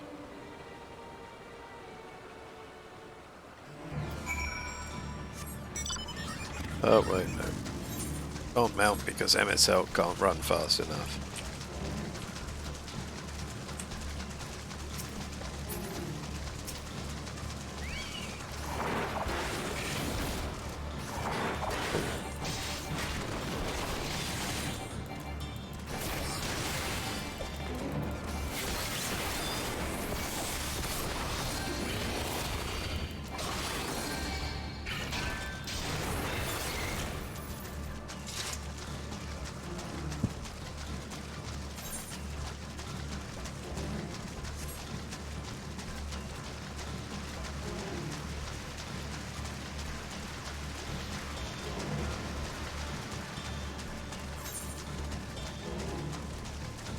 Up is it? We jump up over there, can't we? That's not underneath, right?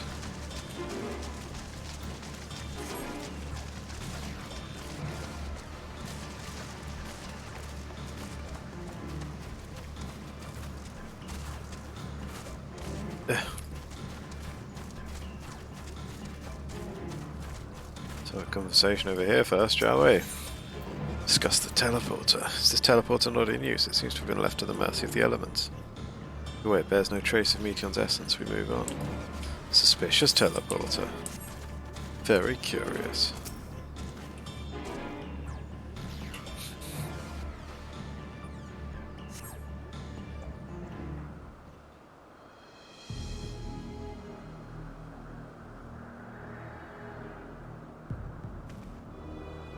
Ah, I see her.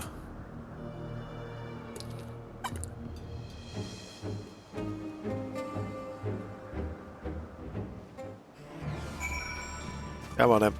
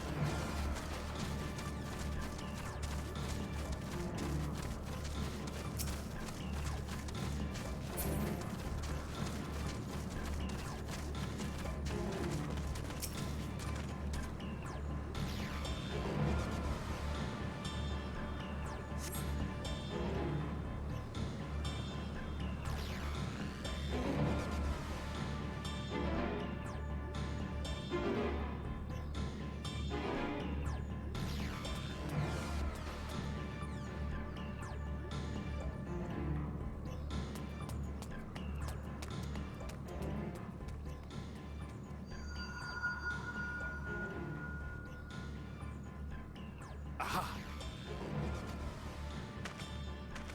Give chase. We shall herd her into the shelter.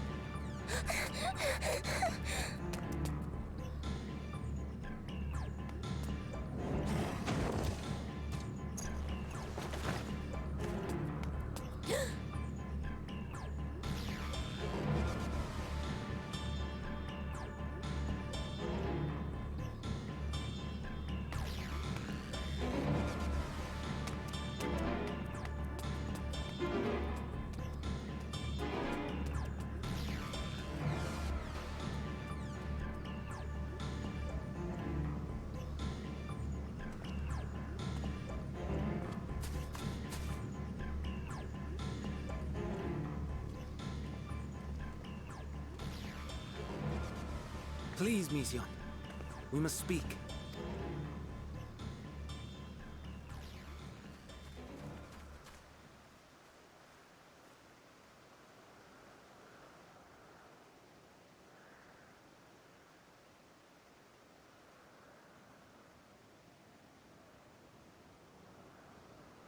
I'm sorry, Hermes. I'm so sorry. Unless what we're about to hear is what pushes him off the deep end. Words, then please. Please protect them. Protect them all.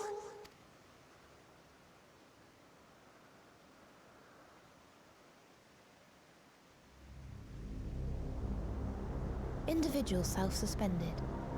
Connection with shared consciousness stable. Our survey is complete. We shall now report our findings.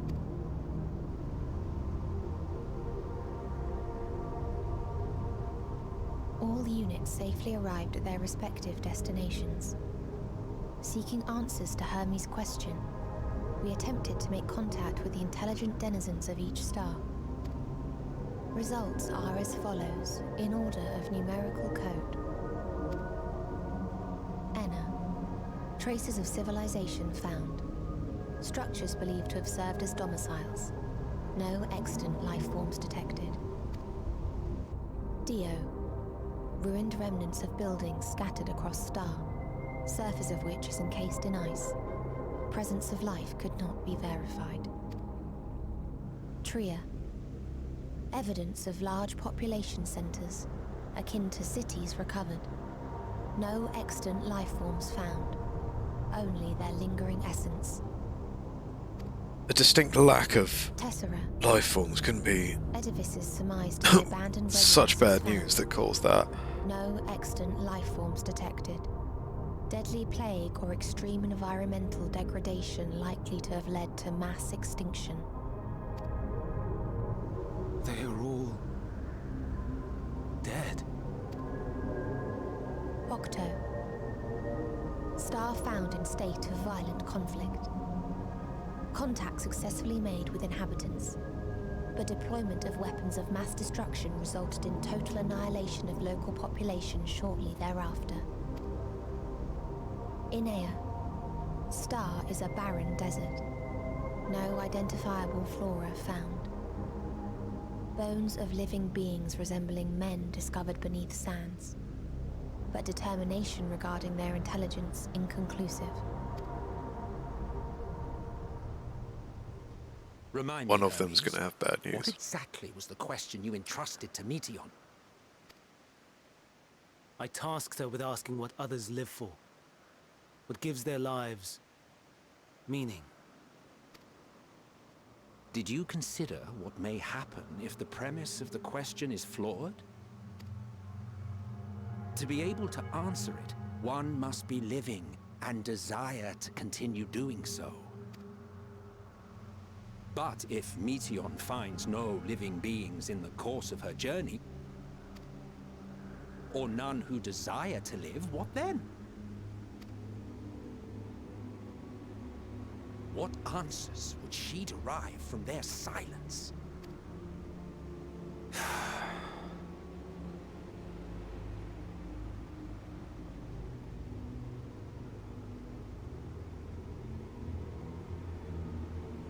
Meteon, enough. Suspend your mission and return hither at once. Decapente. Local civilization once flourished under auspices of higher power. Said power later laid waste to civilization in fit of rage. Upon revealing this to me, entity elected to self-terminate in lieu of providing answer to question. No other intelligent life forms found.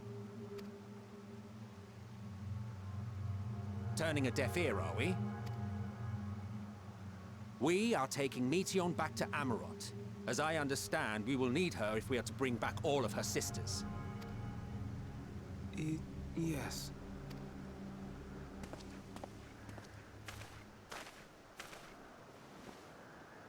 Meteon.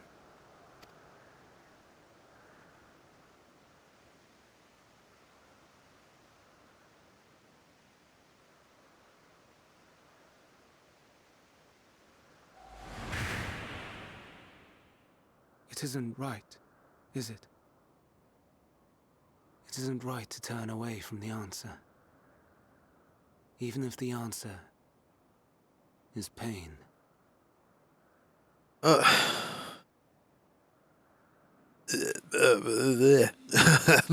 am I saying? I don't know, really. Don't know.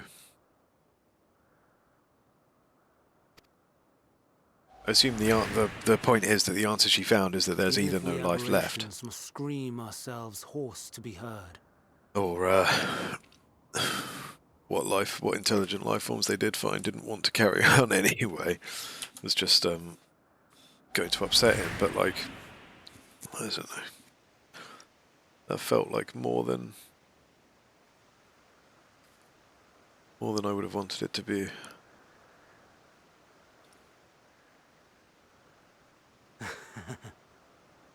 Aye. Whatever answers we find, I will not dismiss them out of hand. These words I said to you, and I will hold myself to them.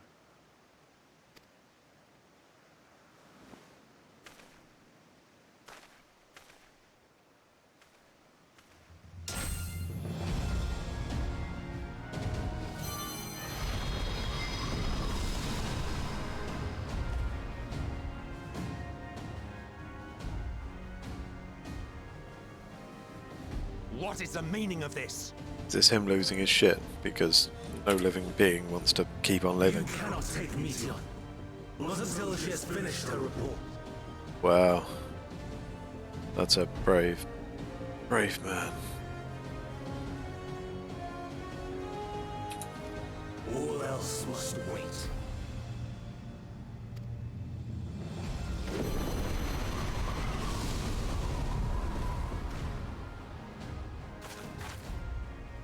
One seriously picking a fight with Emmett Selk. No, you're leaving. Cool.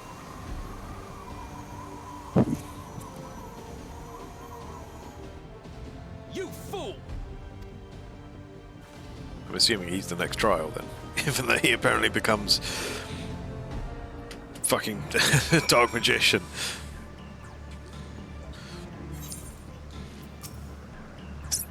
Why, Hermes, why could you not leave well enough alone? Will these answers assuage the pain you feel when a creation is returned to ether?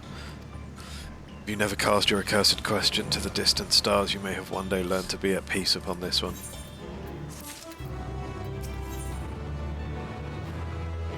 Ephialtes is pondering what to do next. Hermes is headed to Ktisis.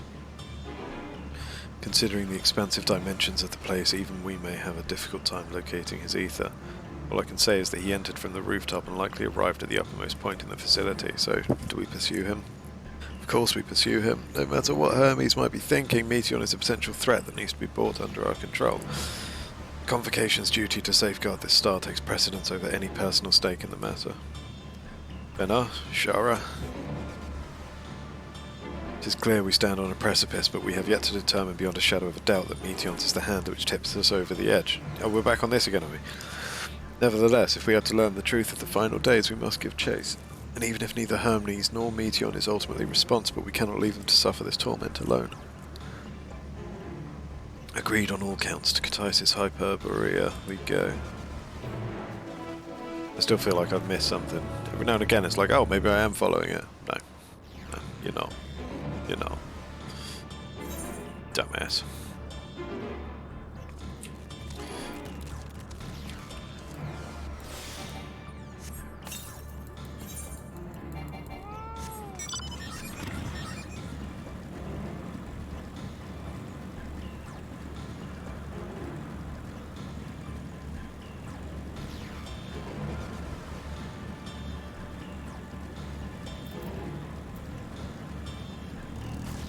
But hello there.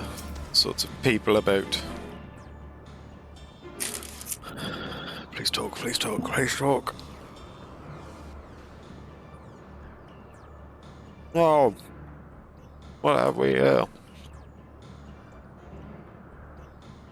Excuse me, has something happened inside Ktisis? Mistress Venna, so glad you're here. No one knows what prompted it, but the alarm was sounded and Ktisis put into a state of alert.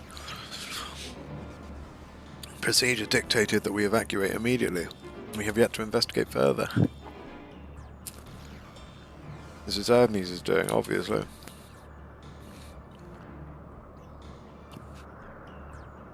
What's this state of alert entail exactly? A field of dampening magic has draped over the entire facility, usually in response to escaped entities and the like. Ktisis scholars and observers are unaffected, but everything and everyone else is weakened to a fraction of their usual capabilities. Consider us forewarned. We do, however, have urgent business with Chief Hermes and must enter the premises regardless.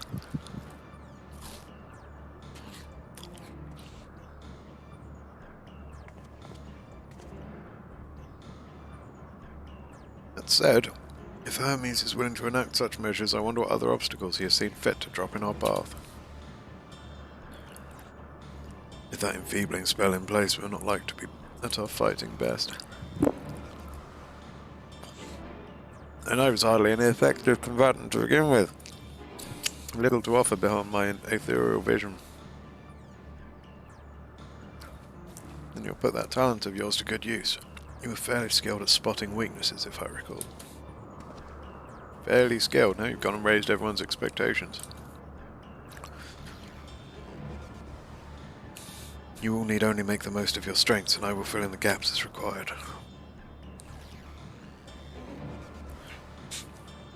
I was once Azim, after all. It was my job to rise to the occasion, be that as defender, aggressor, or healer. I feel better about my lack of prowess already. And you, Emetzel, can impress us with your arcane majesty. You lob potent spells as easily as breathing, but can also channel that power in a protective manner if you so choose, yes? Yeah? Oh yes, should the situation call for it. Excellent, that should cover us on all fronts.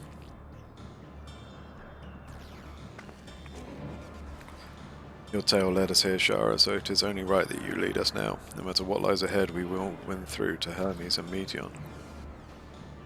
Then we will face the future together. Dungeon? Dungeon unlocked?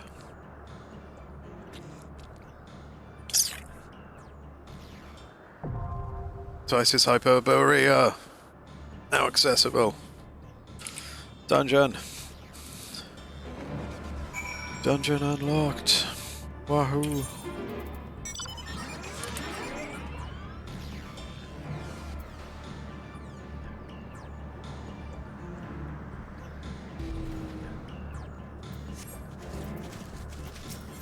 Ah, and they are the trust in here, are they?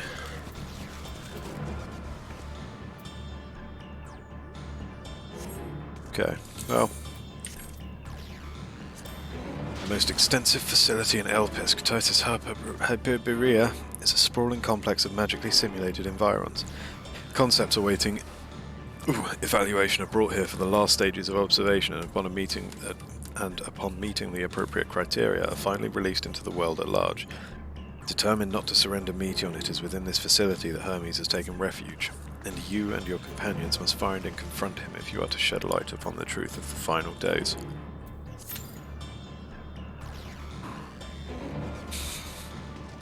Come on, tank use. Gimme. There it is. Beautiful.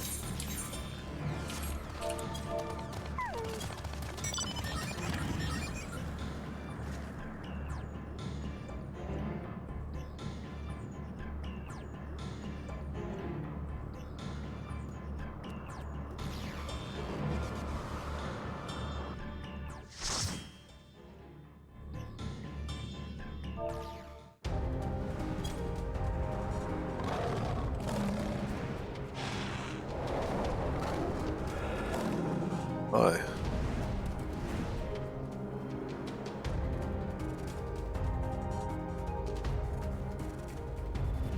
A collection of various environs you have here. I spy with my little eye. Oh, a sage.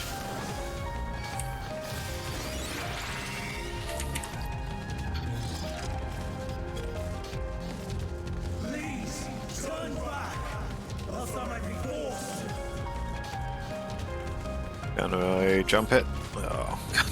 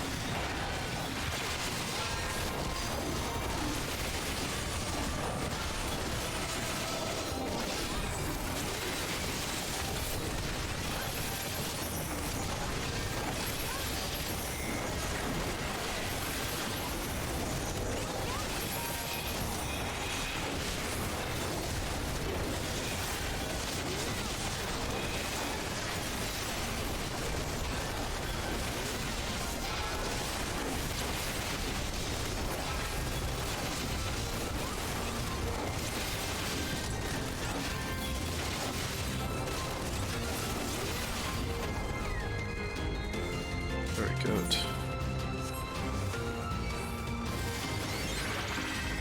Is this just a shield, is it? Okay. Okay. Okay.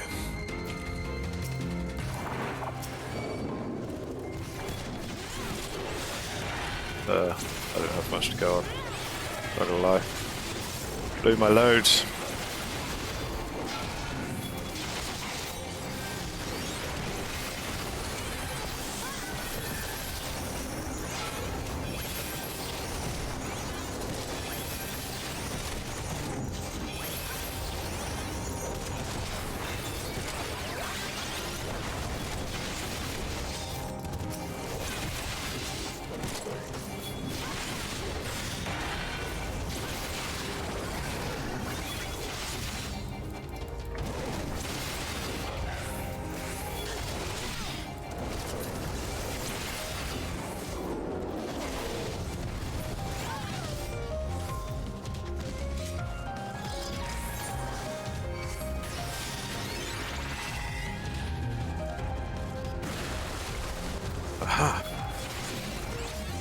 Oh.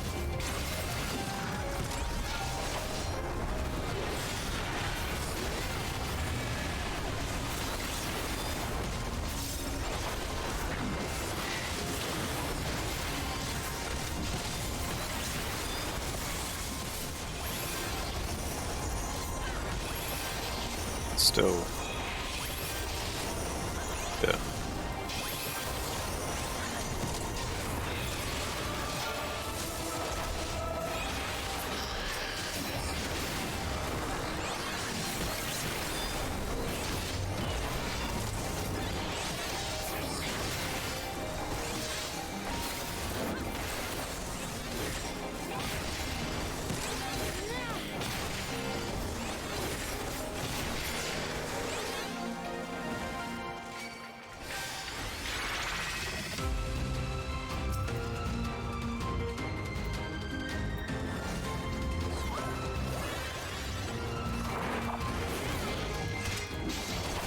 I'm assuming these holes are going to have something coming up. Skull Dasher.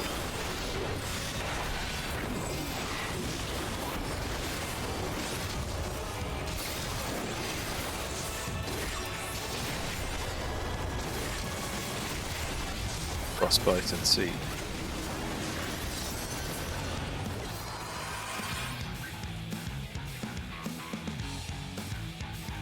Oh, wait. Oh, yeah. I guess you can. Okay. Okay. Let's see what he's up to. I see what he's up to. Cheeky little fucker. Hey. Icicle.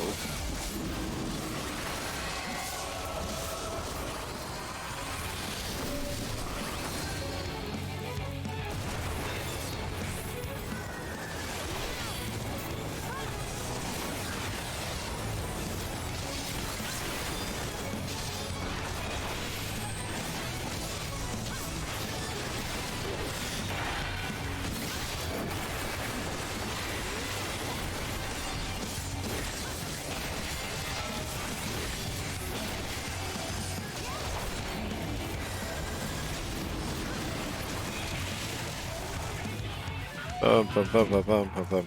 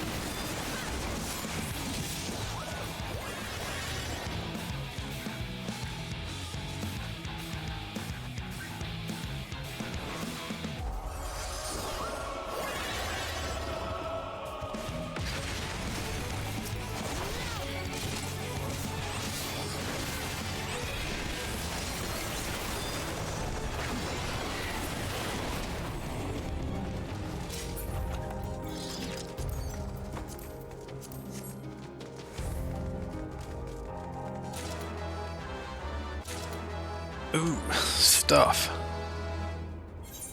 We like that. I've got cooldowns. Yeah, I've got cooldowns.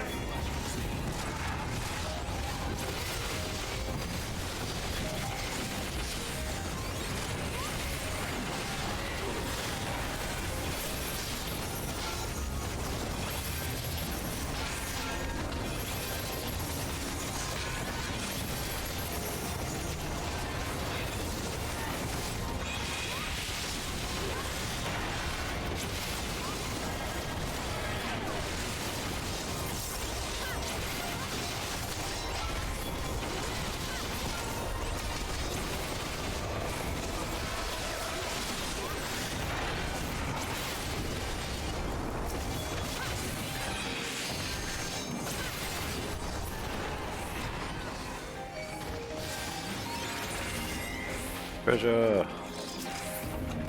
Wahoo! Ooh, fending. Double wahoo.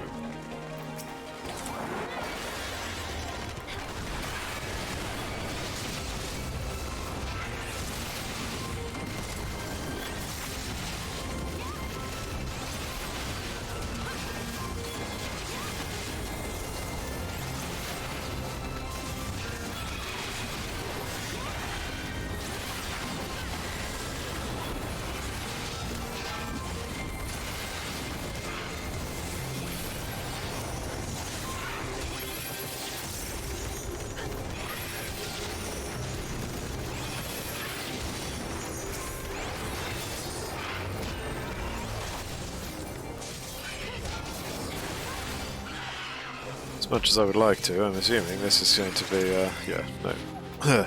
According to Mistress Lisa, her creation is based on a concept for a bipedal wolf. And indeed, it is impressively manlike in its gait. It is also highly intelligent, as is evidenced by its ability to employ tools, while the gleaming in its eyes gives the impression of...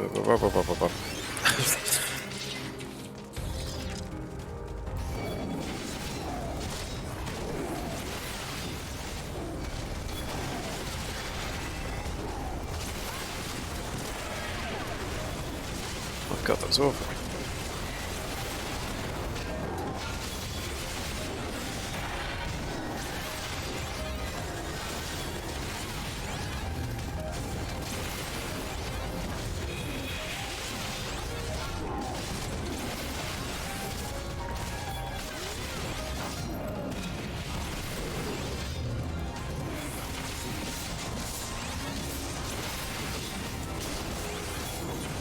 I still think occasionally that I should, oh no wait, it wasn't character, wasn't it? Control? Yeah. Yeah, okay.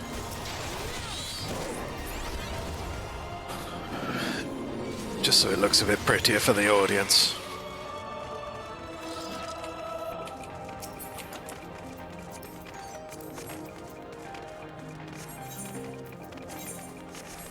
You holding my ring from me? Rude. Wheel here. Sweet. What's that? Yeah.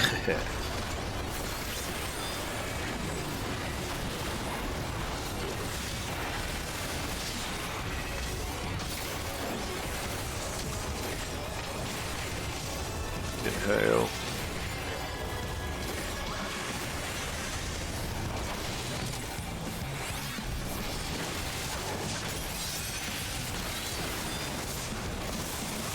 Pyrrhic breath, assuming fire.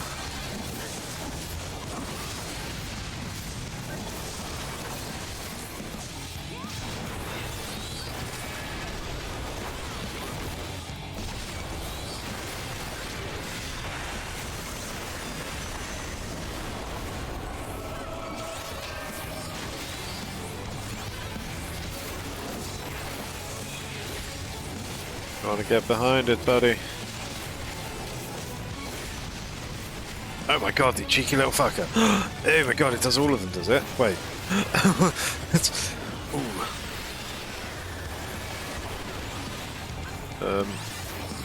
What, pray tell, are you inhaling?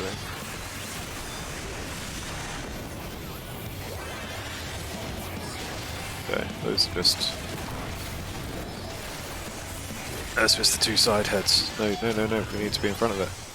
It's the side heads!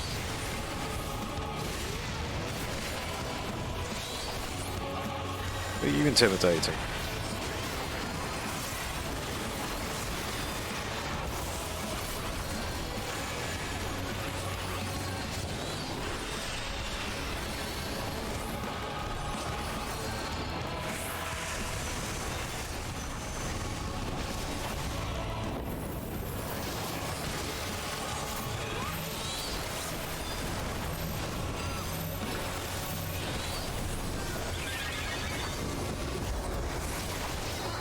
Okay, this gone now.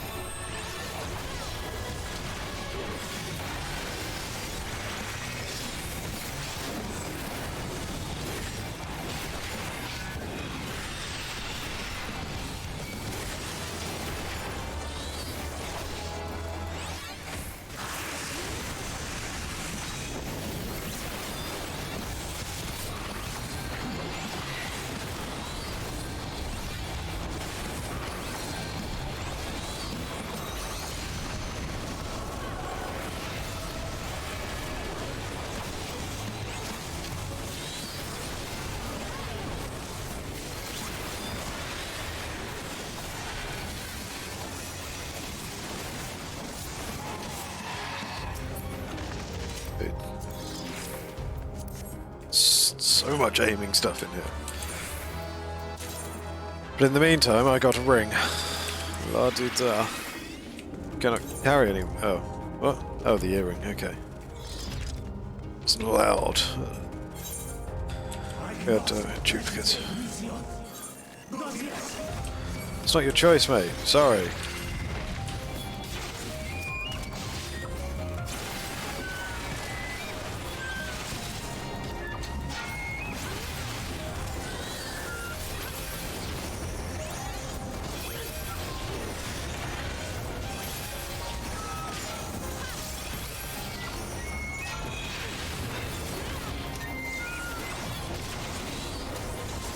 I don't like their noises.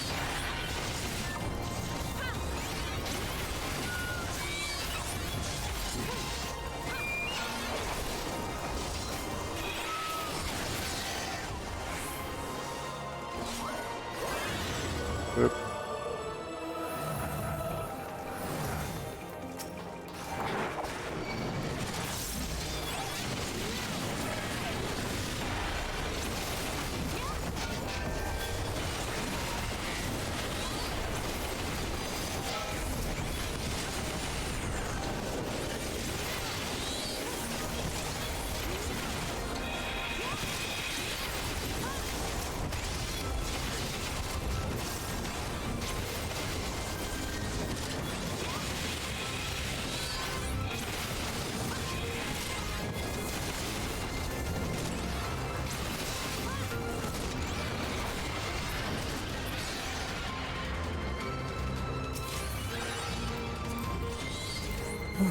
Bending stuff. Fuck yes.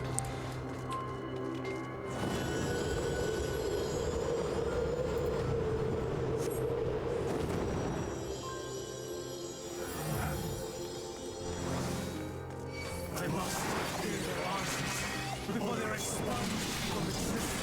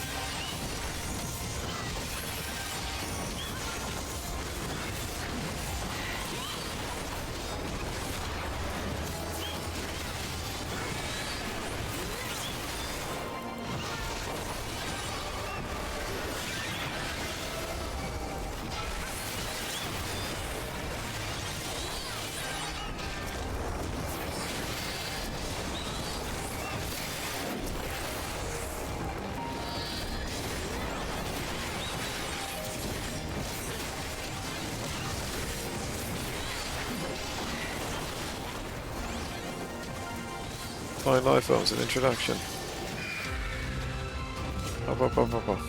Something to read later. Let me see this coat. I said let me see the coat. Oh god damn it, let me see the coat! Yeah, this is 87.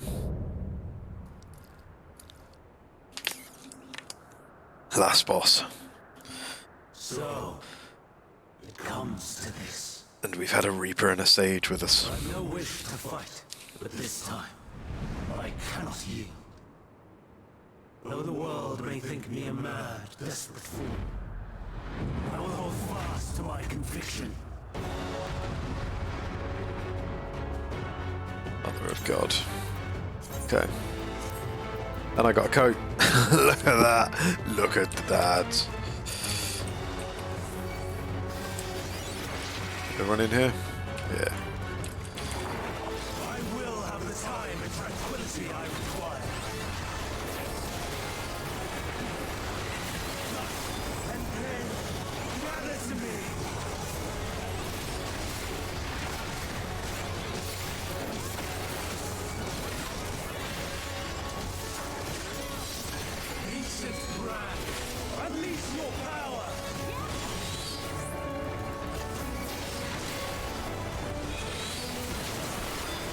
Okay, cool.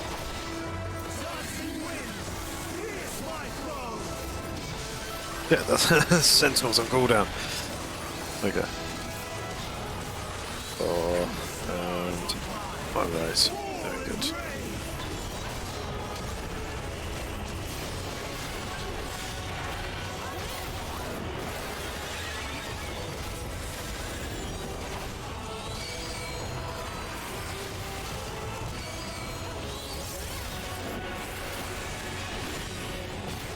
I'm assuming. Oh, shit. I mean, whatever it was didn't seem to hurt me too much. Double. Shit.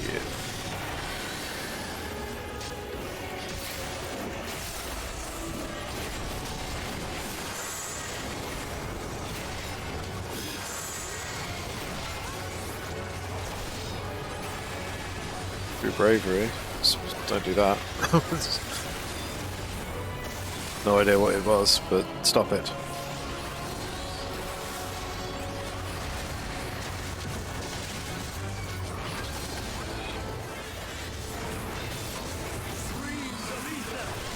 What group is that?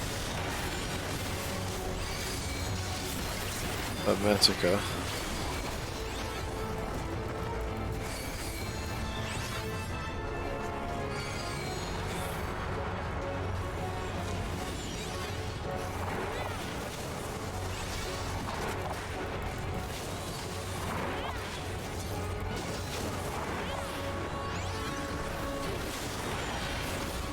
Yep.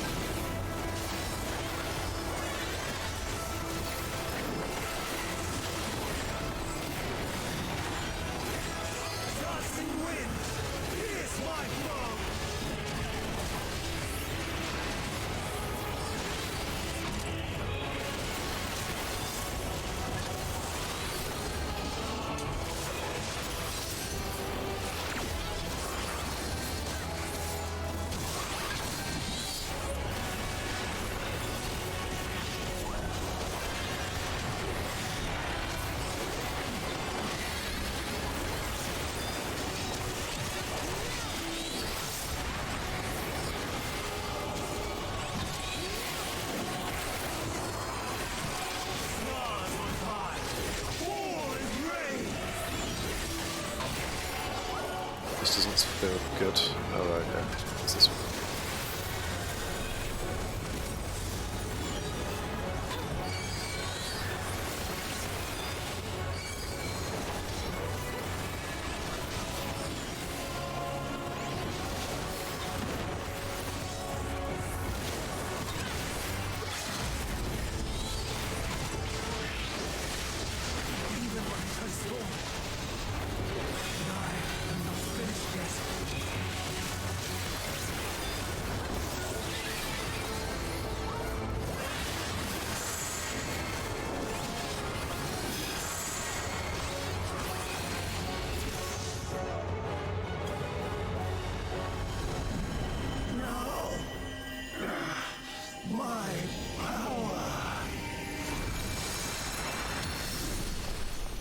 Oh, gunblade.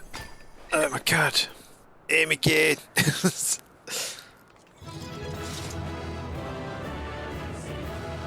No one else in here has been taking anything so far, so I'm hoping they'll just fuck off and leave me with the gunblade. But I did get the chest, so I can't complain too much about anything at this point. Oh shit, enhanced divine veil.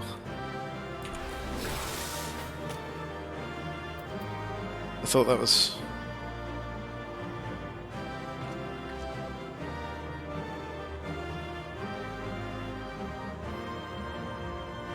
Oh, okay, so it does restore my HP.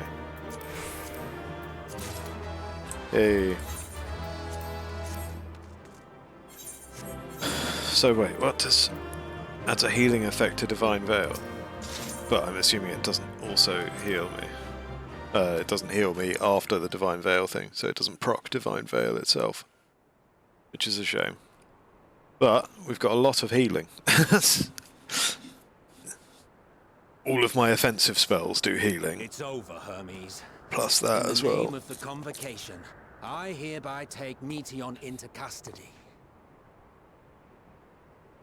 And setting aside the matter of your nomination, you will come with us too. We require your knowledge to assess and resolve the situation.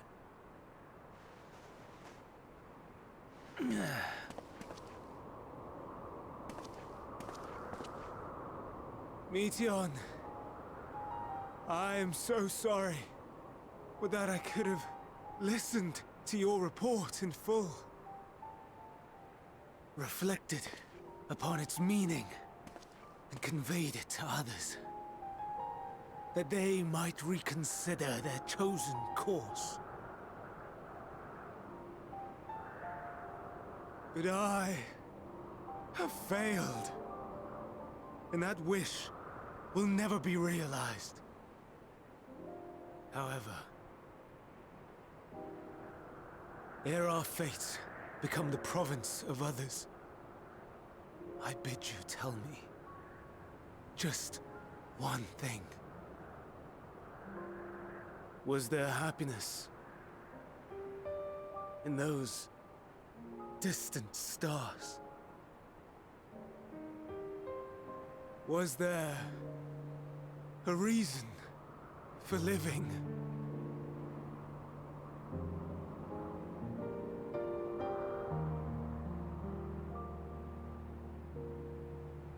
We conducted our search as per your instructions. We scoured historical records, communed with the spirits of the deceased, heard the final testaments of the dying, welcomed their shadowed hearts into our own. One race had striven to create a world bereft of animosity. They renounced relationships to avoid interpersonal strife, and in so doing brought about societal collapse. One race had renounced war and devoted itself to the enrichment of its people. They were conquered. Though they destroyed the enemy in reprisal, they could not regain their former glory. One race had concluded that finite time was the root of all woes. Aspiring to shatter its shackles, they went in search of infinity. They discovered nothing is infinite, and that neither time or death can be cheated. Disillusioned, they gave up on the future and themselves. One race had discarded all things that gave rise to sorrow, hoping to have only joy. They found joy lost its savor in the absence of sorrow, and lost their will to live. Though worlds apart, these peoples shared a belief. The belief that they had tried their best. That they had tried to fulfill their potential with every step and success. I assume I know what's going on here. She's about to turn, isn't she? In the course of which they learned the truth. Why have I not? They would never be free of fear and sorrow, anger and despair, of loneliness, so long as they yet lived. Even now their souls cry out for oblivion. And to this song of anguish, I lend my voice. We lend our voice. Oh, beloved mankind, shimmering jewels of beautiful Atheris, rejoice, for we will free you from the cruel yoke of existence. There is no need to struggle in vain, for in nihility awaits salvation. You will know peace and serenity. And it will be beautiful. We will make our nest at the edge of the universe. And there, in the dark of dead worlds, hoard sorrow and suffering. There we will sing, our chorus ever louder and ever clearer, that our song may reach even this ether-shrouded star. Such is the answer we have found in the stars. Such is the gift we now offer to Aetheris.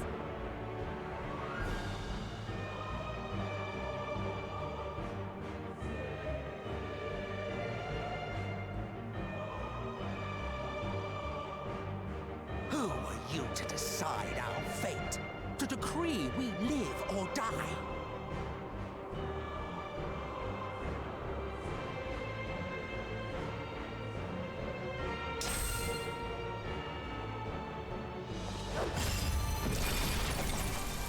Hermes, what the fuck, man? Have you lost your mind? You heard what she said. She means to destroy us all, yet you'd still take her side? In the name of the star, we have discarded those creations that we deemed flawed.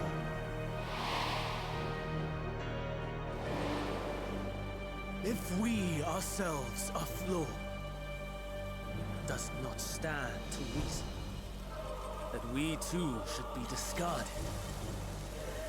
That is sophistry, and you know it! Perhaps it is. Perhaps I am wrong. Who is to say that you are right?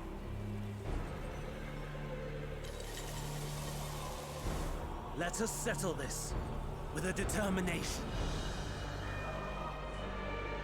In my authority as Chief Overseer of Elpis, I will make a judgment on man's fitness to exist.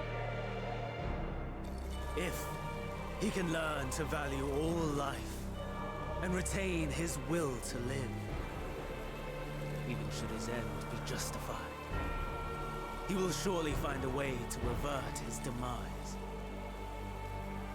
If not, he will perish in stone. As with all determinations, provisions must be made to ensure fairness. Kairos, awaken!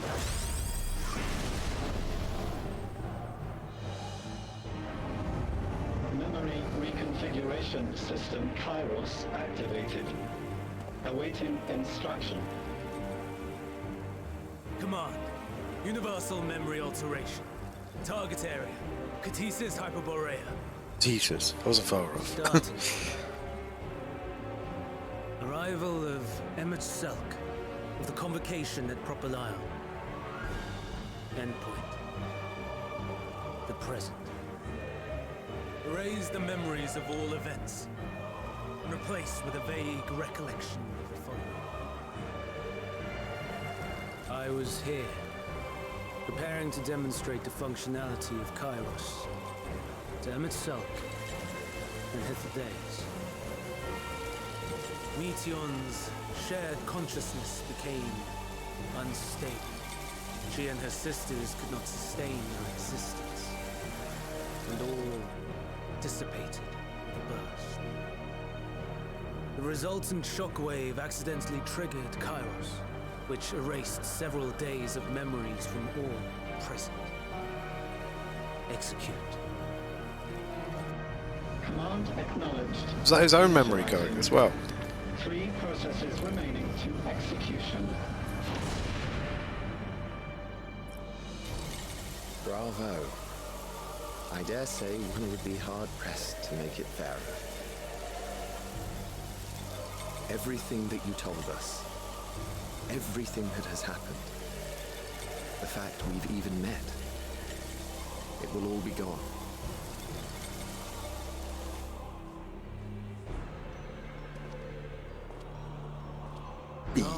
Meteor. To the edge of the universe, where none can reach you. Hermes, won't you come with me? If you were to shed your flesh, I should be able to carry you.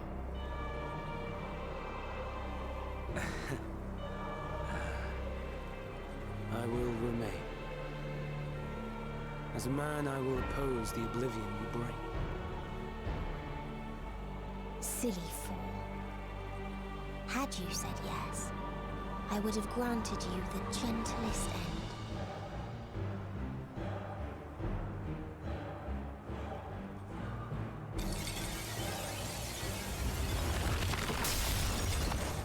This ends here!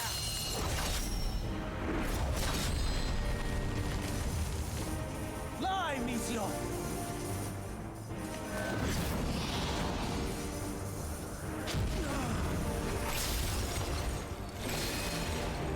That is far enough, Hermes!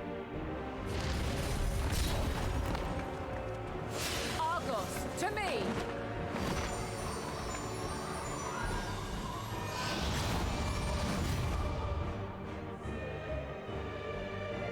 First process complete. 2 remaining to execution of memory reconfiguration. As if we needed more pressure. No matter what, you cannot forget what happened today.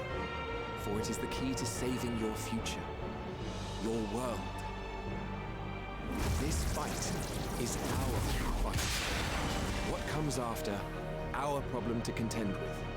Not yours. No. Your own struggle awaits. And no one else can take your place. You must flee this place with your memories intact. I will see that you do. Now, It's a fucking Wriggle-on then. where is it? There you are, my little confluence.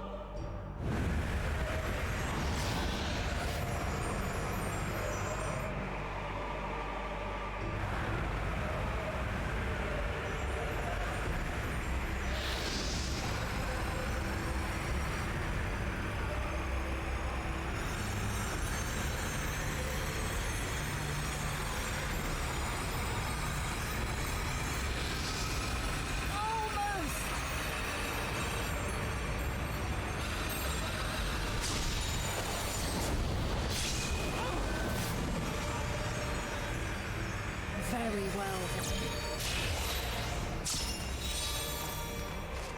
You may elude us this day, but not forever.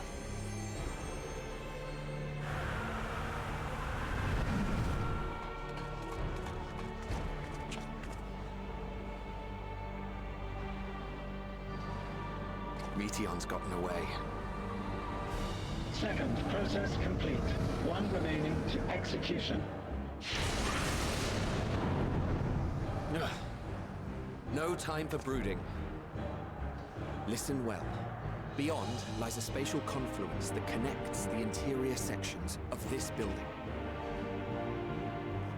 I will destroy the confluence and force open a way outside. When I do, you must jump through.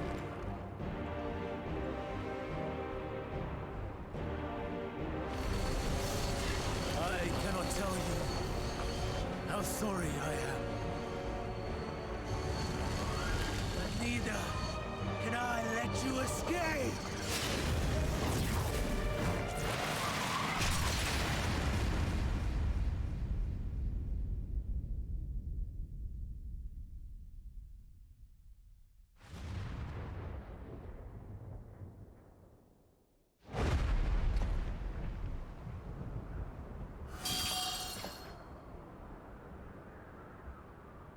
Too brave by half.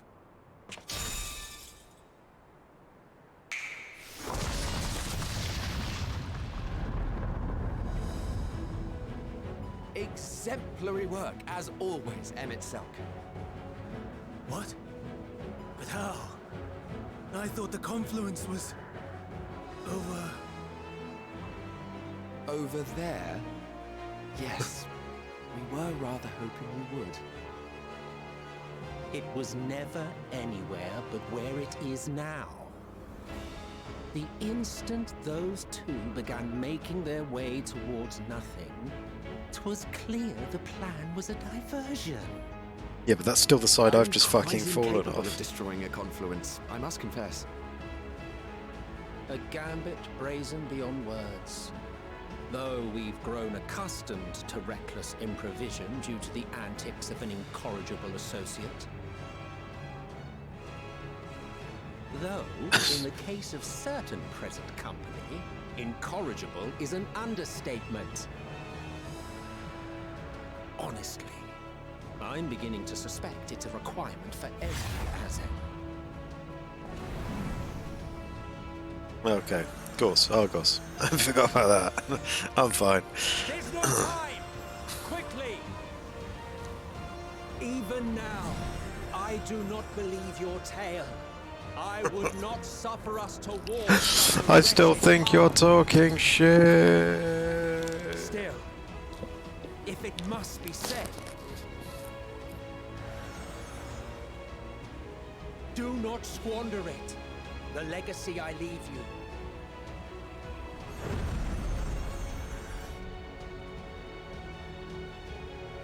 Final process complete. Executing universal memory alteration. Does Fenar make it out as well?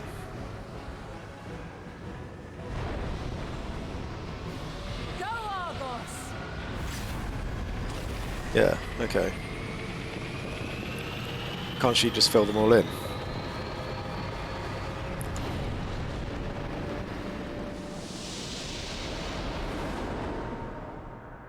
I assume not, obviously, but...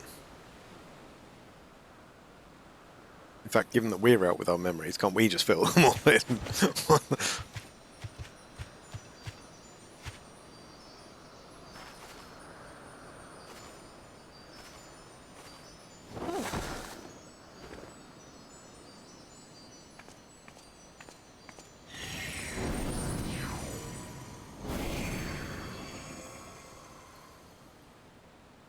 I'm fine. Just a little tired. Can it be true? Are we the only ones left who see beauty in the world? In life? Are the stars above no more than husks of fallen civilizations?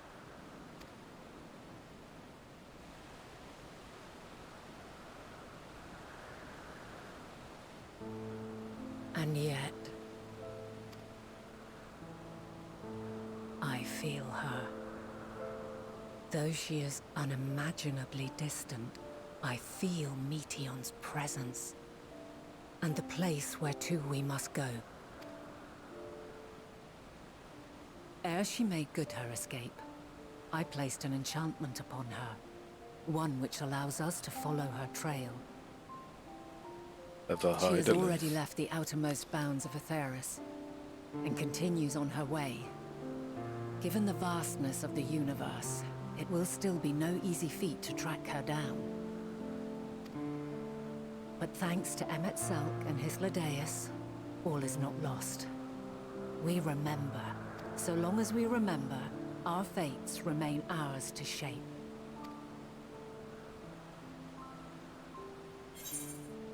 What should we not be telling people? What became of the others? It's not like we need to keep this between us, is it? I mean, granted, widespread panic. Let us ascertain the situation at Catisis Hyperborea, where they should still be.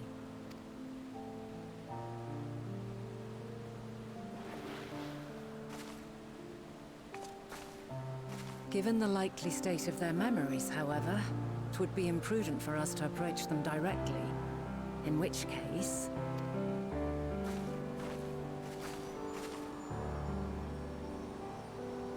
I am sorry, my friend. I've asked much of you this day. But may I trouble you one last time?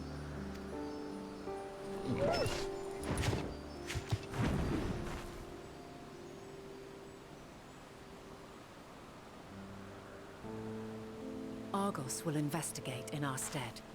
We will share in his consciousness and see and hear as if we were with him. Now, close your eyes and open your mind. We're playing as the dog now. Is that what we're doing? Are we becoming the dog?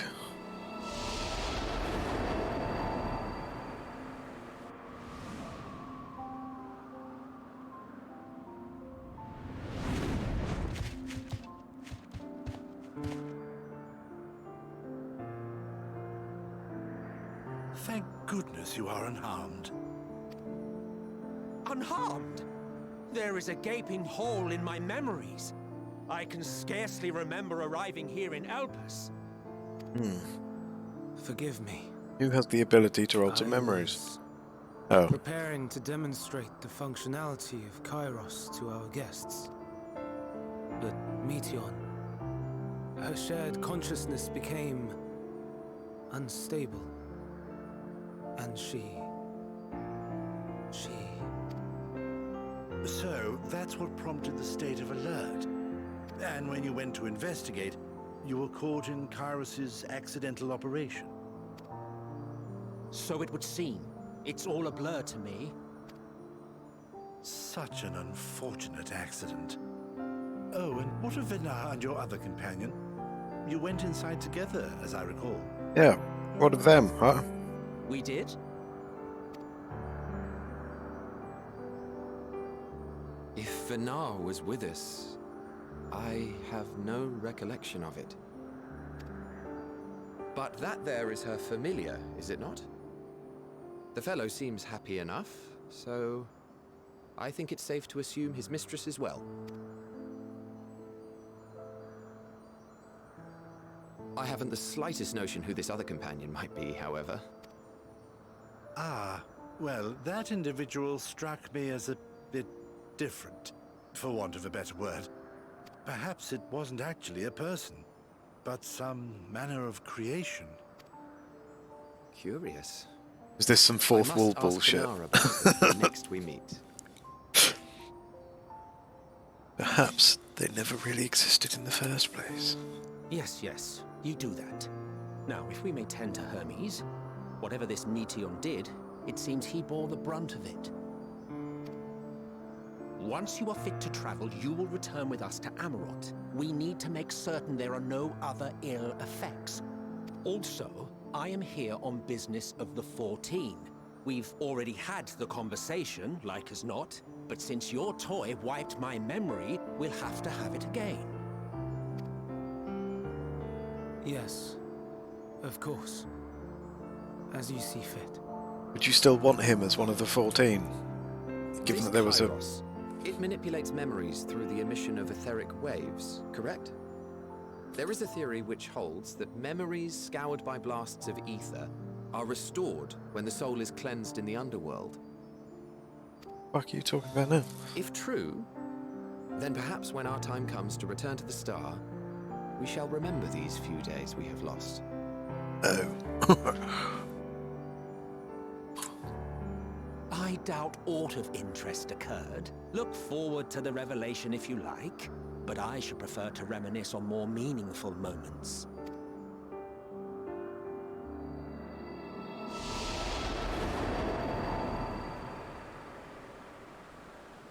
Why are we not telling them what's happened? Why are we not telling people what's going on? Let us rest, if only for a while. After all, you and I... Oh, we still have a long, long way to go.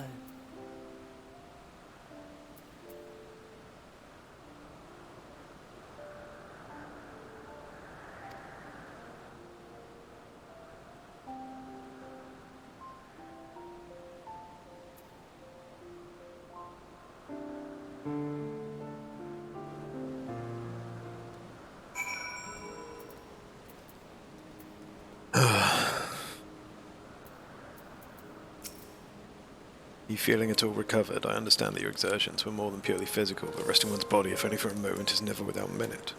As for Hermes, I think it unlikely he will create more entelecchies.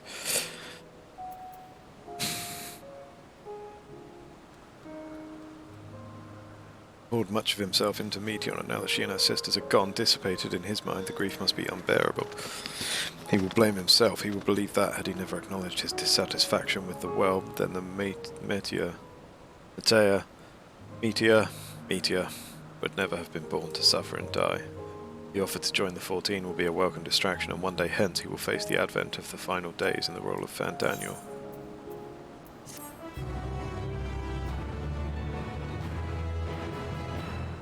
You may now enter Kataxis Hyperborea.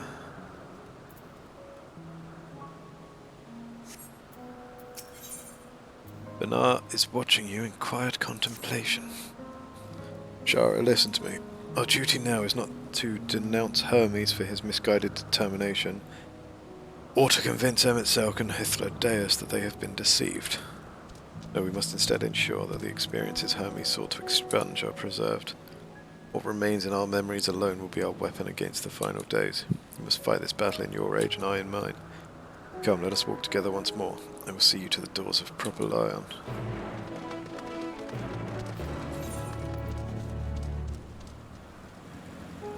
Is it now? Okay. Okay. It's barely any closer. Fuck it, let's go.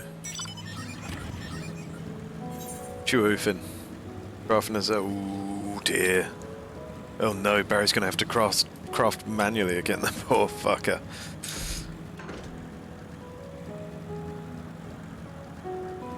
Oh no.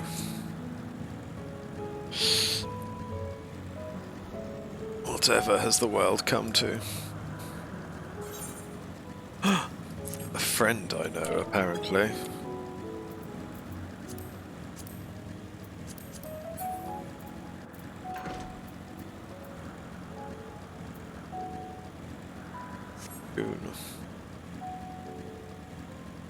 Oh, of course. Can you still craft high-quality things? You just can't. It's just harder because you now can't get high-quality materials. Is that it? Yeah. Fucking oof. The fuck was that?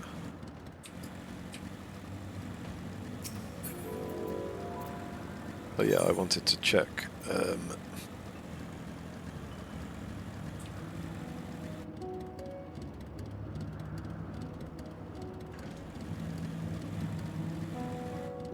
Hold the phone. Why does that say? Why is that called minor?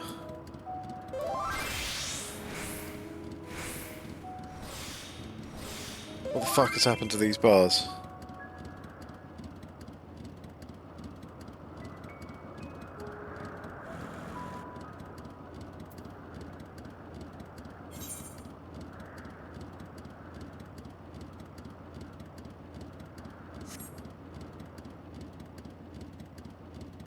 Hold on. Hold on.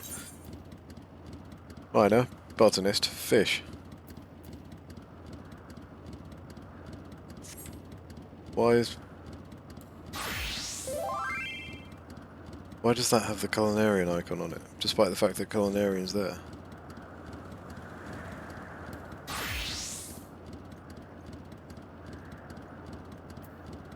All the other bars are fine. What's happened to you lot?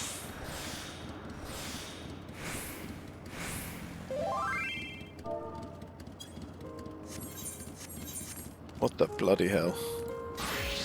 Oh well. Ignore it, carry on about my day, I reckon. Yeah, I saw that about it being multiple item procs rather than a rarity thing. Your time in this age is drawing to an end. Upon speaking to Venar, several cutscenes will play in sequence. It is recommended that you set aside sufficient time to view these scenes in their entirety.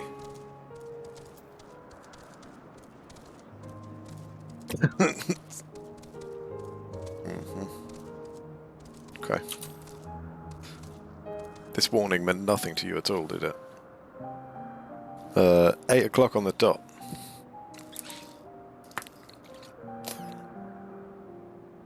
So, it is within. Let the cutscenes commence. The portal that brought you hither, and will take you home.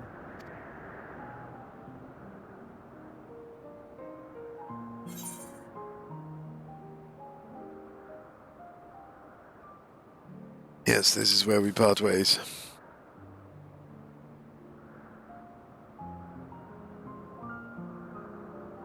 May you and yours emerge triumphant. Make use of the knowledge you have gained, that your days in Elpis and our friend's sacrifice be not in vain. With Meteon free to pursue her designs, 'tis only a matter of time until the final days are upon us. We must be ready. From fortifying our defenses to securing our escape, there is much to be done. In spite of this, we cannot allow the report that set this calamity in motion to become common knowledge. Were the masses to learn the fates of the other stars, I fear the situation would spiral out of our control. I must carefully consider who can be trusted and bring them into the fold. Ordinarily, I wouldn't hesitate to call upon the 14. I was going to say. However, it was the desire for a fair determination that drove Hermes to attempt to erase our memories. And were he made aware of his actions, there is no telling whether he would remain a friend or become a foe.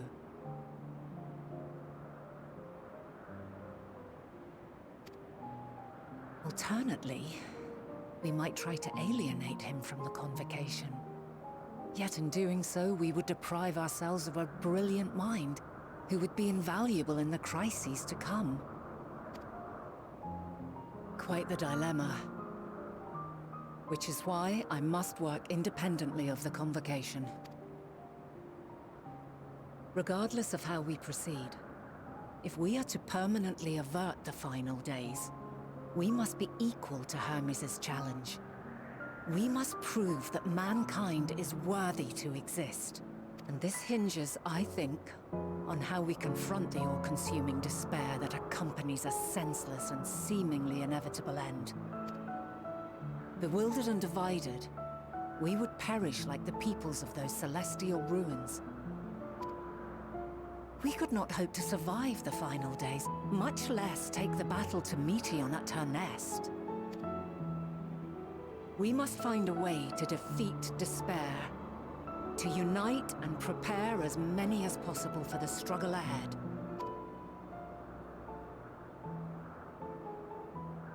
Heavy will weigh the burden of guiding this legion of souls. Yet I have faith in mankind's potential. As long as he believes in himself, there is naught he cannot achieve. So I will not give up on him. On us. You may find your world to be very different. Or perhaps the erasure of our friend's memories has sown the seeds of a conjunction between us. We cannot know until the moment is at hand. So shall I strive to do my best, taking naught for granted as I walk my path. And I pray you walk with me to the end. As you move forward, so too will I, as will all, resolved to fight for the morrow. And when mankind has found the strength to stand against despair, we shall silence the song of oblivion. She who sings it will learn our journey is far from over. This I promise.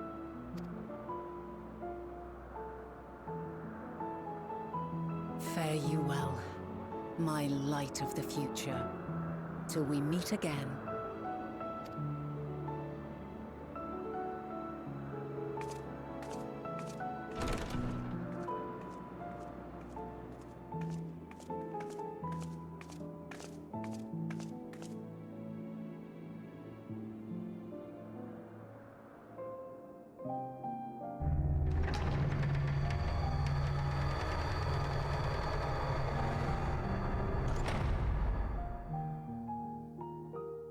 Now we pop back to the real world. And what? I can't even remember how we got over here. To the past. But we're coming back with new clothes.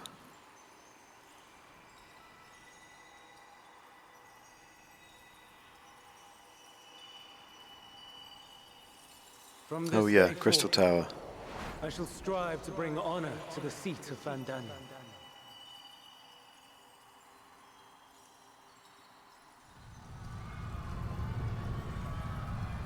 Or is this how we get caught up with shit that's happened? In other words, the final days happened. Regardless. As was tradition.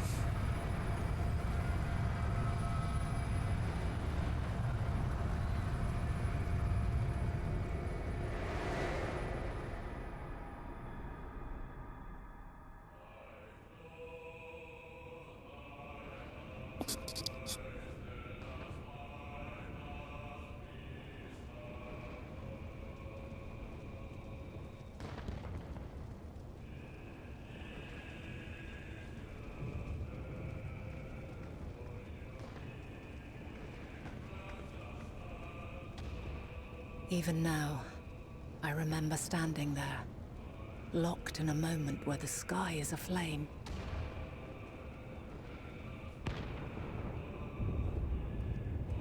Where stars fall as tears, and screams darken the seas. Where resignation rots the trees.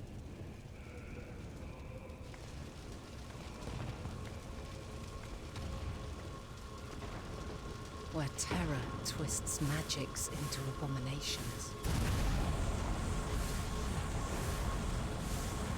Such is the lament of they who have gone before. The song of they who tried and failed to create a better world. The song of the end.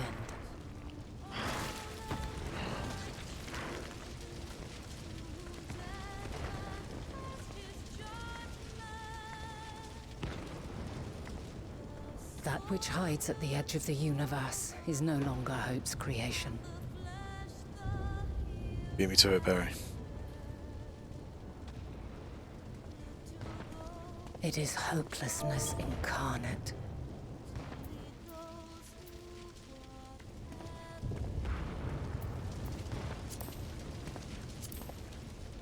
That day, mankind saw half of its number sacrificed to bring forth Zodiac.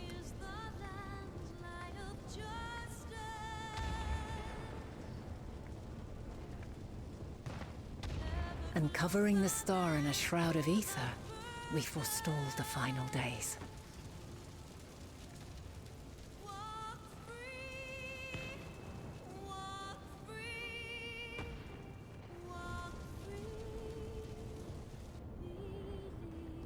Okay.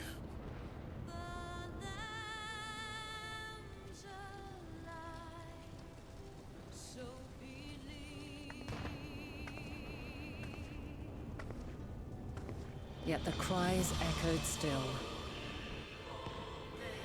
We wept for innocence lost, wailed for death inevitable.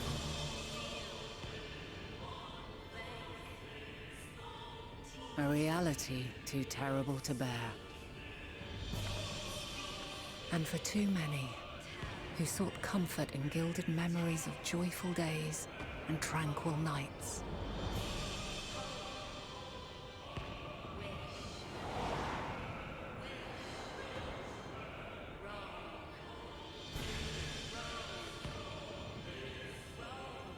This is all wrong! Why must we suffer so? It needn't be like this. No. There must be a way to restore things to the way they were. To reclaim the perfect paradise we once had. No, my friends. Suffering exists, and we cannot pretend otherwise. No civilization, however great, could eliminate it. If we would live, we must accept it as our constant companion. Let us not seek to forget this tragedy. Let us carry it in our hearts, that we may grow stronger and know true happiness. We can't accept it! We won't accept it! It will be ours again! A world free of sorrow! No, it will not. For there has ever been sorrow. Mankind was but spared its biting sting for a time. So please, open your eyes. To try and reclaim those lives we lost by sacrificing yet more isn't wisdom. It is weakness. No paradise is without its shadows. If we cannot accept this truth and learn from our pain, then our plight shall be repeated.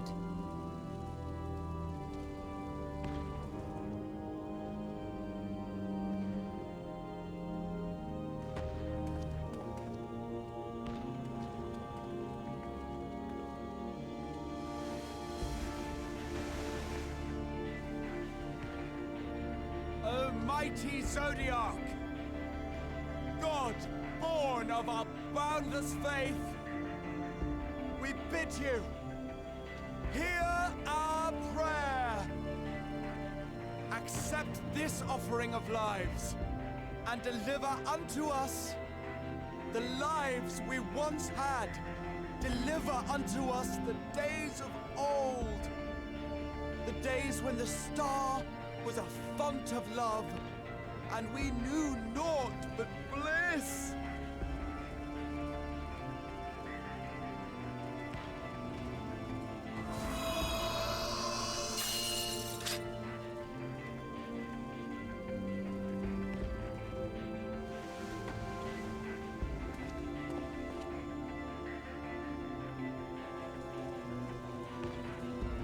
You would destroy it? Our beautiful world?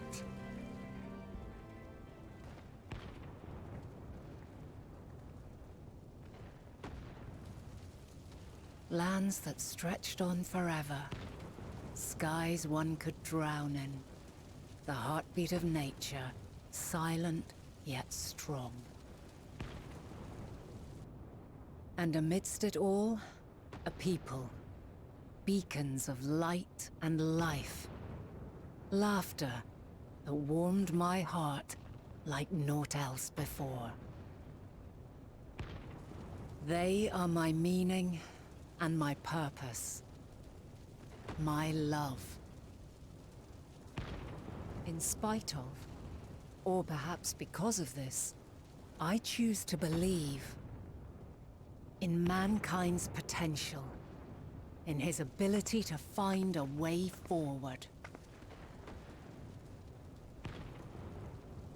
So let there be no way back. From that temptation, I sunder us. No more shall man have wings to bear him to paradise. Henceforth, he shall walk.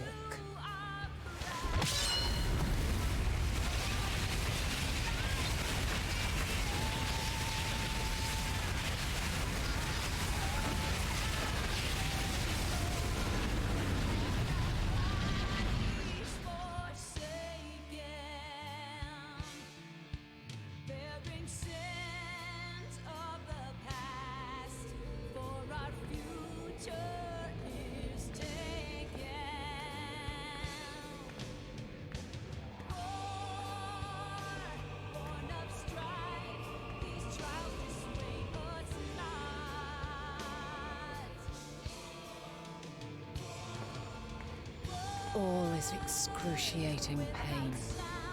I breathe fire and torment.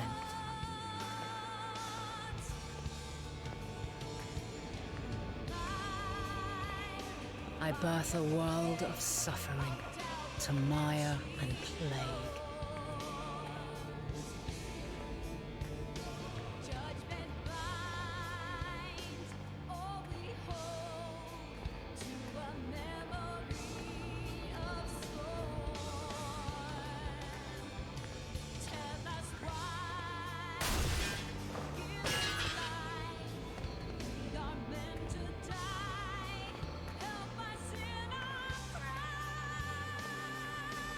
In one fleeting moment, lives come and go, ever moving towards the unknown. And in that fleeting moment, they cry for the answer to the question.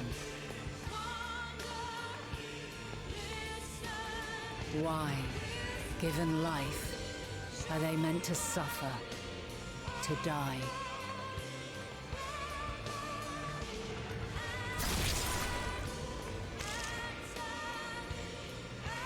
As fragmented, imperfect beings, yours is a never-ending quest.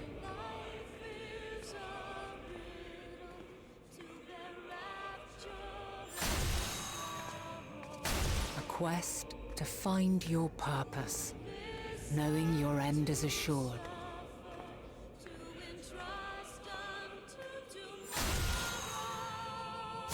To find the strength to continue when all strength has left you. To find joy, even as darkness descends. And amidst deepest despair, light everlasting.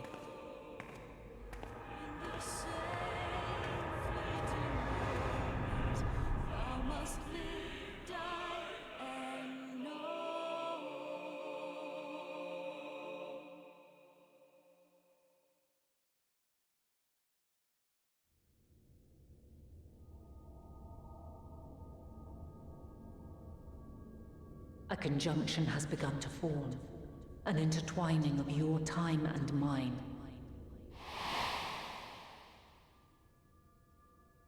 When you truly understand what is at stake, and your journey has prepared you to surmount the insurmountable,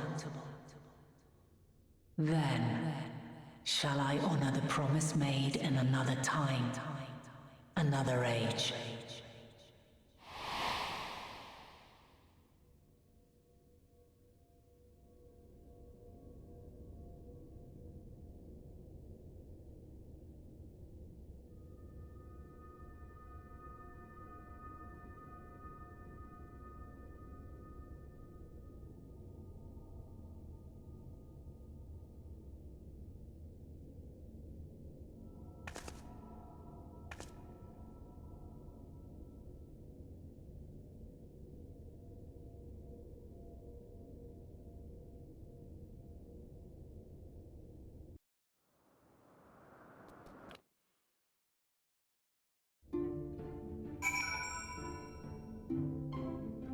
We go.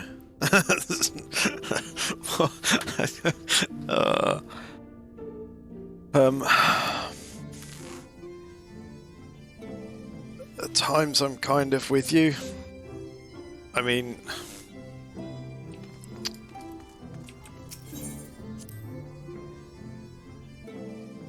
not that I would ever skip, because that's not who I am. But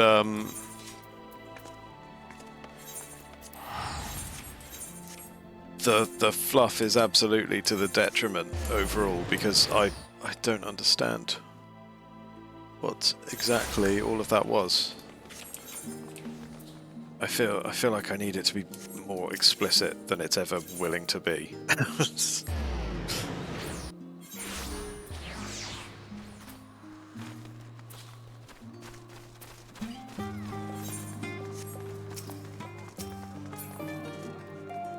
But then to some people, maybe that all made perfect sense. Maybe they followed all that. Maybe they knew exactly what was happening. Maybe I'm the asshole. I don't know. Shara, impeccable timing as always. I'd heard you were off in the first as part of our efforts to investigate the final days. Well, as so often seems to be the case, while you were away, we've had some few developments, which we can discuss in just a moment. For now, however, I cannot tell you how wonderful it is to have you back.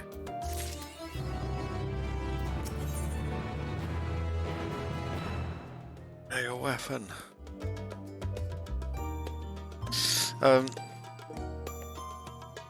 Yeah, I don't know what just happened. Completo.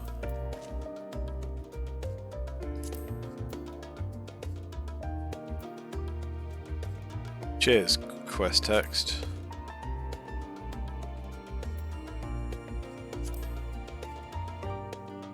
than eyes watching you in quiet contemplation. That's all the summary I've got of the quest, which contained those cutscenes.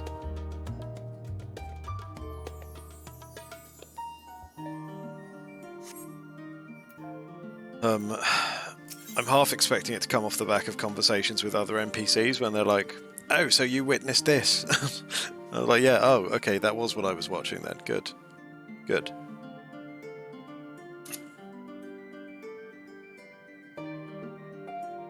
I don't know. I enjoy the spectacle regardless. whether I understand what the fuck is going on. It's also part of me that doesn't like to admit that I don't understand what the fuck is going on. Because, well, not least of all because it's taken me infinitely longer to get to a point and have as much understanding as you. did this in a day. Less than a day.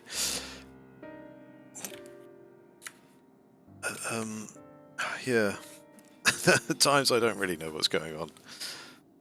So, have you learned aught more of the final days? No. No. Then the knowledge was well worth the risk. No doubt your newfound knowledge will be a great boon to us all.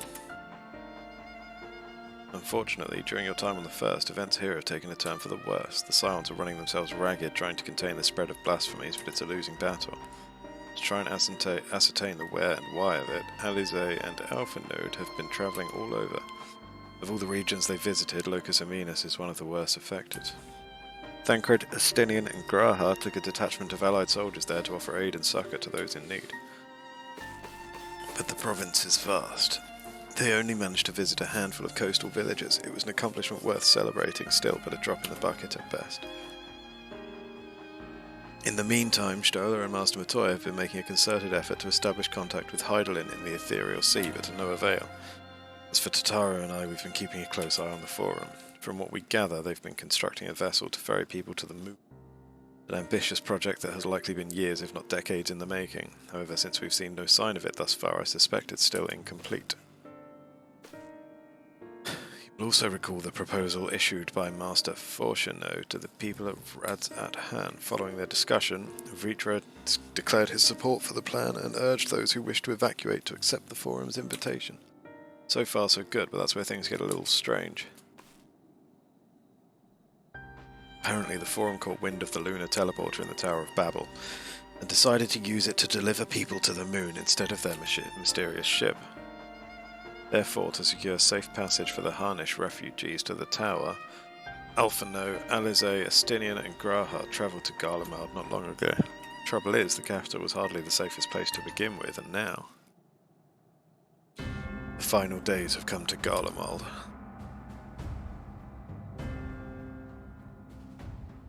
Shortly after our friends arrived, they were sent to rendezvous with Master Fortunau. Then panic broke out, and our communications were severed. From what fragments we were able to make out before the link shot went completely silent, we can only assume the phenomenon has spread to the capital. The others need you, Shara. Please, you must help them.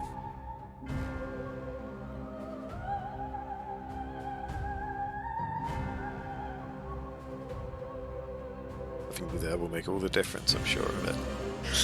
Camp Broken Glass was their first port, of course, so you'd best start there. Hopefully Lucia will know where they are. There's no telling what you'll be walking into, so you'd best take every possible precaution.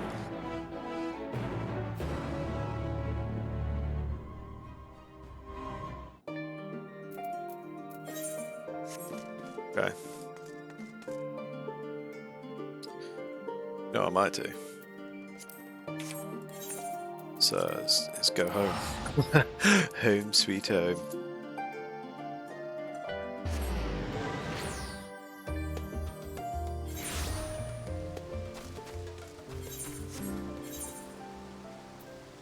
Oh, hello. A Hermes card. How exciting. How wonderfully exciting.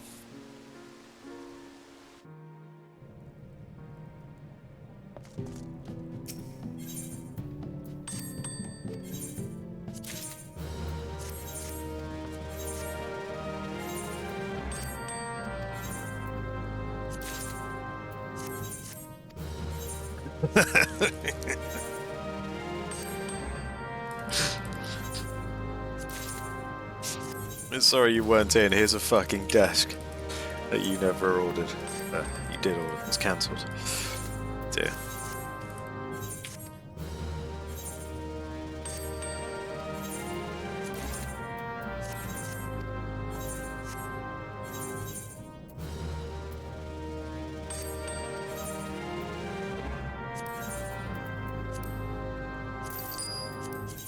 Dark steel nuggets.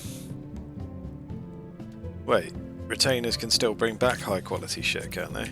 Goddamn right, I'm gonna try and sell it for high quality prices. Your Taurus hide. Hello. Lemon fish. Lemon fish.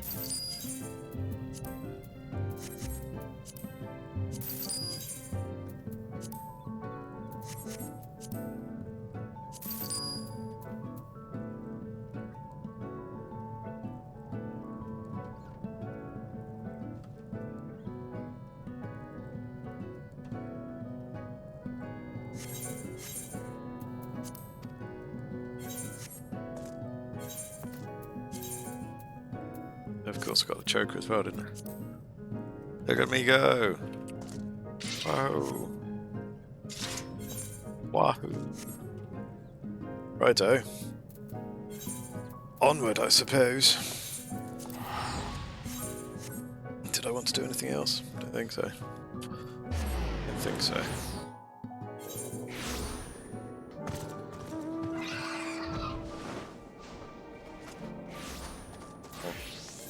Oh, good. A duty. Shara. Not a moment too soon. The scars over Garlemald are ablaze, but it's events on the ground that concern me. As you will have heard, your fellow Scions arrived ahead of you. Cut the customary greetings short after we received word from our troops on the Magna Glacius that the Forum's airship had landed. The teleport screen is getting confusing now. Oh, yeah.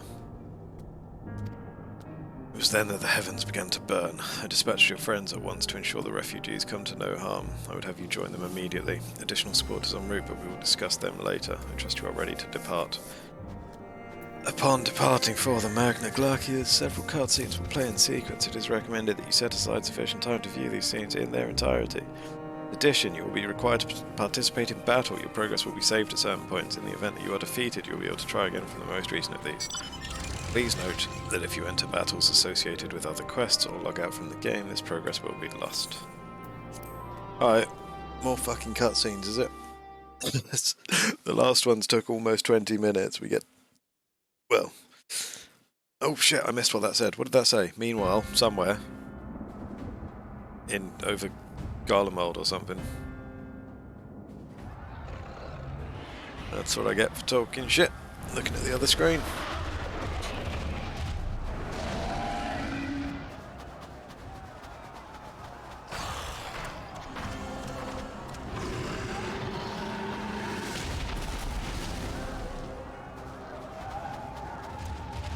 No. No. No.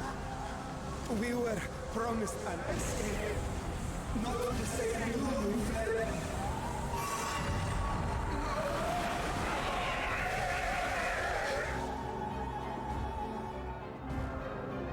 I shall not meet my final days here in this blasted waste.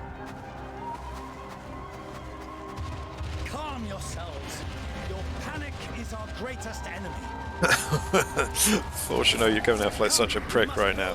Hey, hey, you should all calm down. Just take a deep breath. Calm down. Never you mind all of this. Just chill out a second.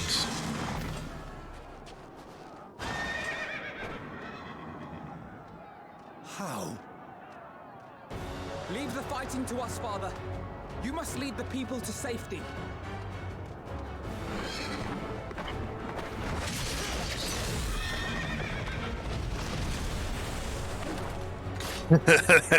How?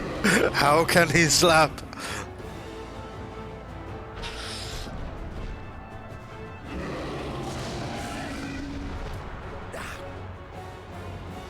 I can handle handle this pair. You shall tend to the refugees. Let us be about it. I can't believe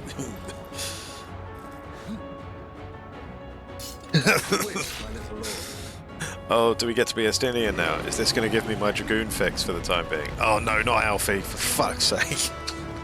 Why would you zoom in on Alfie if we're playing as Alfie? No.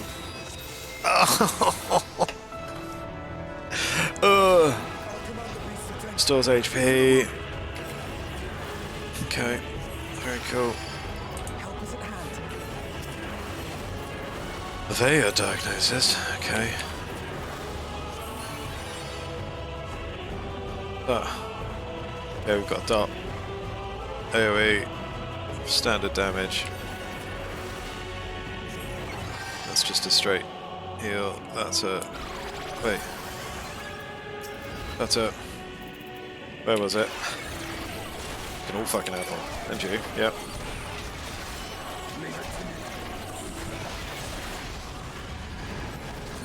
Were you the one with the... No, you were the AoE. Alright, Estinian. Self-destruct what you like, mate. It's not going to make a difference.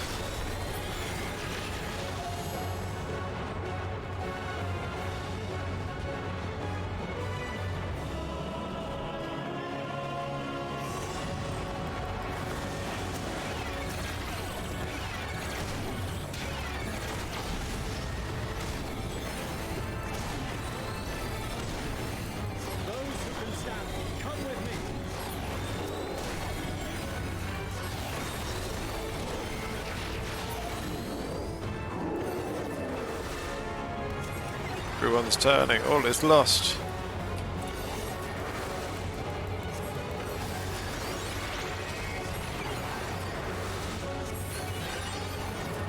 Yeah, no, this is...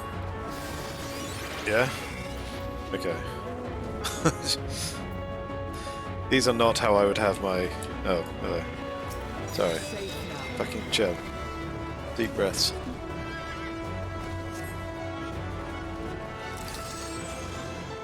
Easy now. Deep breaths.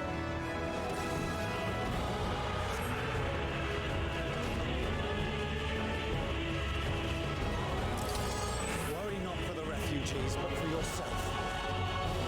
Tell me what to do.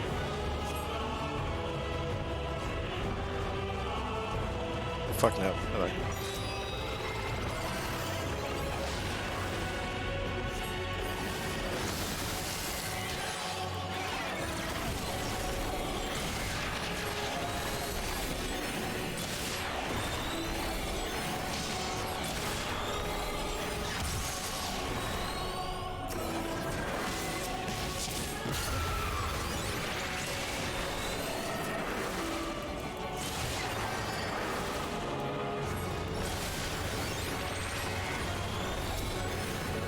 Oh wait, diagnosis.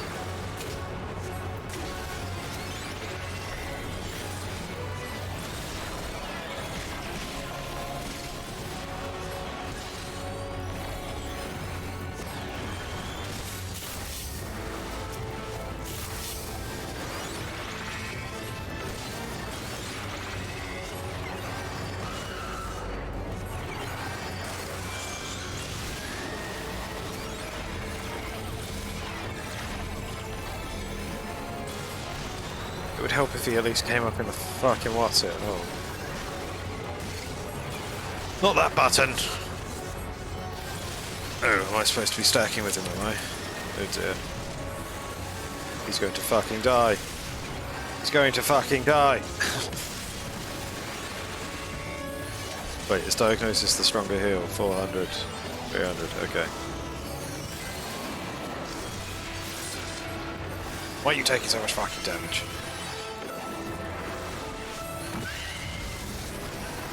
Better. Okay.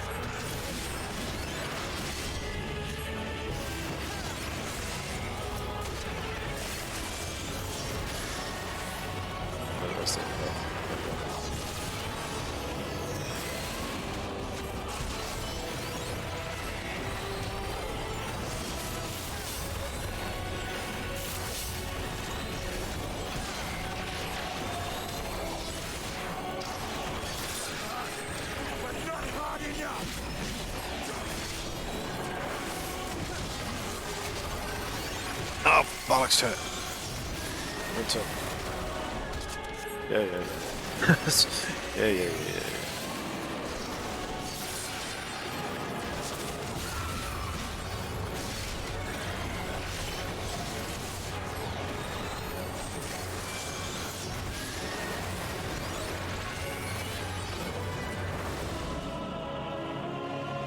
Oh, hey.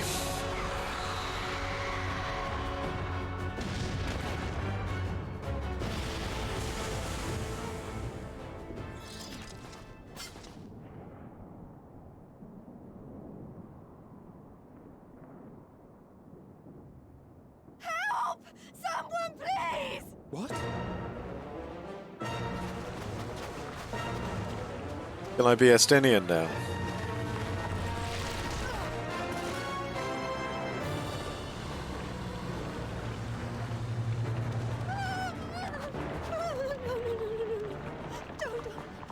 I don't want to die.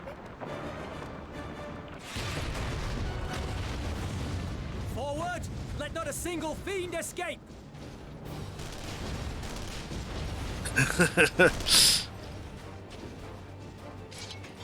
Who are these fellas? Wait, that's...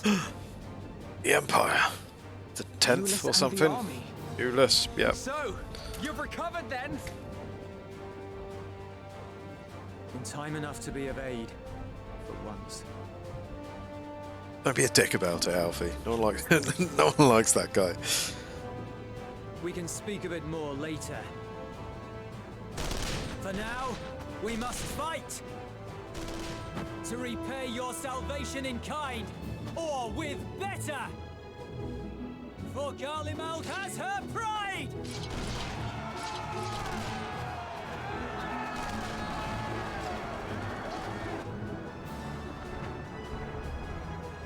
Of that I've no doubt.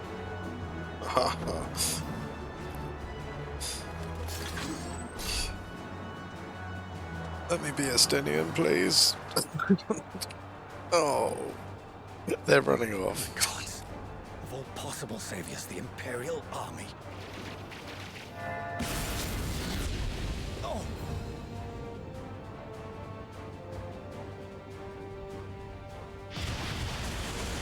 Okay, of these two, I would rather be Ali. To take all of them down at once. Think a withdrawal might be in order? Oh, sod that. You know who would never abandon these people to their fate. Why do they refer to me as you know Devoured who? by their former friends. That'd be beyond cruel. Yeah, These beasts must fall here and now. she's a red mage.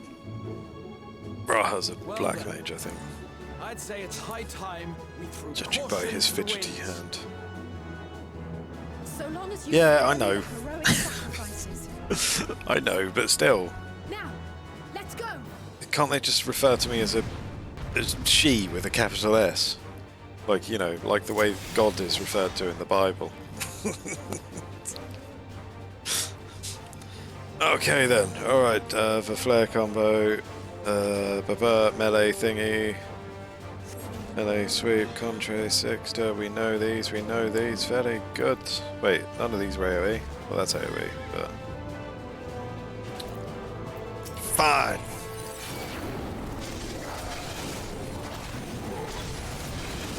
Wait, how much is that? 200.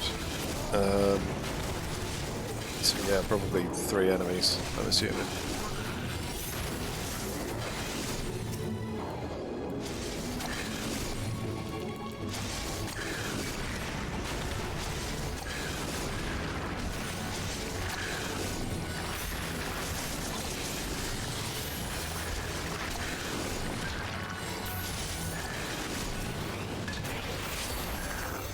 Oh, that does have that on it, okay.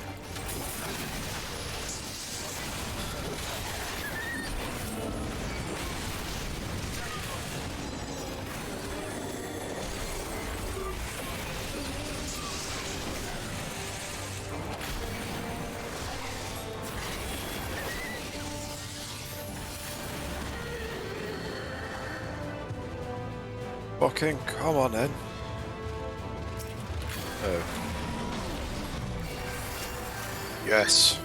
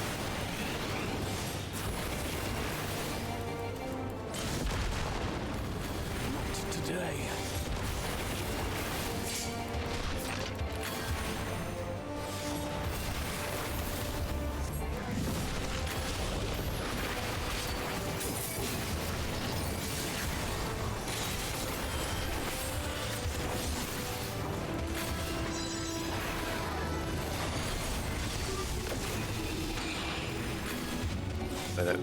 It counts. Which way are you going, Raha?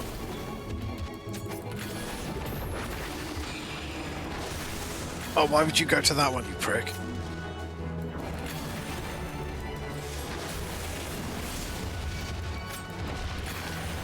How's our chance for what? Okay, good. He can do the curing.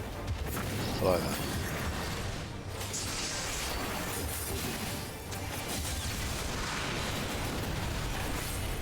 I'm not done yet.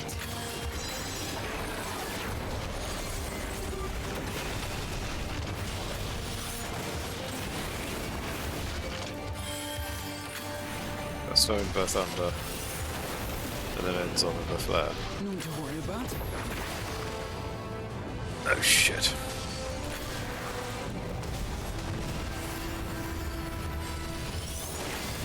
The air crackles with energy. Find cover!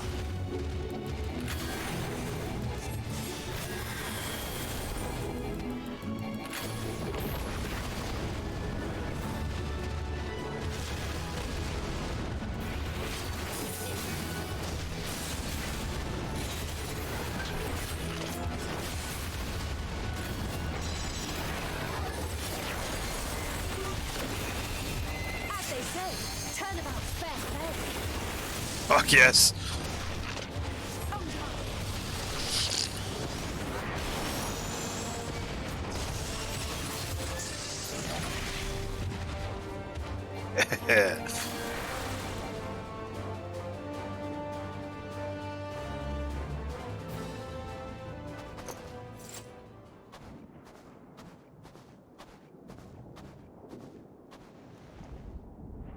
There's not the barest trace of ether. Maybe there really is no way to bring them back.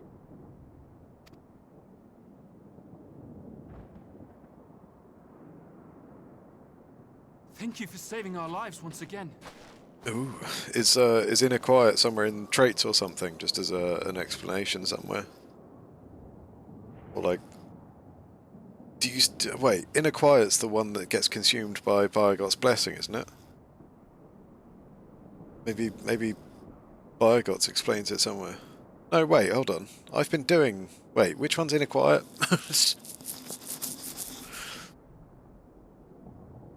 Because I've been using that, haven't I? Well, I've been using the same skills I always used before with my dwarf quests. Maybe I'll have to have a look. From Purusha. You helped us there too, didn't you? Well, no, I mean, I've been using the skill that used to give you Inner Quiet to start.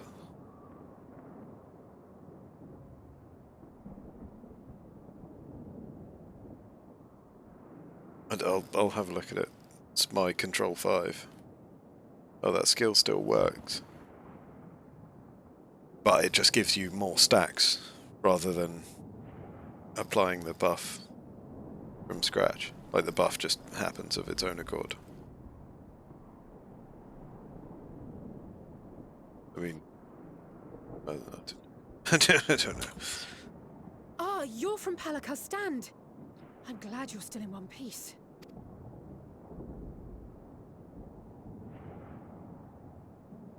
Oh, you will be, once I see to that injury of yours.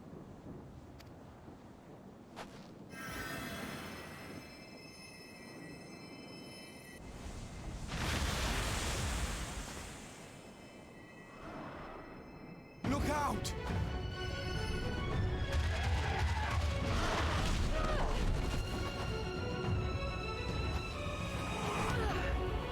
Had our fun as Alizé. Whose turn is it?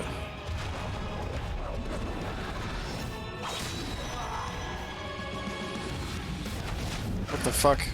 Raha's a paladin now, is he? Here. Quickly!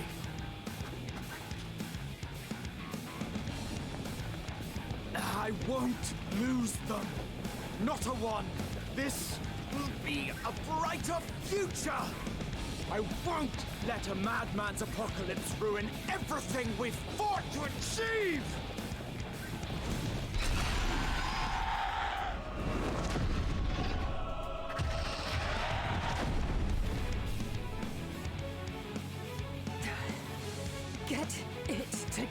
Alizé.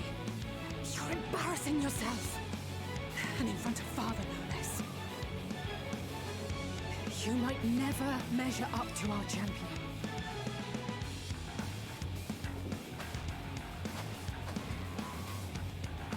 But we ask too much of her as it is. You mustn't let our sword in the darkness fight alone. See, those are all fine. Call me your sword in the darkness. Hey, hey, here I come, the fucking menace.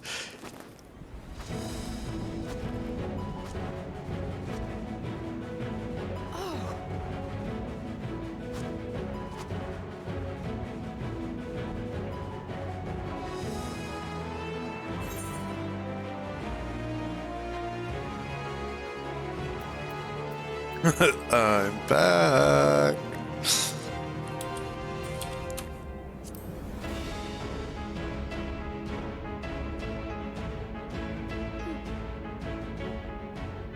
I can look after myself, you know. I feel like Alizé's got like a major complex going on because she knows she's not us. Poor thing. Everything's in order, I trust?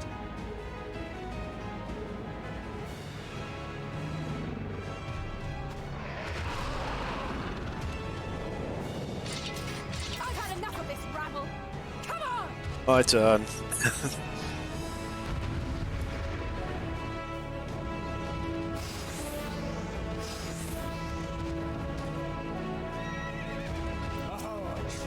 In the coming battle, you will fight as Shara C.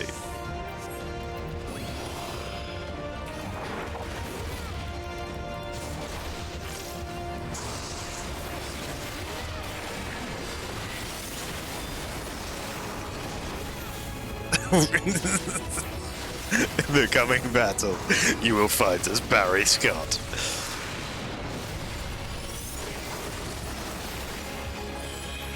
Bang. The dirt is gone. Alright, call your meters down all you like, mate.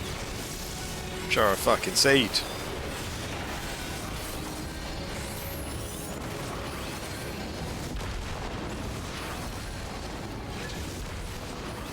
Just the beginning.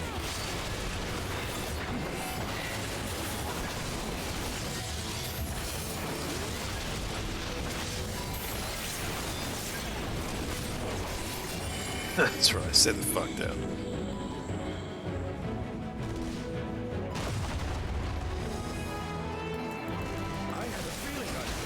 Hello, boys.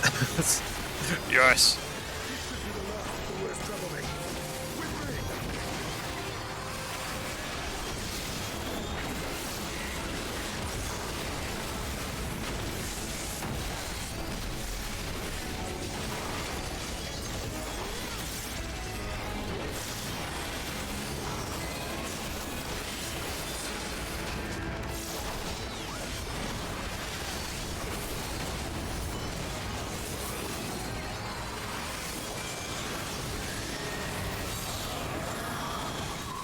Well, aren't you familiar?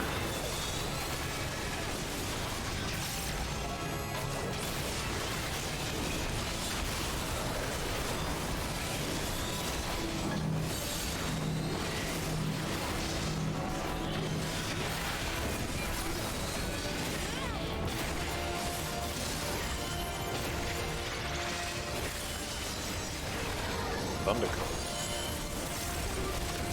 Oh yeah. Ah yeah.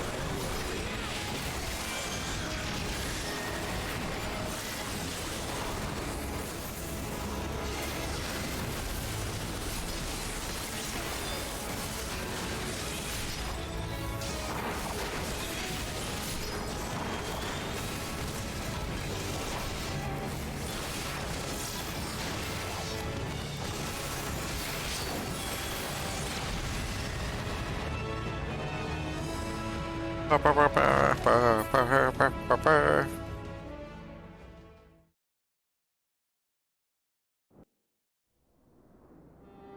still need to figure out Divine Veil. The healing on it didn't it didn't seem to heal me at all when I was looking at it. But then I don't know if it's because someone else healed me. Beat me to it.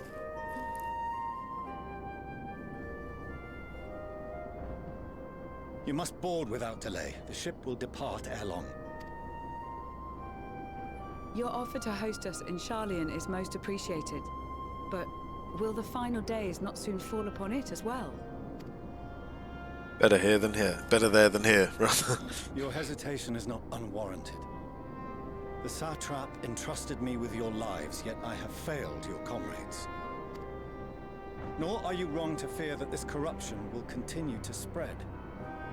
I cannot promise you complete safety, even in my homeland.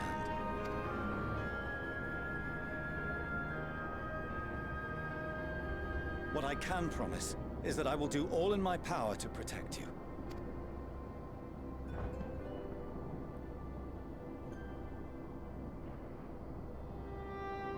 That power is not inconsiderable. Even now, my countrymen are preparing the vessel that will deliver us to a sanctuary on the moon.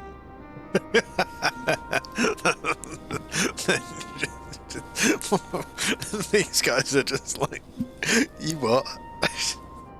You can't just take us to a sanctuary on the moon. That's not how this Join fucking us works. On our journey there, and beyond, to new horizons. Come to old Sharlayan. Please. Materia 10. Juicy stuff, presumably from your level 90 dungeons and stiff. We would be fools to refuse such a generous offer made in earnest.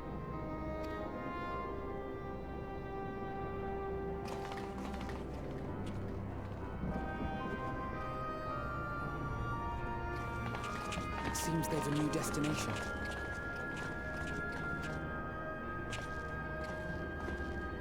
The people of Radzat-Han have known too much suffering. The march to Garlemald will only bring them more, short though it may be. I quite agree.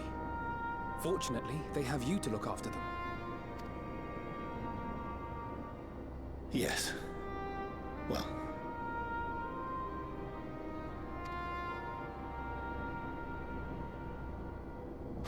Behind you!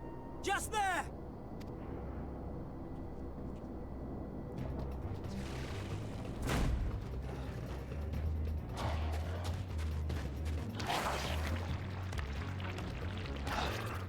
More of them.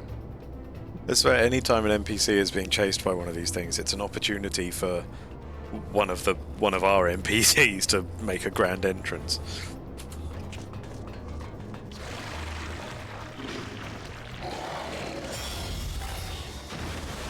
Fucking called it. Oh shit, that one. Oh god, that's not who he wanted at all. Hello, Xenos. Xenos! Here!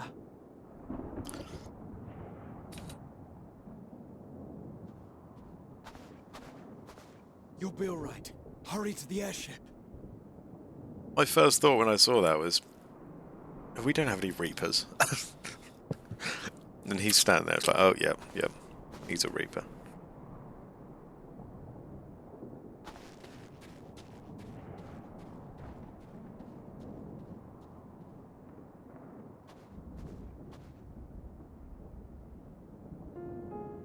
Why have you come? A heretofore unseen beast. 'Twas ripe for the slaying. Poor sport, alas. Unfit to temper my blade. Oh, for the love of... You cannot still be on about a rematch. That is, and has ever been, my sole concern.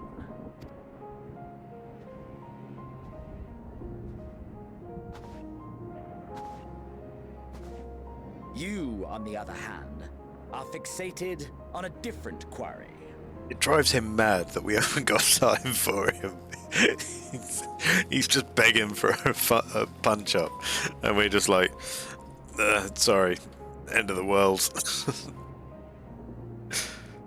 Your passion pales before mine, yet neither hate nor despair seems sufficient to recapture your misdirected bloodlust.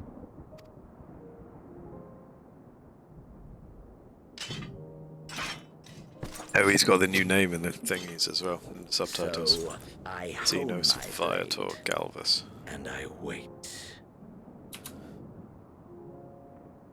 Own your blade, is it? That's what the kids are calling it these days. That's all you care about. Oh, don't bother, Ulysses. It's long fucking gone, mate. Garlemald is in ruins. Our homeland, the nation you rule, is as good as gone. Along with so many of its people. Not just soldiers like us. Not only those who fought and killed for power and duty. Innocent civilians.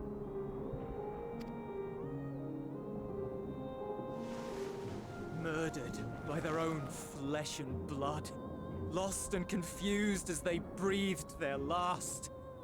Ulysses must be pretty pissed, as he's saying about all of this, and Xenos has been there with some obscene power at his hands, and he's just letting it happen. While we who survived with our lives and minds intact were left to freeze to death. The Eorzeans tell me all this was your doing! You slaughtered your countrymen! You did! For what? Sheer joy of For it, I'm nothing afraid. in the end. So much wasted effort. He just doesn't give a shit.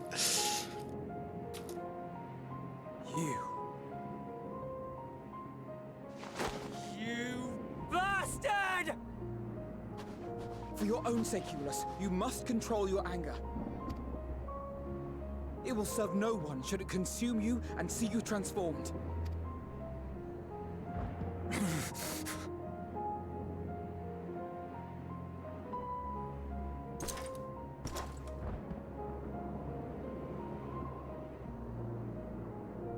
Would you be happier had I a good reason? What?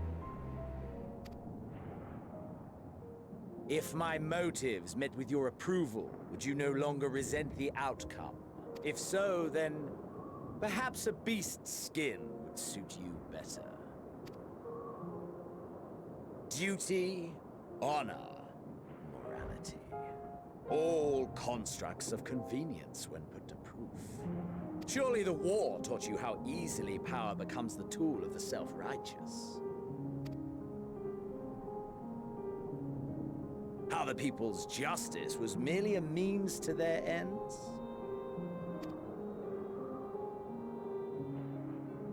Yet you would ask me why.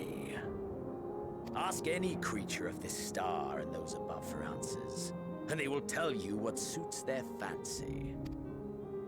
And they would be right to do so. What meaning there is to be found in the petty vicissitudes of your existence must be gleaned by you, and you alone.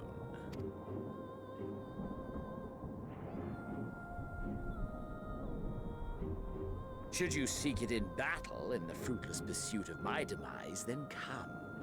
Assume your rightful place as a notch on my blade.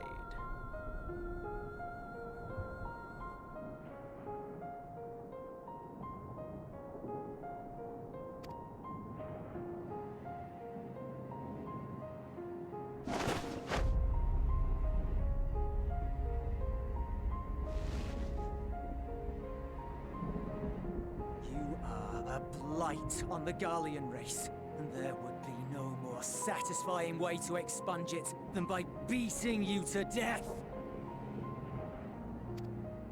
I don't think you've got this, Ulysses. No offense, man. But I will not be party to another tragedy. I refuse to lose anyone else because of you.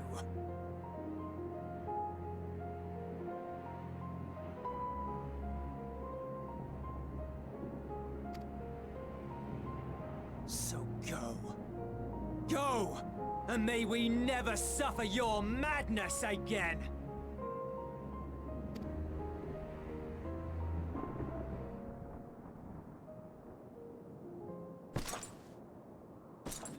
Xenos!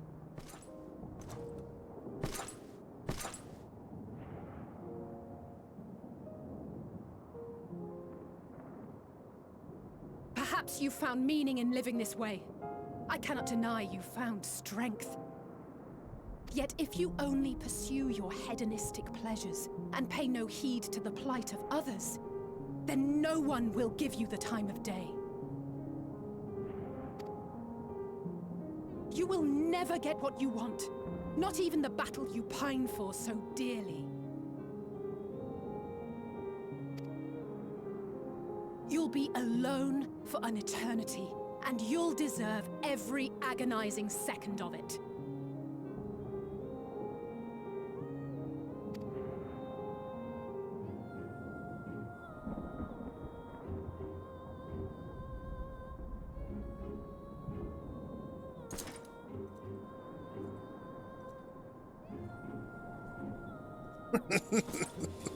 He doesn't give a fuck. He's just like, he didn't even make a noise. He just fucking walked away. It's not even gonna dignify it with a response. I can't help but like his vibes. He just doesn't give a shit. The refugee ships will be leaving shortly, but I've asked mine to remain for the time being.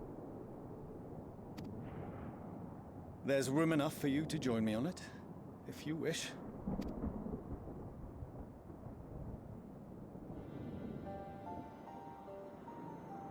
Do contain your surprise. I needn't agree with the Scion's methods or intentions to acknowledge that their deeds are deserving of gratitude. We appreciate the offer. But might I ask why you are delaying your departure? I presume it is not solely for our benefit. I must visit Garlemald ere we return to Sharlayan. Having caused such an uproar, it is only meet that I explain myself to the Ilzabard contingent.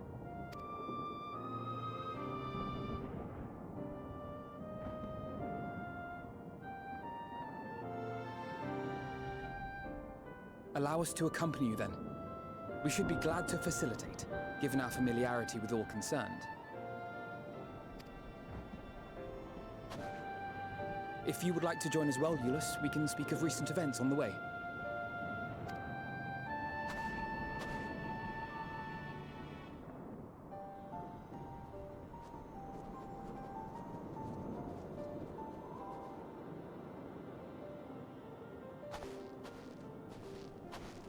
He'll be after your seat on the forum next.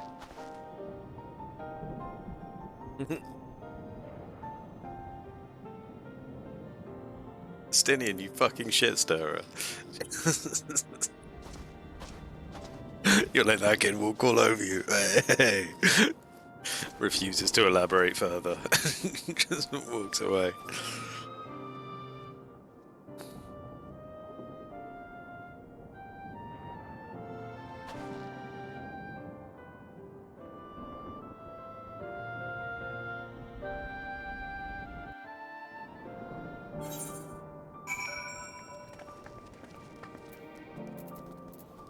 That weapon. Give me a weapon. To see Xenos standing there so uncaring and unrepentant. Gods, I don't know what came over. It's blurted out the first thing that came to mind, but looking back on it, I stand by those words. I would say I hope they won't incite him to further villainy. But to be honest, I doubt he even remembers what I said. You think he even heard what you said? He was just watching me with a various romantic comedy film soundtrack playing on loop in his head. Because there's something wrong with that guy. Oh dear. Anyway, enough about all that. It's good to see you again. Thank you for my new weapon. 545.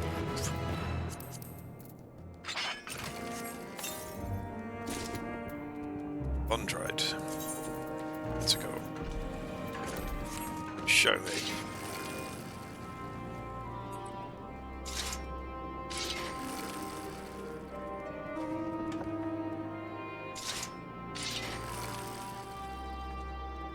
my sword. It's a rotating saw blade on the end of it. Okay. Okay, we can get behind it. What's going on, Lucy? Actually, wait, what? Okay, cool. Lucia is taking stock of the present situation. No major injuries then. Good. I briefed the recovered soldiers and sent them on their way as quickly as I could, but nevertheless feared they would not make it in time.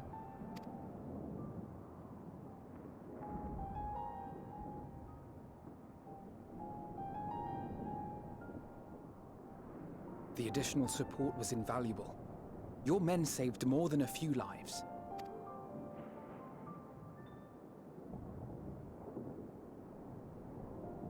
Though not all, I regret to say.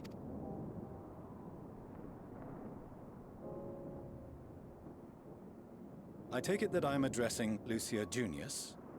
I'm the Forum's envoy, Forchano Leveilleur. And you are owed an explanation for these most dire developments.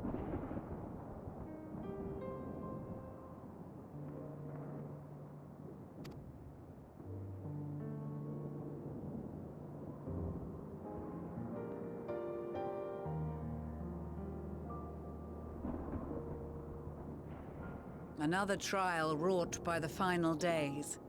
I was beginning to suspect as much.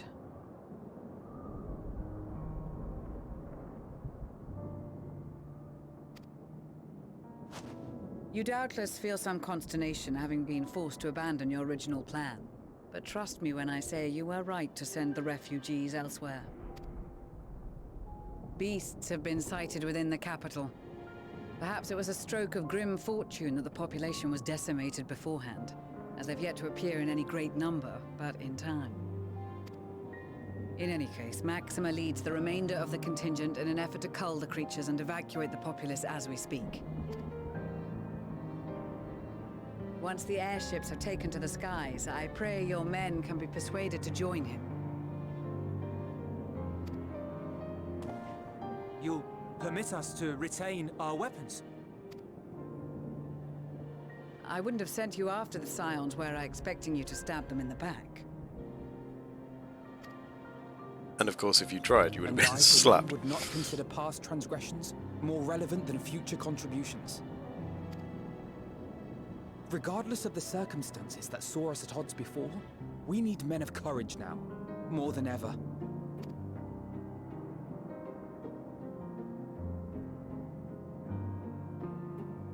Why are his eyes so wide? I think he's staring into my soul.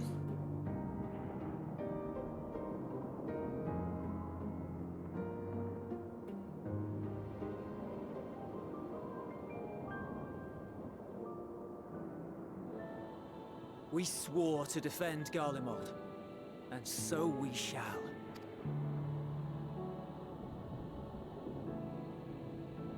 It seems you have everything under control. You will excuse me then, for mine own duties await.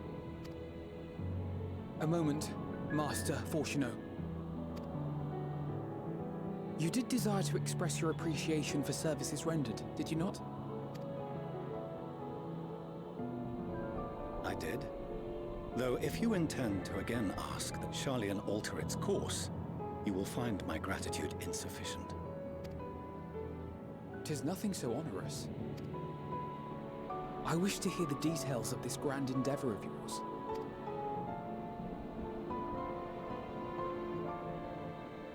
Tell me about your moon ships. Do you swear to listen and to learn, and not to embark upon some scheme to impede us? No. I swear. Ah, you coward. Alizé didn't.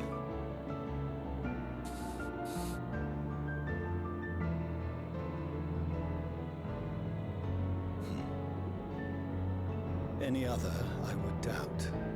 But you, I trust to keep your word. For not once have you broken it. Very well. I will request that the Forum make you privy to our plans. You may await our summons at the Baldessian Annex, assuming the decision is in your favor. Does that suffice? does. You have my thanks. Excellent. You can regale us with tales of your most recent sojourn to the First while we wait.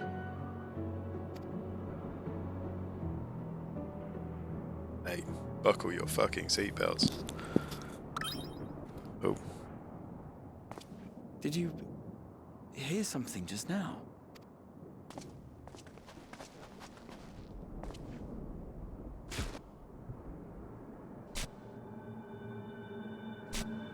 Moon rabbit. Zombie moon rabbit.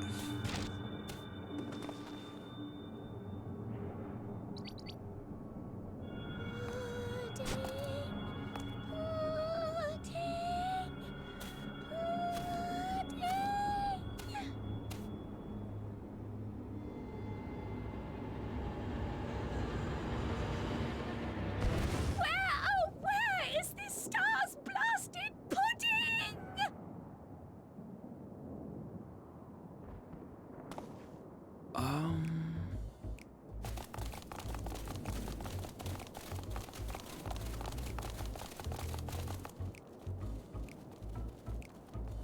The moon rabbits are here, Barry.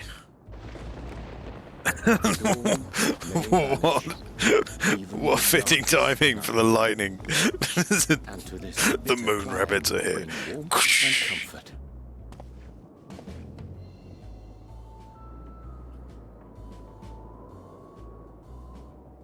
"'Tis heartening to see such an assembly upon my return. I thought often of you whilst I looked down upon our star's brilliance from the moon above." Why do they refer to the planet as a star? I don't understand that either. I've always assumed the star to be the equivalent of like our sun, i.e. our solar system sort of thing. But the moon is not above the star, it's above the planet, right? Or is he just saying that from there he was able to spectate the entire solar system? Aren't you cold?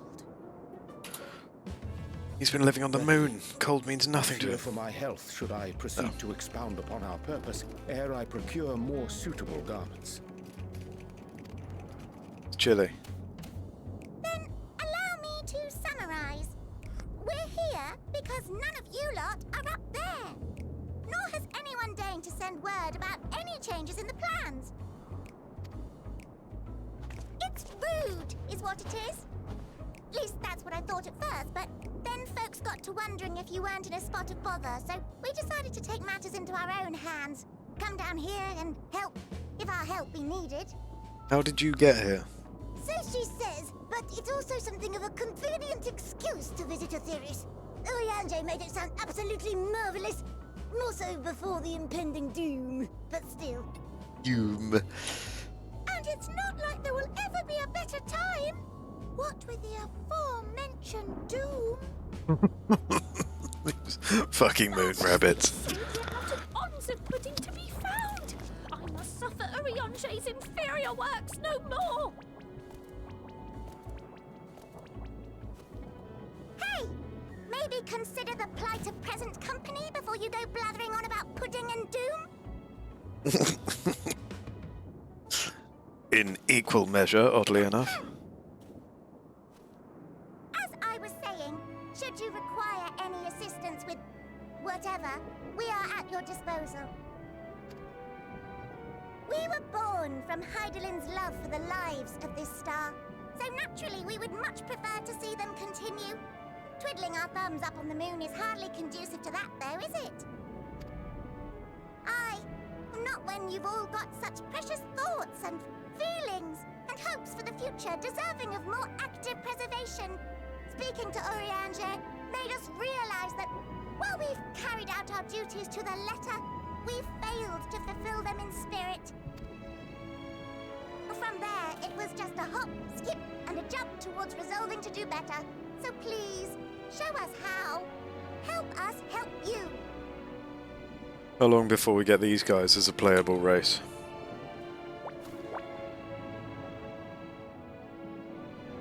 Forgive me, but are they... Thy distant collaborators, indeed. He didn't even know what they look like. Well met. You'd be a member of the Forum, would you? Beast Tribe, of course. Pleasure to meet you at last. Probably the crafting Beast Tribe, won't they? Would they? I'm trying to think what other Beast Tribes we could have. I'm Livingway, Haglin's right paw. That last bit is very important. As am I, if I may humbly say so myself. I bid you welcome to our star, Livingway. On behalf of the Forum, I thank you for traveling such a distance to meet us. As you have surmised, preparations for the Exodus have not proceeded as smoothly as we had hoped. I should be happy to personally escort you to our headquarters in Charlian, where you may advise us as you deem fit. To our star. Yeah. 'Twas with reluctance that I set aside the great work of readying the moon for habitation. Be assured that I did so only after the Loperites made plain their earnest desire to come hither, and I myself felt a growing certainty that their contributions here would prove invaluable. 'Tis trite, perhaps, but I followed my heart. What other Beast Tribes are we going to have? Good to have you back.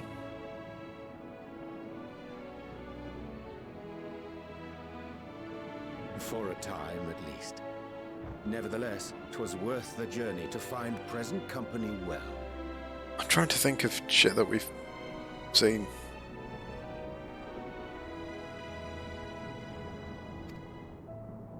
Will thou attend us at the Forum and lend thine own wisdom?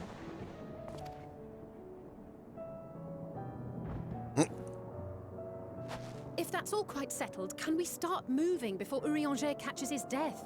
Even I'm freezing out here. I did consider them, but the Beast Tribes we've had in the past have been like the first ones were what, like the Amal Jar and the Sylphs, i.e. things that we had fought, as the Beast part implies, and we've got like the Sahagin. I don't think the Elephant Men are really beastly. I guess they would be gathering, maybe. Well, we haven't really fought dwarves for those.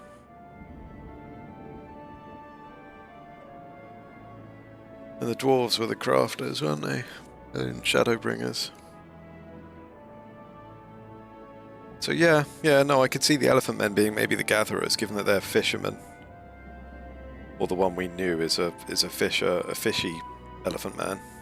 He's a fishy elephant man. Then moon rabbits for crafting. But then, like, the combat ones, I'm less sure on. Oh, I dare say you'll warm up quickly once you're aboard the airship. Sat shoulder to shoulder with our fur-covered friends.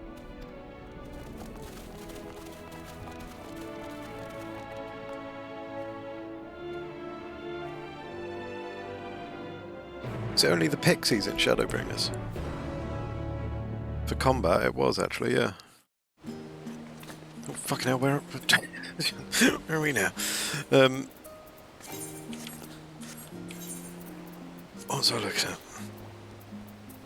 Pixies for combat, the Qatari for gathering. Stormblood was coaching for combat, and Nanta were combat as well, and then Nazat and Namazu were both gathering and crafting. Heaven's Ward was the same, both of those for combat and that for crafting. There wasn't a gathering Beast Tribe then. Then all of these four were combat, and then the Ixal were crafting.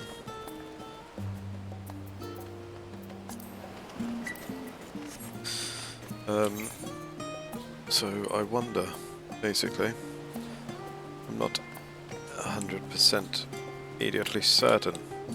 Where have we been? Let me ponder. Thavna, we've met elephant men.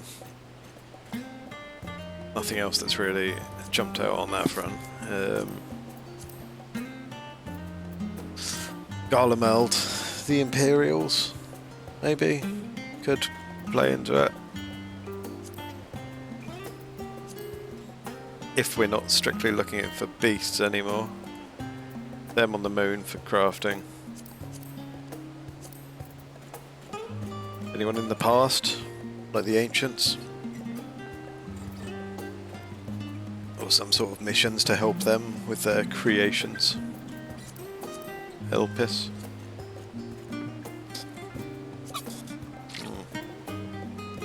Anyway. Oh. First things first. This skill. Reflect. Increases inner quiet stack by 1. Oh, okay. Up to 10. Alright, fair enough. Gain a stack of inner quiet with every increase in quality. Inner quiet effect ends upon use. Okay. Yeah. So inner quiet is just the passive now. I still never got that. I never got those. The level 63 trait for better chance of getting good.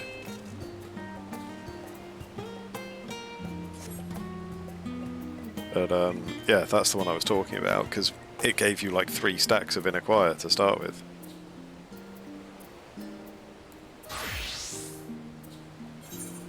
Yeah, I also wanted to look at stuff I've got. Gunbreaker, Astro. Blech. Yeah. Red Mage could definitely play a part one day. Anyway, yes. Back shortly.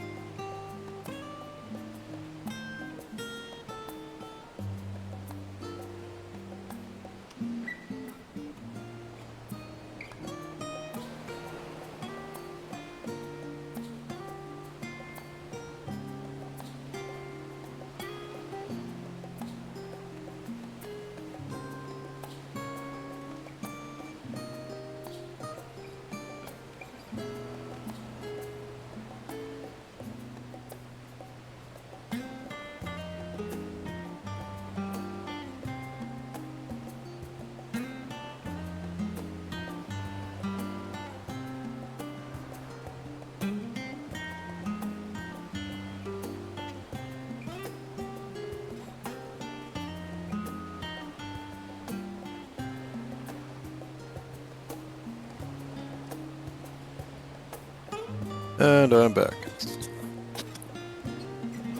And you may have seen that I clocked that when before I left, so I'm gonna have to go and get that. I can get that now. We'll be back. We will be back. Whoppa.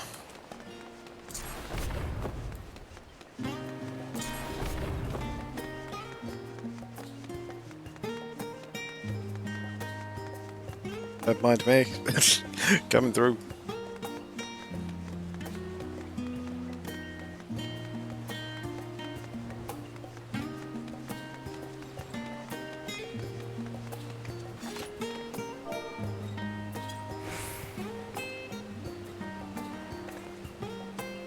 Wait, what?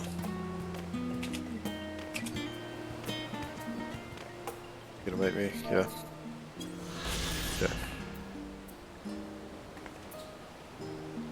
Being a sneaky ninja for the movement speed. Sneaky ninjas move slightly quicker than everyone else.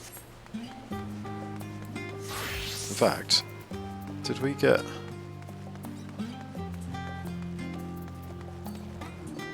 No, I'm assuming not.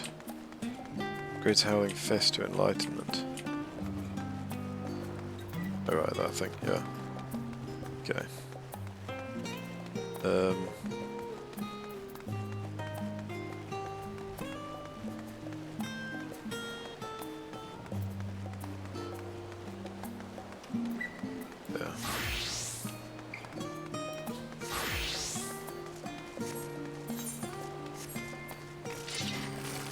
Hello. I dare say Master Fortuno was as nonplussed as we to learn the identity of Heidelin's lunar custodians. As he will soon discover, they have much and more to offer the Forum. Might I suggest we return to the Annex forthwith? We may yet have time to discuss thy recent adventures ere we are summoned to the rostra. Back we go then. Bard is another option when it comes to speed. And to be honest, I feel like it might be faster than Ninja.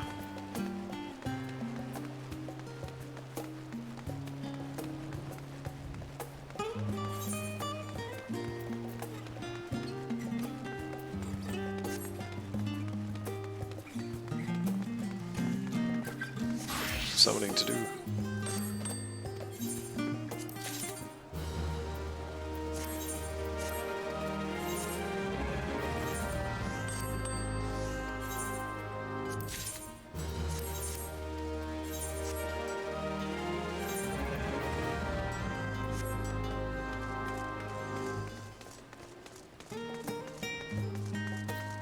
Yeah, no, the more I think about it, the more I'm with you on this.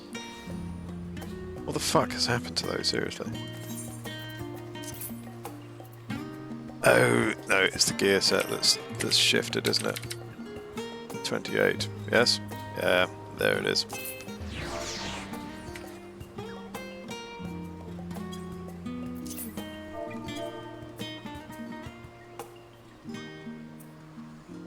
There we go. Now they work again. Fantastic. It's because I created a gear set for the old Reaper. It's knocked all the others out of place on the list.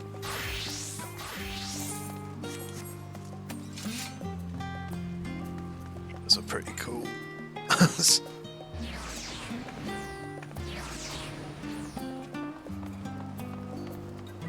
Definitely gonna have to try that. And Dragoon, to be fair. Dragoon doesn't seem to have changed that much. Blood of the Dragon is now now just a trait. When do we get Skogul?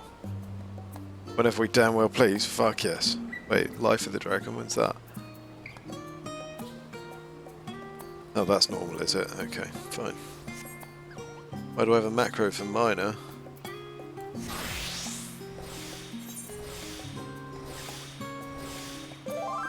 Turn on all of their tracking stuff.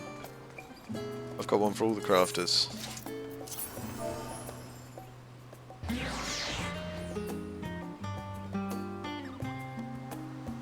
It's for not all the crafters, all the gatherers. turns on all the other gatherers thingies. Not all of it, no. No. So if I recommended, if I equip Botanist, it's just got Truth of Forest and Triangulate. Mine also turns on the mining ones, Prospect and Truth of Mountains, and the fishing ones, Fathom and Truth of Oceans. So I can track everything else as well. On each of them. Yeah, it's in God, what is it? Oh yeah, no, they still have cross classes. They still have cross class abilities. That's what that is. Gatherers are the only ones with cross class abilities now, but they still have them.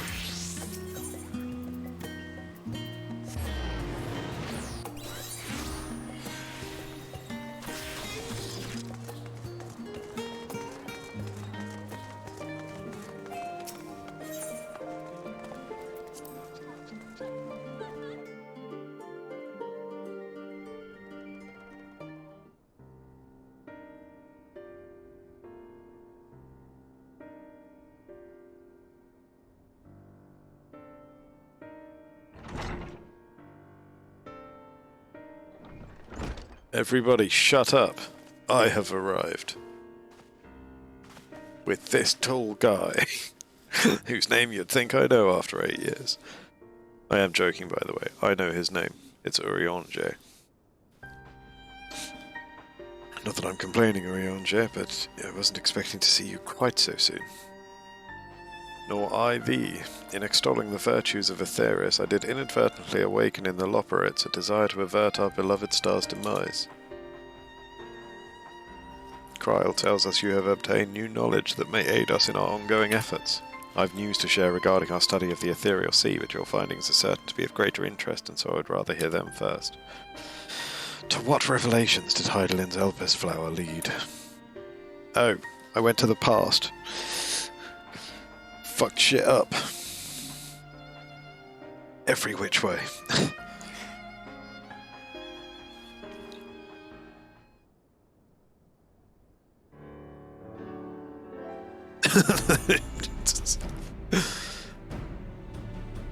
Then this dynamis is what drives the final days.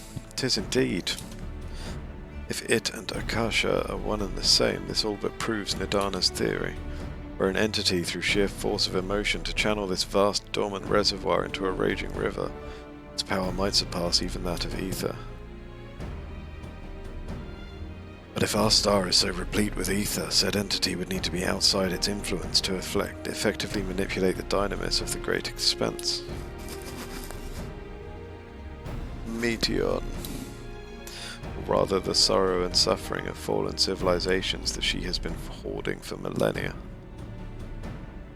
Untold anguish and fear and hatred drawn from every corner of the universe, all for a single purpose, the destruction of Aetherius. Then our foe is no longer some unknowable calamity. We have but one aim, to defeat Meteon. You make it sound so simple, but you're not wrong. Vanquish Meteon and we deliver the world from the final days, but to even attempt it there are two conditions. First, we must determine her location. Before Meteon escaped, an enchantment was placed upon her by Venar, the woman who would become Hydaelyn. So she became Hydaelyn, she didn't create her. That's good to know. This is one of those things where I'm like, aha! This is the conversation with the NPCs I was waiting for clarity on what the fuck happened.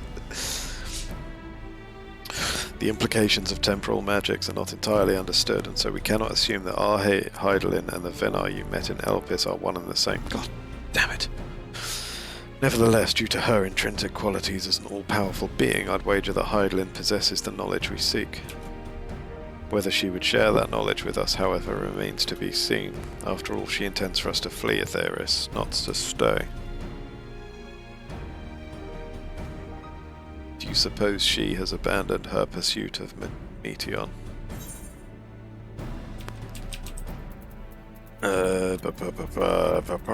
Do we really know Venar? The Venar I know would never give up.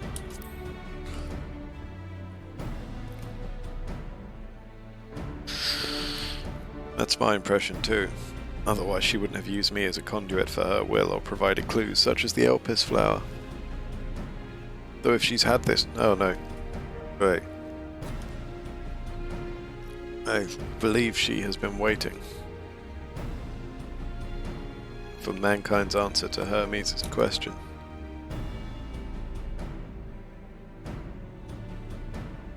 So what's the second condition? How the fuck do we get there? Yeah, we must find the means to reach Meteor. Naturally, our chosen method will depend entirely upon wheresoever she has made her nest. If only we had a ship that could traverse the stars. Our moon. Then communing with Hydaelyn must by necessity come first. Did you and Master Matoya have any luck with your investigation into the ethereal sea? Sadly not, though we enlisted the help of Arenvald and other Echo-blessed allies. We couldn't detect so much as a whisper from Hydaelyn, even from within the anti-tower. Master Matoya is of the opinion that in the years since abandoning it, the Forum has found some other method of receiving instructions from Hydaelyn. If so, it would most likely be some form of apparatus for observing the ethereal sea, built closer to home.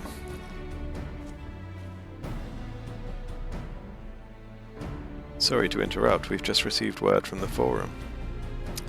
Your presence is required in the Rostra, where they intend to discuss the Great Exodus. Then Father was able to persuade them.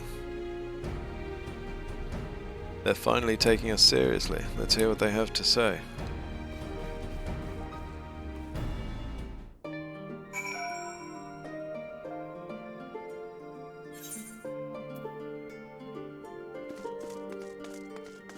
LFG.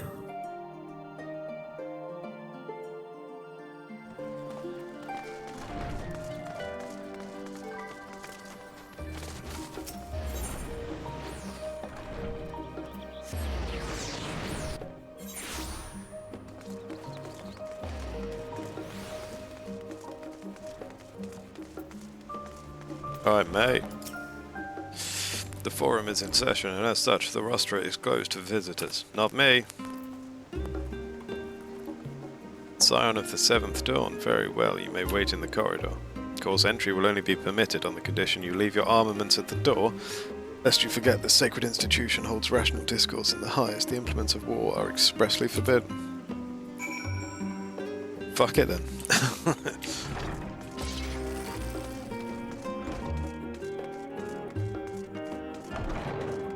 Charge! Oh. A horde of people watching cutscenes. Always a good sign.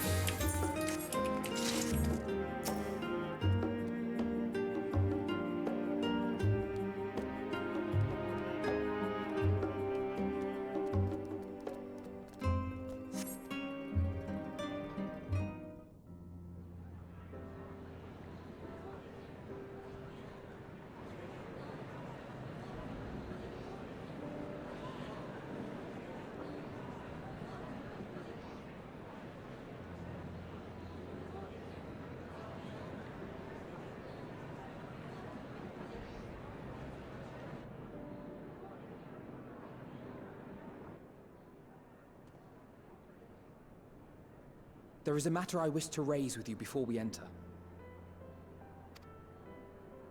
We are here to listen and to learn.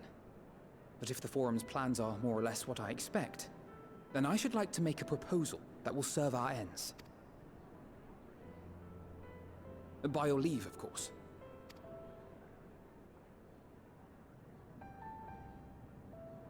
I don't see why not.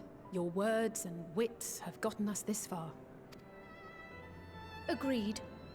I will present our queries so that you may consider the most advantageous way to advance your proposal without distraction. Thank you, everyone.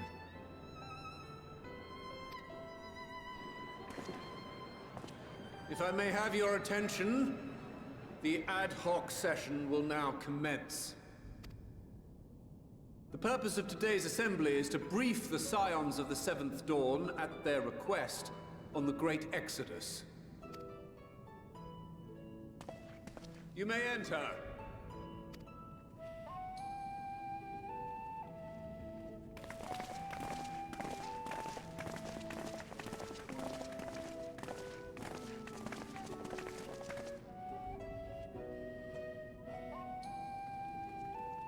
What do you mean again, Prinny? I literally haven't stopped today.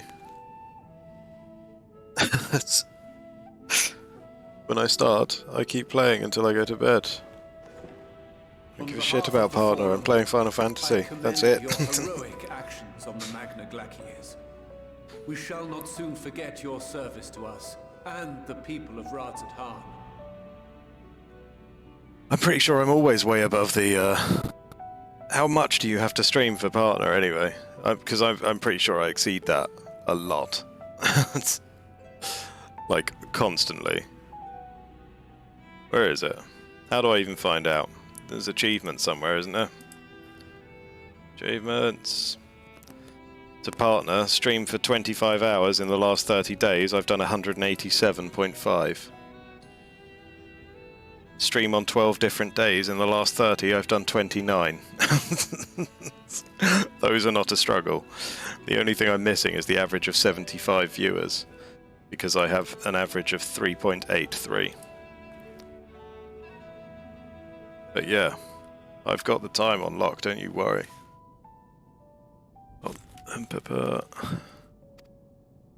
The Satrap, whom we have informed of the refugees' new arrangements, sings your praises as well.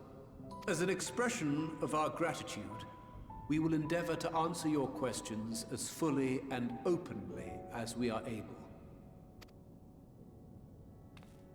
Then let us begin. First, it is the Forum's objective to ferry the life and knowledge of this star to the moon. Am I correct? You are. To the moon. It is for this purpose that Charlian has labored these many long years. We have collected biological samples and scientific records from across the star. When the time comes, they will be moved from their places in Labyrinthos and Numenon and conveyed to safety. Once that critical task has been accomplished, we will begin transporting the Charlian citizenry, which has been categorized into groups. The earliest arrivals are to ensure hospitable environs for those who come after.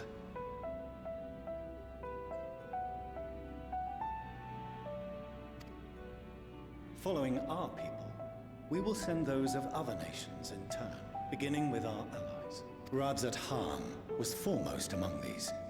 But since the final days have already come to Thavnair, we saw fit to include the refugees with earlier groupings.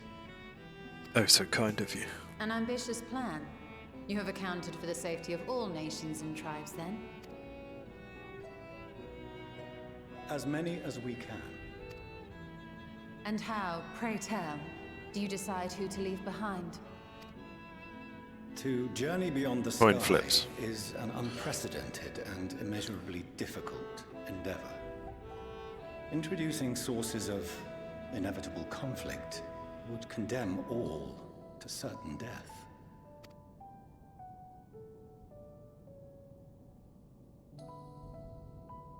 Questions as to the validity of that approach aside, are your plans proceeding apace? We're under the impression that your primary means of celestial transportation is incomplete.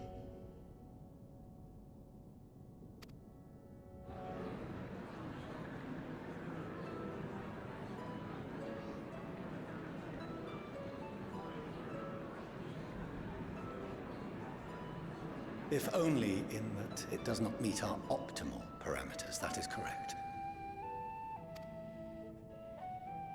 This Ark, as some have taken to calling it, is fully operational and could be launched even today. However, the final days have progressed more quickly than we anticipated. At present, the ship is incapable of attaining speeds sufficient to meet our evacuation targets. Should we put the vessel into service, as it is now, we will be unable to travel to the moon and back quickly enough to complete the necessary number of trips. Precious lives and knowledge will be lost. Sounds like you're pretty much resigned to losing lives regardless. Is there anything to be done? The ether burner, the primary means of propulsion once the craft is in the space between stars, is undergoing testing to determine whether it can be made more efficient. Though cargo is being loaded for the initial phase of the Exodus, we are prepared to continue our experimentation up to the day before launch, should it prove necessary. We have a moon teleporter. Too fussed about these Duggins and Tone Grinds, and we save them for when you've got them. Oh, that's kind of you, Barry. Oh wait, cues. Yes, so generous of you, Barry. No, I'm kidding. I mean, obviously, you do what you gotta do. Yeah. Fair enough. Noted, I think. I'll just say I am aware. But yeah.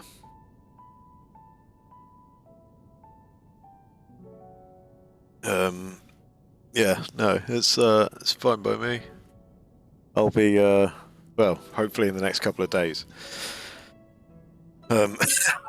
Which sounds damning, but well, hopefully tomorrow, really.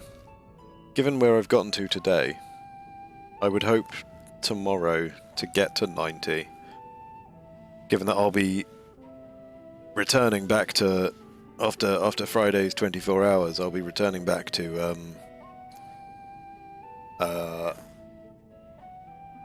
a normal sleep schedule as of tonight. So like I'll be starting to look at shutting down about an hour from now.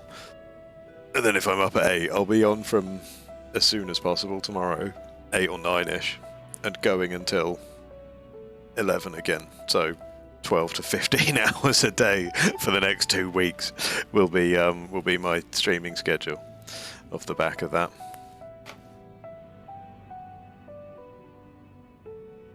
Yeah, no, they'll well, I did actually play Audica earlier today briefly, because I was in a queue.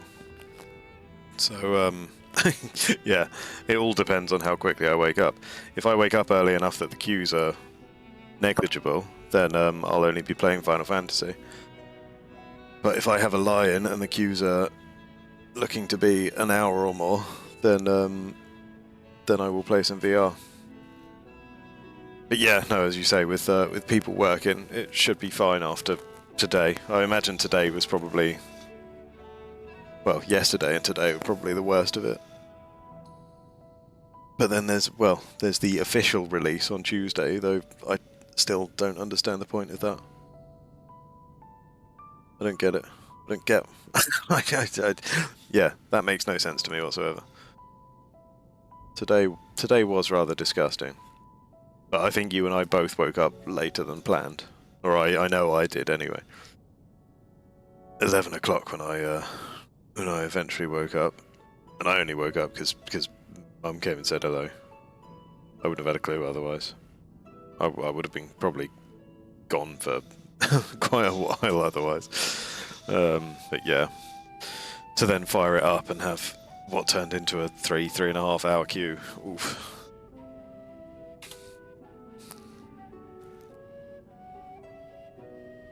What if the Scions were to solve your problem? How far did I get through Flubber? I can't remember. Again, I think I sort of came to at one point, and I was like, shit, it happened again. Because there's definitely scenes in it that I have not seen in the last 2 days, despite watching it 3 times. But, yeah, I think I made progress. But of course, by the time it's over, or by the time I see credits, I can't really check when I fell asleep. I have no idea. And I don't think that film is very well made, just to put it bluntly. Like, it's not structured in such a way that I can say, oh yeah, this had just happened, because it's just a load of random scenes thrown together, as far as I could tell. But that might, again, be because I've watched it 3 times in the last 2 days, and I was barely conscious for any of it. So if anything, I'm just making my situation worse as far as figuring out what the hell is going on. I do remember seeing him doing some of the testing on them when he's put some flubber in the hand cream, and he's done it on a golf ball that's knocked out those guys that are watching him, and a bowling ball as well. And those two are now just infinitely bouncing on his in his driveway.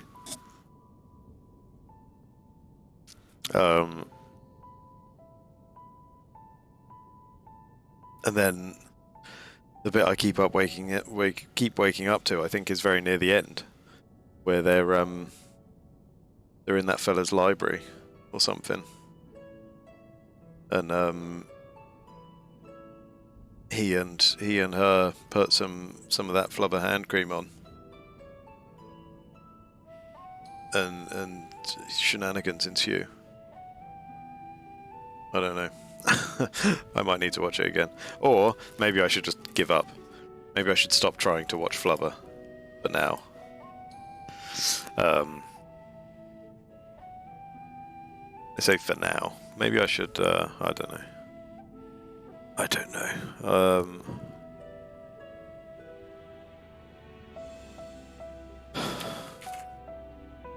I was thinking I might watch, might try and watch Dexter, to be honest.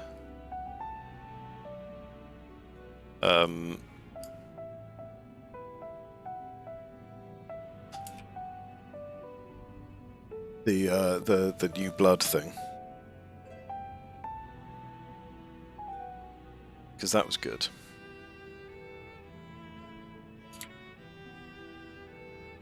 Or well, I've heard things. But on that flubber hand cream, then shenanigans ensue. Exactly.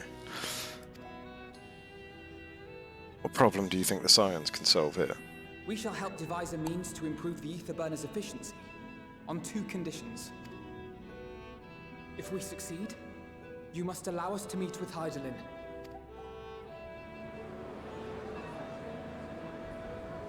'Twas simple enough to deduce. You have a Concord, and so you would never have abandoned the anti-tower had you no other means of communication. One far more convenient, I suspect.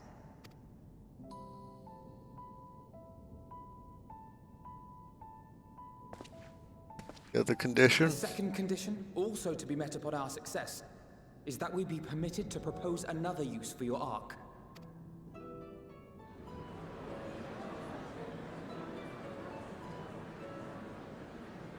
Is he going to suggest that they... liberty to refuse this proposal?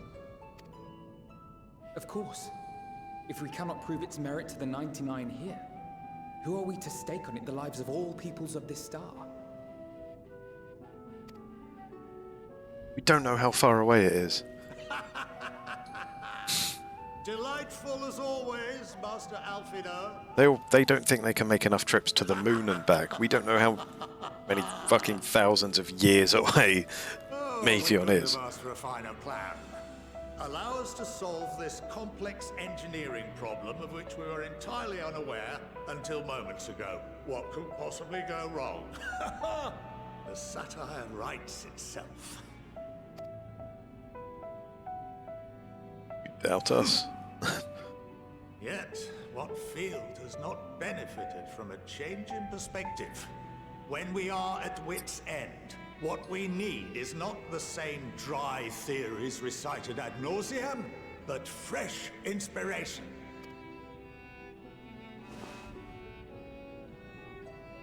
I, for one, have faith in my erstwhile students to provide it, and I find their terms to be perfectly acceptable.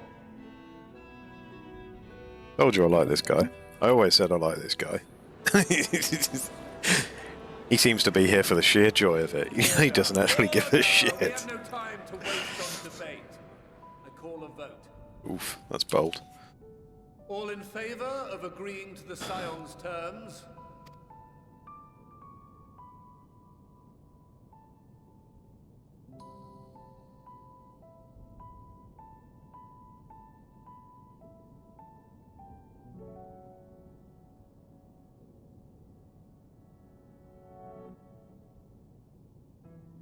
It's a lot of hands. Yes? It's not all of them, surely. 71 Yeah. in favor, 28 against. The ayes have it.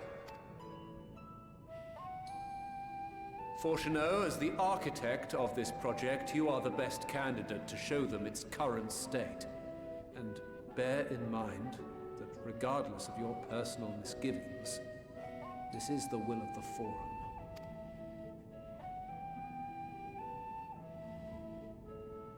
Very well. call this session to a close. Return to your tasks with urgency. The final days wait for none. Why would they be happy to give us the Ark when we're taking it away God knows how far for God knows how long, thereby reducing the number of trips they can make to the moon, potentially saving lives? I mean, I know that we're... well, we're the fucking protagonists, we do what we want. And we're going to save the world regardless, right? Because those are the rules.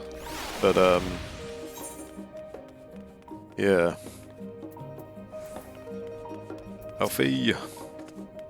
Sorry about not letting the rest of you in on my plan. I was admittedly thinking on my feet for the most part, but since we require both a means of communing with Hydaelyn and reaching Meteion, the spur of the moment I saw involving ourselves with the completion of the Ark as a way to work toward both objectives simultaneously. However, we must first keep our end of the bargain by solving the problem of the ether burner. I'd like to think it is not a challenge beyond our combined expertise, or at least the expertise of our extended circle of associates. How many of my quests now for the last 2 levels are going to deduce to me talking to engineers about trying to sort out an ether burner? Come on. It might behoove us to learn how an ether burner actually works before we attempt to improve it, though. Caution, no. Courtroom drama? Oh, Brinny, you have no idea. No idea. It's a very dramatic courtroom and everything. Barry, the apostrophe is before the eyes. Saeed. Saeed. Fortunate's ability to maintain a stiff upper lip is being sorely tested. As instructed, I shall take you to see the ether burner, leaving outside the Archeon. I trust you can make your own way there. So the Ark is being built in Labyrinthos, hardly surprising. Where else could they conceal such a massive undertaking? Yeah, no, it's, shit, where's my name? There you go. Ta-da! Oh, right, yeah, all there. Ta-da! Or, you know, in the free company list, which we are both a part of. Where am I going? Shit, I wasn't paying attention. Labyrinthos, outside the Archeon. Aha! Oh god, it's near a... Thank you. Or the stream title, yep, indeed. I forgot it was there. I had options. I declined. All of them. Oh, good, it's raining. It's always fucking raining. Our destination lies in the lower levels. The Forum, in its wisdom, has granted you access to the Archaeon's lift. It is raining. Step inside and have Ophiline take you to the medial circuit. We've been to the medial circuit before. I don't need your fucking lift. Okay, maybe I do. Hold on. Lost little troll.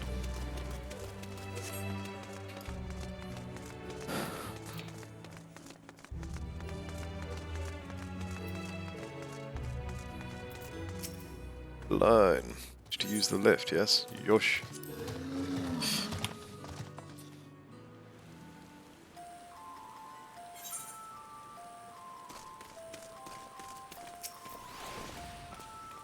I have sent your associates ahead to Logisticon Alpha on the other side of Merial Agronomics.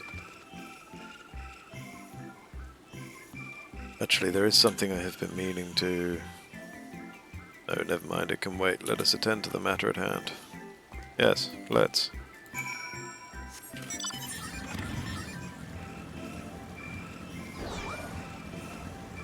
Where the fuck am I going? Where the Alfie are? God, he's all the way over there.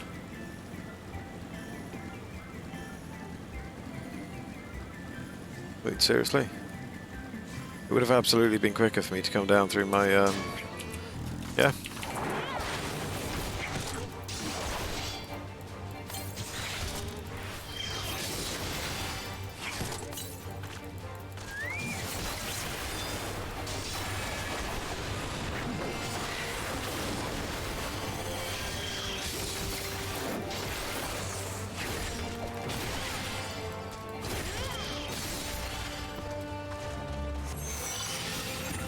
Yeah, I meant to, yeah, fuck it. Let's see some carnage, shall we? Where am I going? Oh, right, yeah, no, those things. Let's go and see some low poly grapes, shall we? Look at them. Look at them in all their low poly glory. Oh, oh. Ta-da!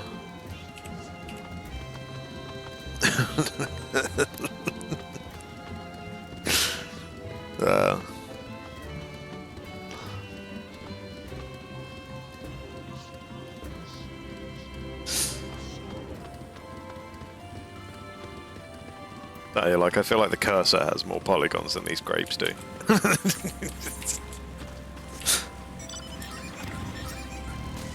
Is this just a... Yep.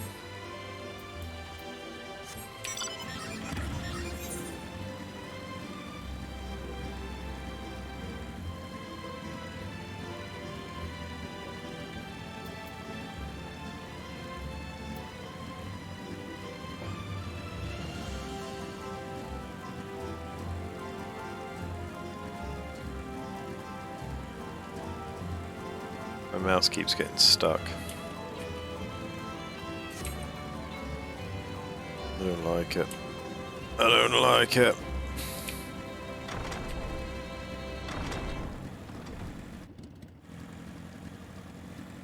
Don't mind me, everyone, coming through.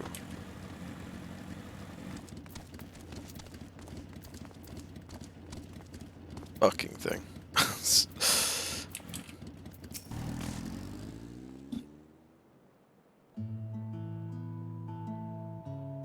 Are you moving consistently now? Yes. We are here to wait. We are to wait here while our father arranges for us to use the next lift. Here, being Logisticon Alpha, where the atmospheric conditions of Labyrinthos are regulated.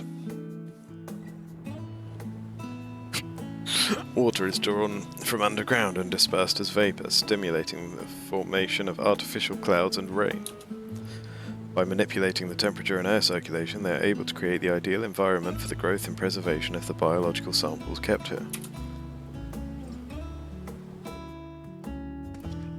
Hold on, how do you know so much about her? He's a fucking nerd, Alec, you know this. Father brought me here as a child. What? And left me behind? Yes, because you weren't a nerd. Actually, you're the one who left me behind when you went off somewhere with Grandfather. The night before, I'd been asking Father how clouds are made, so he decided to show me. It was fascinating. I peppered him with questions the entire time. It is all too easy to take for granted the many interweaving aspects of the natural world, to grow inured to the wondrous. But having gained an understanding of the complex mechanisms employed by the Loporrits in recreating a similar environment, I have come to view such processes in a new light. The subterranean gardens of Labyrinthos, the lunar prison forged to contain the ancient Zodiac, the habitations built for all mankind beneath the moon's surface, each unique yet undeniably similar. It is no mere coincidence. I'm also noticing we've got a lot of false environments in this expansion, haven't we? Labyrinthos, as he said, the moon shit, as he said, and of course the shit from the past, where they were creating all their creatures and shit. And the start of the dungeon was like split into all those different fake environments and stuff, wasn't it? At least visually. Seems to be a theme.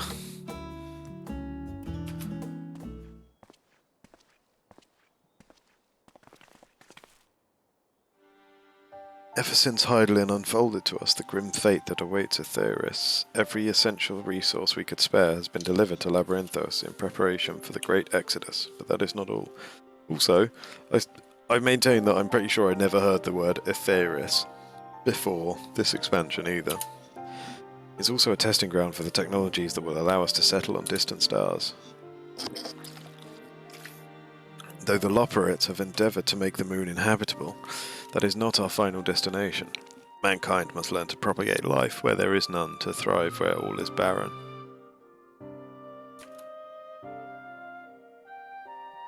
Alas, time is not on our side. I have arranged for you all to enter the central circuit. It is there that most of our preparations for the Great Exodus are carried out, the construction of the Ark among them. Though our plans have been made public, access remains highly restricted. You, however, will not be subject to said restrictions, and will have free rein to come and go as you please. Such was the will of the Forum, after all. Well, we will prove ourselves worthy of their trust. Your trust.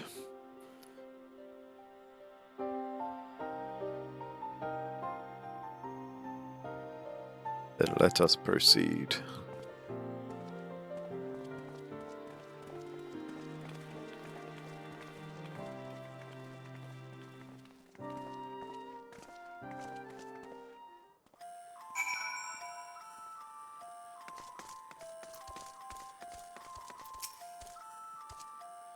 By decree of the Forum, the Scions of the Seventh Dawn are permitted to enter the Central Circuit.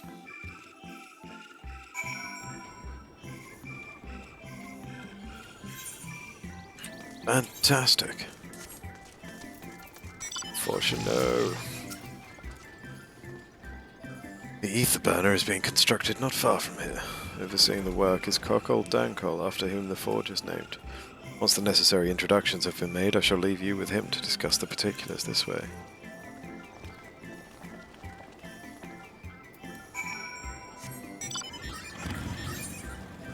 Cockle Dankle.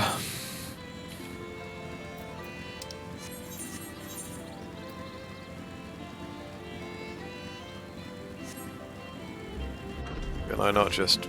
No. Wishful thinking.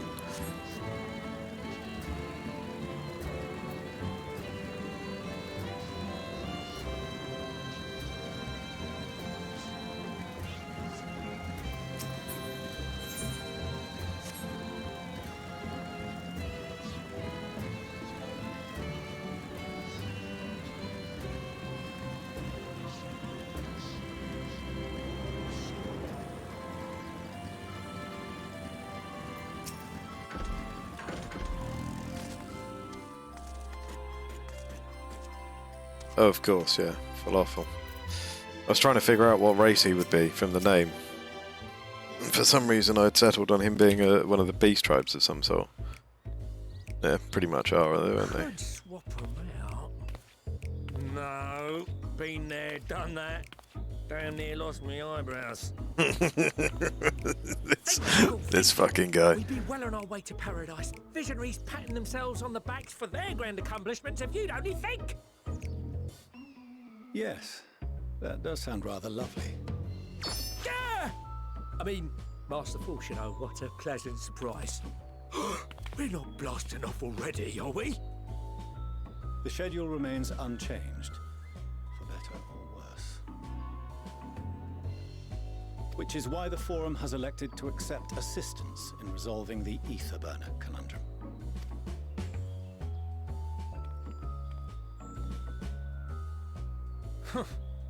Not seen you lot down here before. Not one of us have a fucking clue what's going on, do we? There are Archons among their number, but engineering is not their expertise. Nevertheless, the Forum concedes the slim possibility that they may have insights to offer. If not, you are at liberty to return them to the surface, by whatever means you see fit. Is that supposed to be a threat? I assure you that won't be necessary. Now, about your troubles with the ether burner. Aye, I'll walk you through it. Suppose I could do with a change of pace. As the name ought to tell you, the ether burner burns ether, ambient or otherwise, and transforms it into motive force. Think of it like a giant bomb that never stops exploding. Even out in that black void where the ether's right sparse, it's strong enough to move our arc. And it probably won't kill you like an actual bomb. But it ain't perfect. According to my calculations, to travel to the moon and back fast enough for the Forum's liking, the conversion rate needs to be 6% more efficient. Yeah, the Forum's liking, as I mentioned earlier. 6% you say, but if I could have squeezed even another 0.6 out of it, don't you think I'd have built it that way in the first place? Hast thou consulted with the Loperites? Yes, they too are conducting their own research, for lack of a ready answer. The moon's propulsion systems are considerable, naturally, yet they are commensurately massive. It is no easy feat to convert their technology into an efficient means of propulsion for a teeny tiny toy boat, as they say, and as I most certainly do not. Yes, exactly! Damn it all, I asked for refined adamantite and they send me uppity rabbits with inscrutable, ancient, incompatible technology! You're trying to drive me mad! Do you If we bring... refined adamantite, perchance? What if we bring the moon to you? You know of it? Surely we can do fewer laps. Terms, I'm afraid. 'Twas an alloy of Allagan make, but the secrets of its production were closely guarded. What we could do... reduce the distance they have to travel. Because apparently the moon's a fucking spaceship. Bring that closer to the star, as they're calling it. And jobs are good. As I recall, the record stated it was vital to Dalamud's construction and launch. Aye, that's the stuff. No material more conductive far as I know. Slotting some ends like blowing up a dam and watching the river of ether come rushing through. Ain't a living soul that knows how to make it though. We were fortunate enough to salvage some for the ether burner, just a wee bit, mind, from a chunk of Dalamud that came hurtling into the northern empty during the calamity. With more, well, that extra 6% efficiency would be child's play. It's a crying shame that we've no other sources. Surely the many shards of Dalamud scattered throughout Eorzea would suffice. Why not get the refined adamantite from them? Oh, we tried, believe you me. But only a few specialised pieces would have had any in them to begin with. Drive cores from Ragnarok class internment hulks. Those are the prize bits we really need. According to the Gleaners, getting to them means delving deep into the shards. And the defences are still very operational and very eager to blow them up. Guess that's where we come in. It's rough going in there, even for the cream. Not sure they'd make it out alive. Weren't we near that part of the Ragnarok when we went to destroy Bahamut?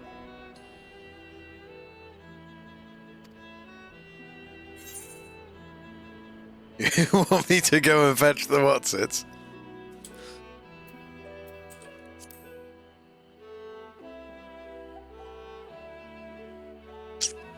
That may be for the best, though you doubtless find the task too dull for your liking.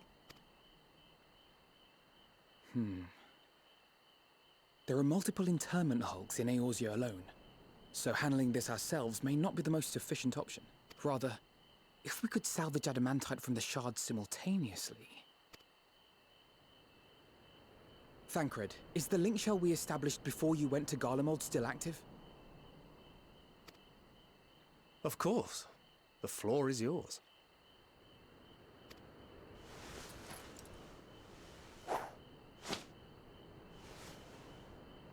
Hey, you guys. What's all this? Gathering firewood, so to speak. We alone can accomplish Theme song. But joined by others, we may yet build a bonfire to carry us Heavensward.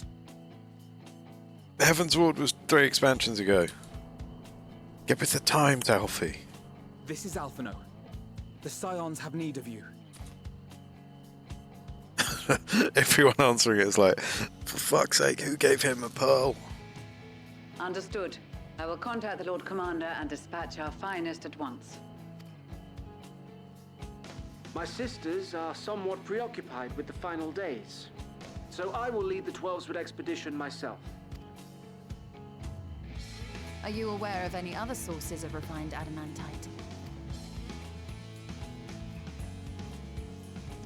Logically, such an invaluable alloy would have been utilized solely where absolutely necessary, in components intended to conduct or collect surpassing amounts of ether. Tower of Any Babel. extant instrumentation or devices would have likely found their way into the hands of etherologists or enthusiasts. The Magical Empire's artifacts got of their hands. Allagan design? The Eastern Alliance will send word to one and all. Are there other ways we may offer aid?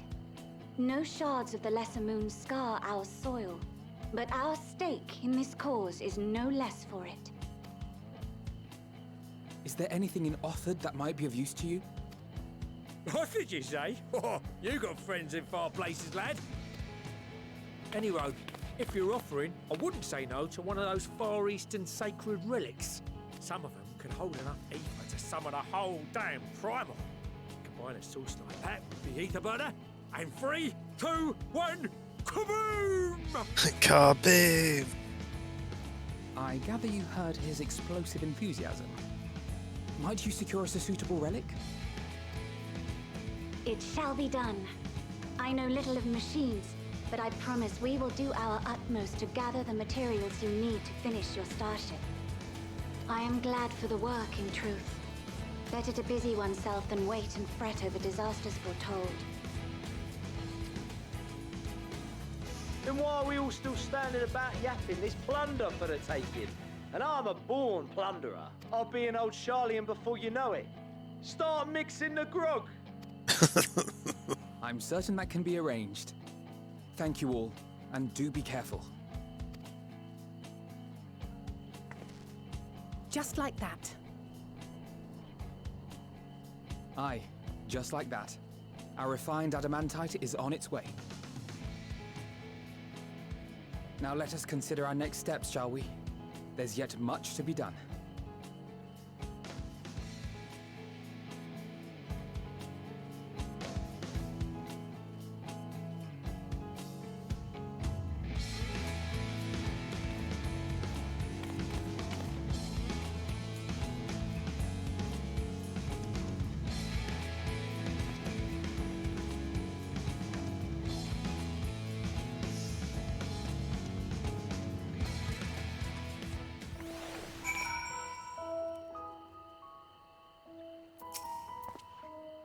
Times like these we're reminded of how famous or infamous Alphino has become. Who would have thought he could achieve so much with a single link pearl conversation? As we're expecting rather a lot of visitors in the near future, I'd best return to the surface and inform the relevant parties. I also have a contact of my own that might be worth a try. Oh, and who might that be? None of your fucking business. It's for me to know and you to find out. On that note, I leave matters here in your capable hands. Best of luck. New chess piece. Oh, new cutscene. Boo. Meanwhile, in Uldar.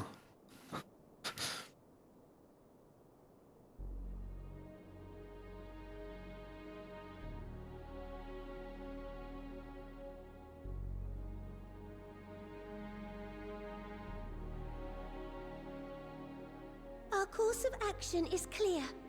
We must harvest refined adamantite from the shards of Dalamud and procure arcane relics of Allagan make. Summon the best and brightest of our immortal flames and form an expeditionary party at once. Call upon the Sultan Sworn and Brass Blades for support as you must. Papashan, send word to the guilds. We will require the expertise of master artisans if we are to have any hope of identifying and recovering these elusive materials. Her outfit is bonkers. The fucking... Look at the balloon on the bottom of that. Viergeist, we have need of your stone torches. They are to assist the immortal flames in scouring the ruins and to help secure the surrounding areas. I trust I can count on your support. As commander of the Stone Torches, my son Zimberg will personally see it done. The fuck are the stone torches? I would have you lead the raiding party. Assemble your finest, and with Chizona's blade, clear the way.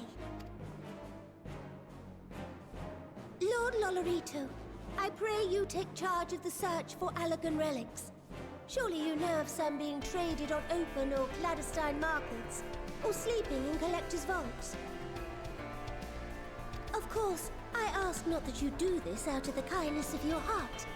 By all means, profit on the transactions. I wish you the joy of it. The final days descend upon Now you're our talking my world. language. If circumstances are truly as dire as they say, Uldar's best efforts may be for naught. And yet, when we Eorzeans rose from the ashes to rebuild our broken realm, did we not learn one simple truth?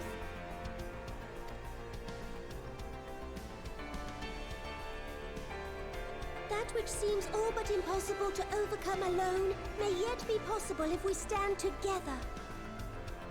It was the Scions who united us then, and it is the Scions who call upon us now. Uldar will answer that call. We will summon our courage and join the fight for our world's future. You know your duties. I, Nanamo Ul Namo, 17th in the line of Ul, bid you good luck and Godspeed.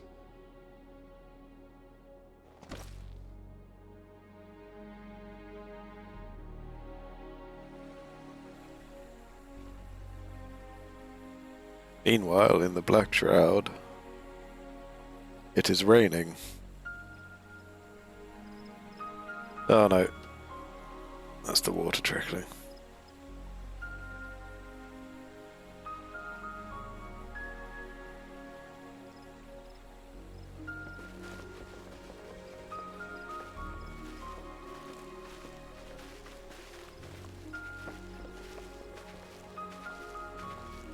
Oh, I suppose it'll be doing a lapper of Limsa and the others as well, will it? And Ishgard, don't forget Ishgard. Please We've don't. fielded a goodly number, but our ranks are heavy with healers, and an abundance of restorative magics will be of little help in destroying Dalamud's defenses.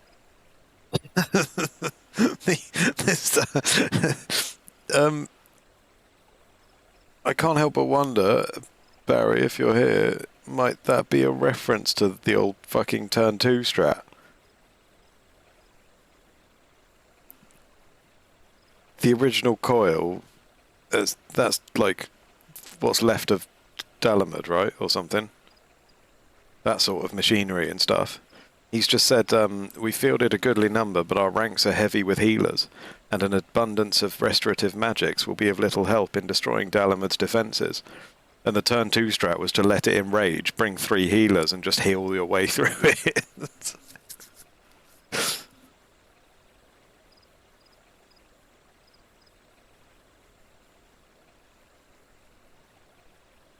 just tickled me. Still, it has ever been thus with Gridania. We must steel ourselves for a protracted engagement. In that case, might I suggest taking us along?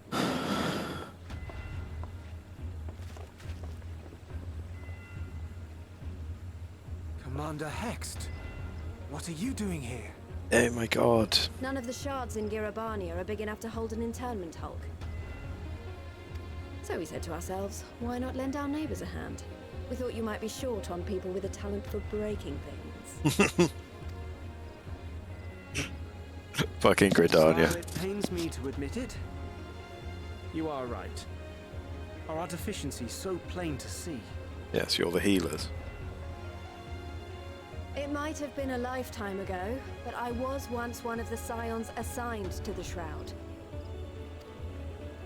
I know this forest well. I know your people. And I know we will be stronger if we fight this fight together.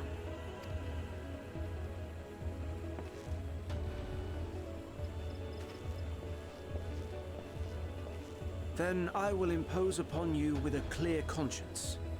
Come, let us speak of how to integrate our forces.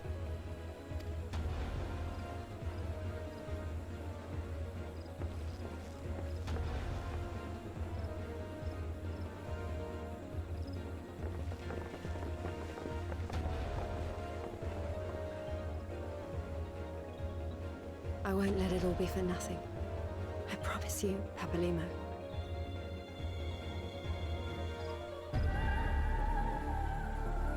I should probably find out what happened to Papalimo as well. I'm assuming he's dead the way people have talked about him. Meanwhile, in Kurthus... Oh yeah, they've got a shard down there, haven't they?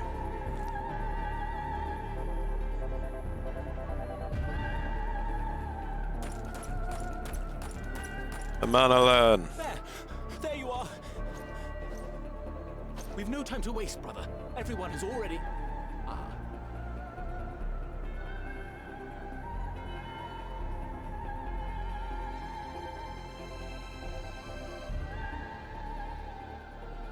Everyone fucking loves this fella as well.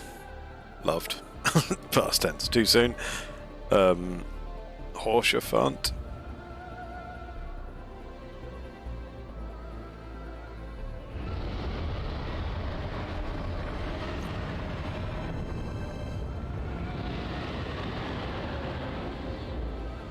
That was a roar.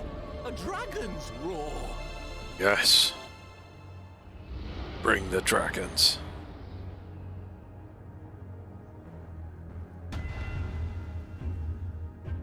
Meanwhile, in the Ruby Sea, dragons. Oh no, wait, the Ruby Sea is this fucking the Kojin, isn't it? The traders. And so, in summation, the Eastern Alliance, as well as the Honorable Lord Lolorito himself, reached out to me for assistance in procuring these treasures of the divine, and I, in turn, do beseech the Confederacy for aid.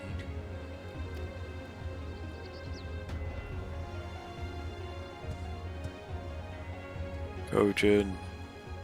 Hmm? Is that... Hancock? What a surprise this is. And a fortuitous one at that. I have a favor to ask, you see.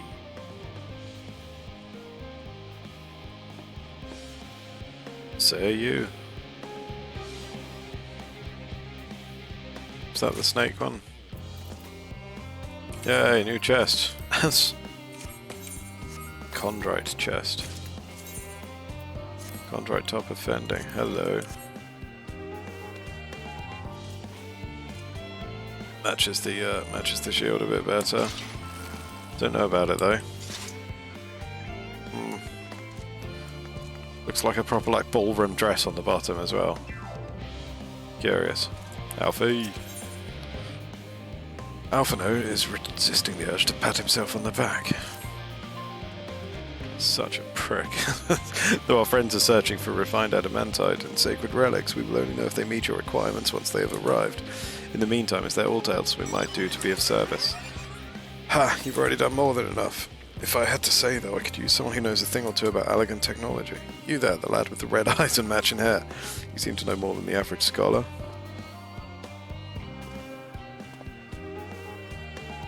Ah, if only Master Cockle knew how right he was. While he and Graha establish a rapport, why don't we help with preparations for the Great Exodus? Indeed, this would mean going above and beyond the terms of our arrangement, but I propose this not to curry favour. As confident as I am that we will succeed, we must be ready for every eventuality. This would also be an opportunity to familiarise ourselves with the logistics of traversing the Great Expanse, and if nothing else, it beats twiddling our thumbs while we wait for the adamantite. Oh, he's caught me up. 88, are you? Already? Jesus. Well, ain't you a bunch of helpful buggers? If you've a mind to lend a hand, I know where you ought to go. Charlotte and Hamlet is lousy with researchers and scholarly types busy in themselves preparing for the Exodus. Pah, that lot need all the help they can get.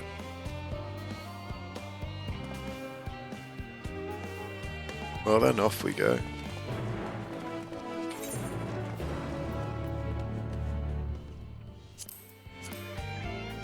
Barry Scott, ladies and gentlemen. Oh, he's done blacksmithing as well. Oh, hey.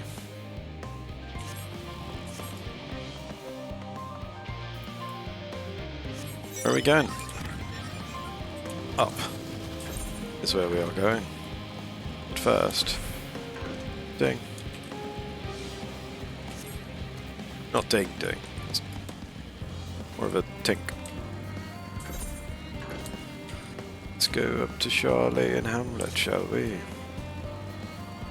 Who set that fucking tree on fire? Jesus. Coming through.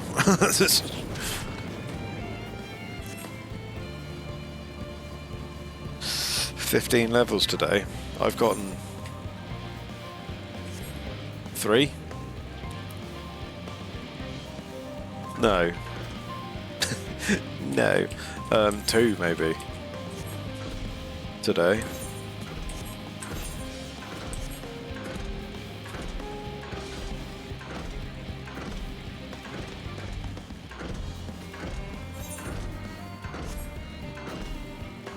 But to be fair, this bit was always going to be slow as far as progress went. Hello, Alice. Hey.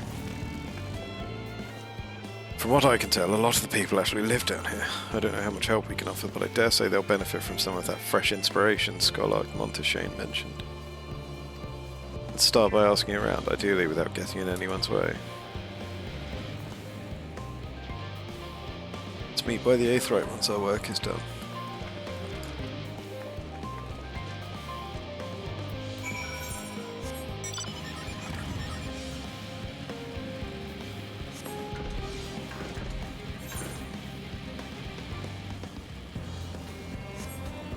Let me up!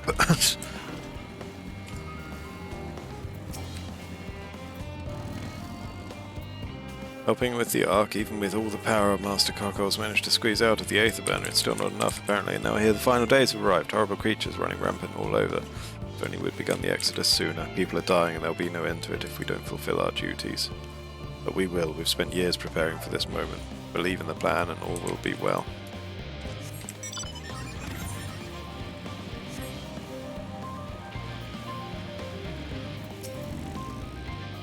Oh, hello, are you one of the new helpers?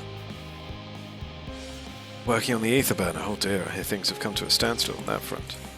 Even so, I'll choose that over my current duties, checking and loading samples day in, day out. It's tiring, thankless work.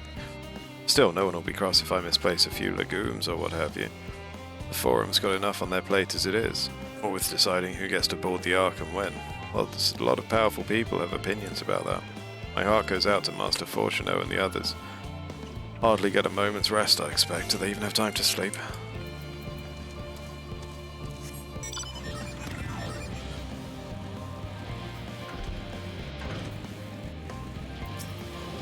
Let me make sure you're just an ether current. Yep.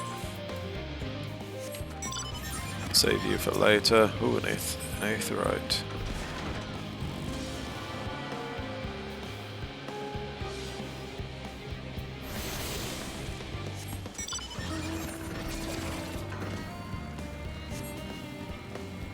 Someone up here? There we go. Altasan. Offering to help, that's very kind, but I should be able to organise the rest of the documents by myself. It's mostly lists of the things we'll need once we arrive on the moon, and whichever star we choose as our new home. My duties largely concern the maintenance of living conditions, so I'll be a lot busier after we depart. I hear that our lunar collaborators have come down to assist in our efforts. I'm looking forward to finally meeting them in person after having communicated with them in such a limited capacity thus far. To be perfectly honest, I've not even the slightest idea what they look like. I do hope they're not enormous looming giants, while I would much prefer something small and fluffy, like that behatted rabbit that ran by. Is that a little fucking toad I see here?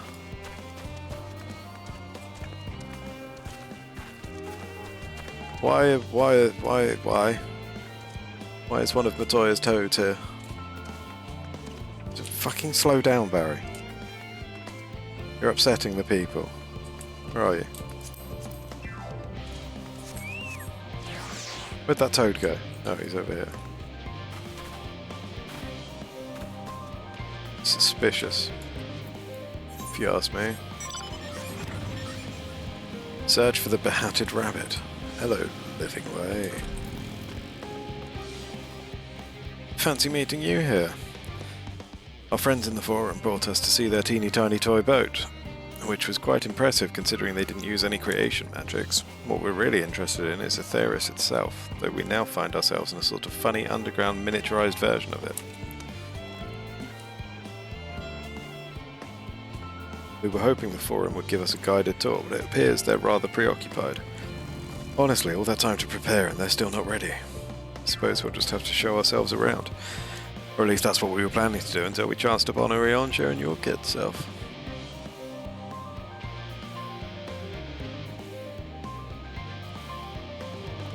Since you're both dawdling about engaging in idle chit-chat, perhaps you could show us a few points of interest. Won't that be fun?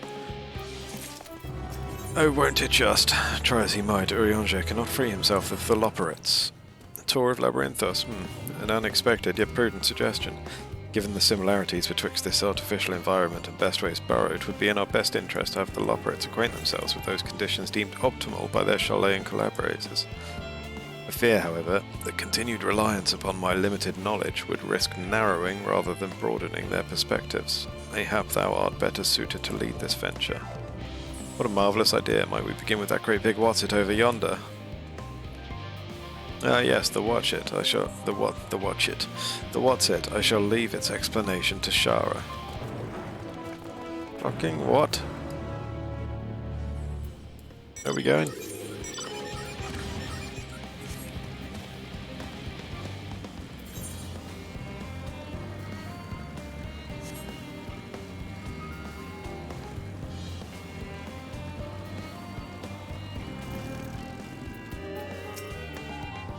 Goodness me, to build something so large without creation magics is positively stupendous. Perhaps you could direct our attention to its most important features. Well, this thing. I might actually know about this thing, mightn't I?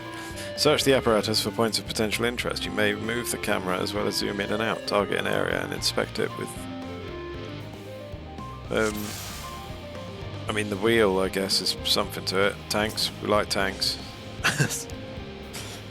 Wow. It's a little hard to see from here, but is that a golden pipe connected to the top of those tanks? I can see through that window another pipe at the bottom. Ah, this must be for purifying water drawn up from below. Goddamn right. Observe the mushroom-like thing. Oh, this mushroom-like thing. That looks like the trees in Greatest Endsvale. Hold on, that's a bit of a strange shape. It's thin at the bottom, but big and round at the top. Quite tall for something so unbalanced, too. That makes sense. That's where they store the water.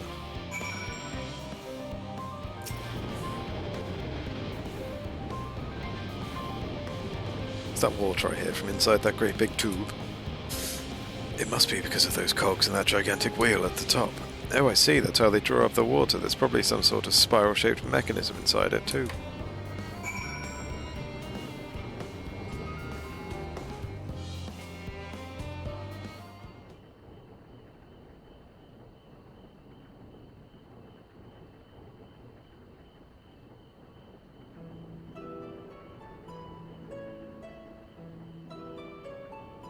Well, if I were to hazard a guess, water drawn from underground, presumably with some other mechanism, is purified here and stored in that tower before being distributed elsewhere.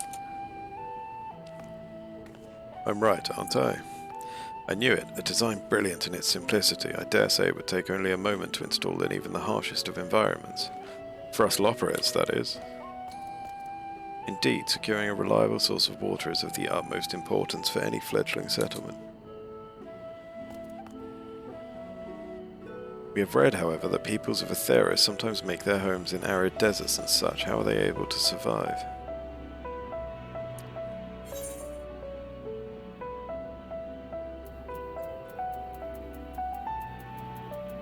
I don't know. Take your pick, man. Oases and waterfalls. Let's say waterfalls. So wherever you choose to live, you're never far from water. Oh dear, I worry we won't be able to procure the necessary amount. We can provide enough water to keep them from drying out completely, but it would appear they rely on it far more than we had anticipated.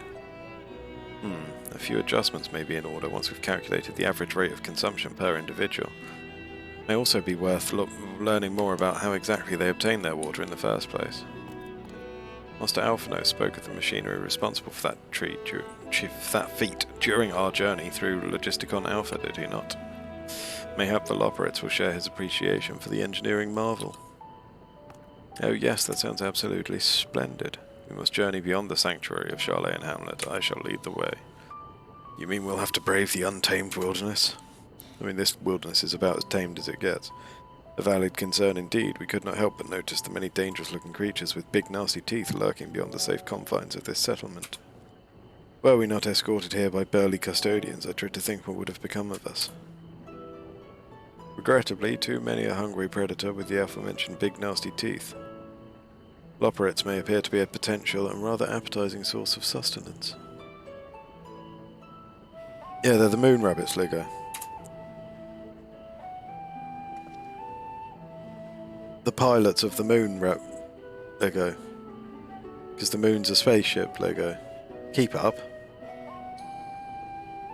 Might I impose upon thee to assist in securing safe passage to Logisticon Alpha? For my part, I shall act as escort to Living Way and Cooking Way, and trust Singing Way and Growing Way to thy care. Yeah, like Dark Cloud, but his had a helicopter and a machine gun. Ours just, I don't know, they're nerds. The more valiant protector they could not wish for. Godspeed.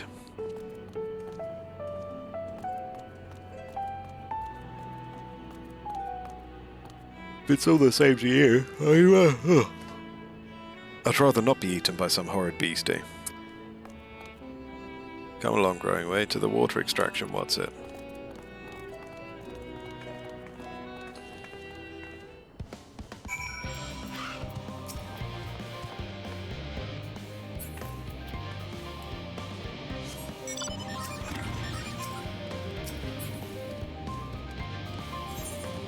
Yeah, they have the Death Star, exactly that. What time is it? Might call it there, while I'm in a village. Go get some slope.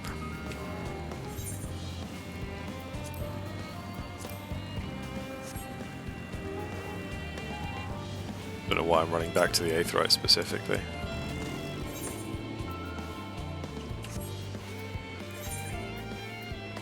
Maybe I'll go back home.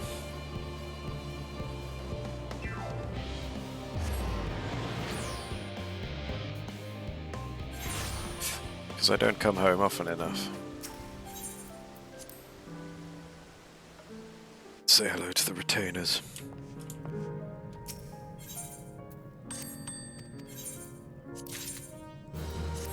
Circus ring.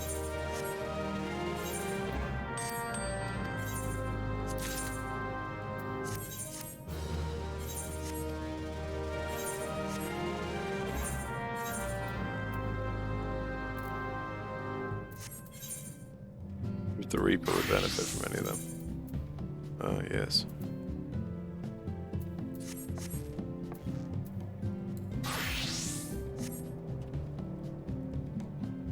Sweet. Okay, then. Tomorrow, more. I'll hopefully be,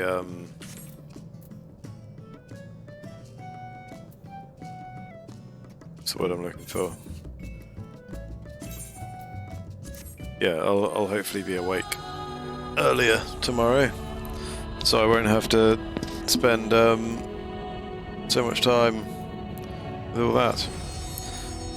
Yeah, probably max level tomorrow. I'm like 2 levels away from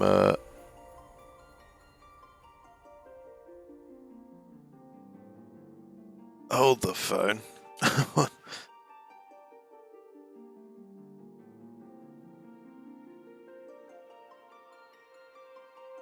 Wow. The you can see the mouse over the chat, right? Just over there.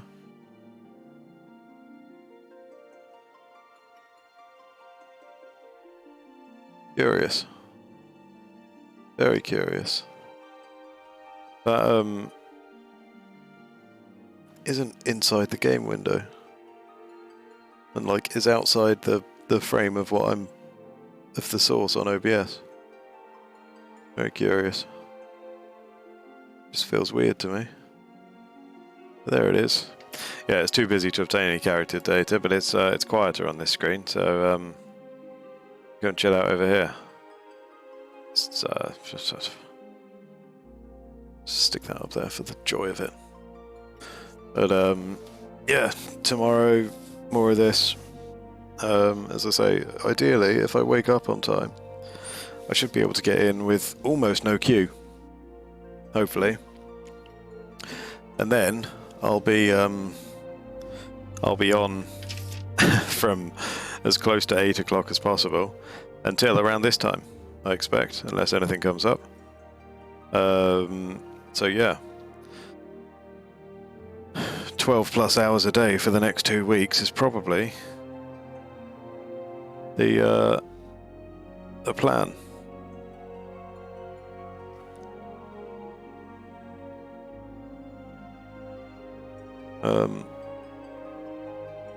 That's about it.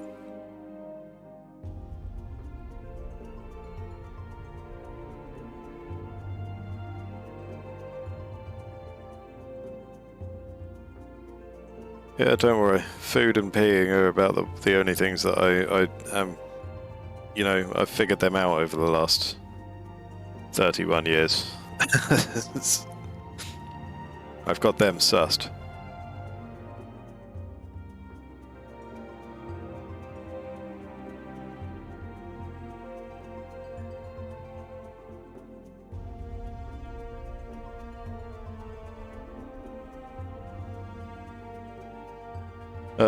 But yeah, well, I think that's about it, basically. So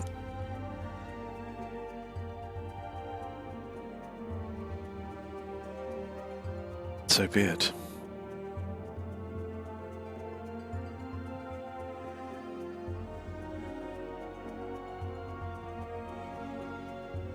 Yeah, I've heard the horror stories.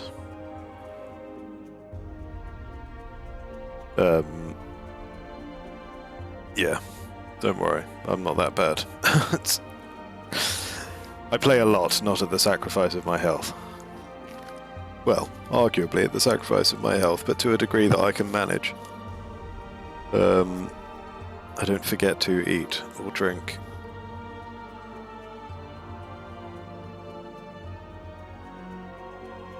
But yeah, as I say, I'll be on pretty much all of tomorrow. And that will be the case for until the 20th. So yeah, literally the next 2 weeks straight will be this probably, and VR if I get landed with a queue. So yeah, Endwalker, ladies and gentlemen. Hopefully, finishing the story tomorrow. I reckon. Seeing those credits that Barry saw yesterday. Was it yesterday, Barry? I hope it was yesterday. Oh, no, was that this morning? Yeah, you know what I mean. I use the term loosely. It was yesterday, okay.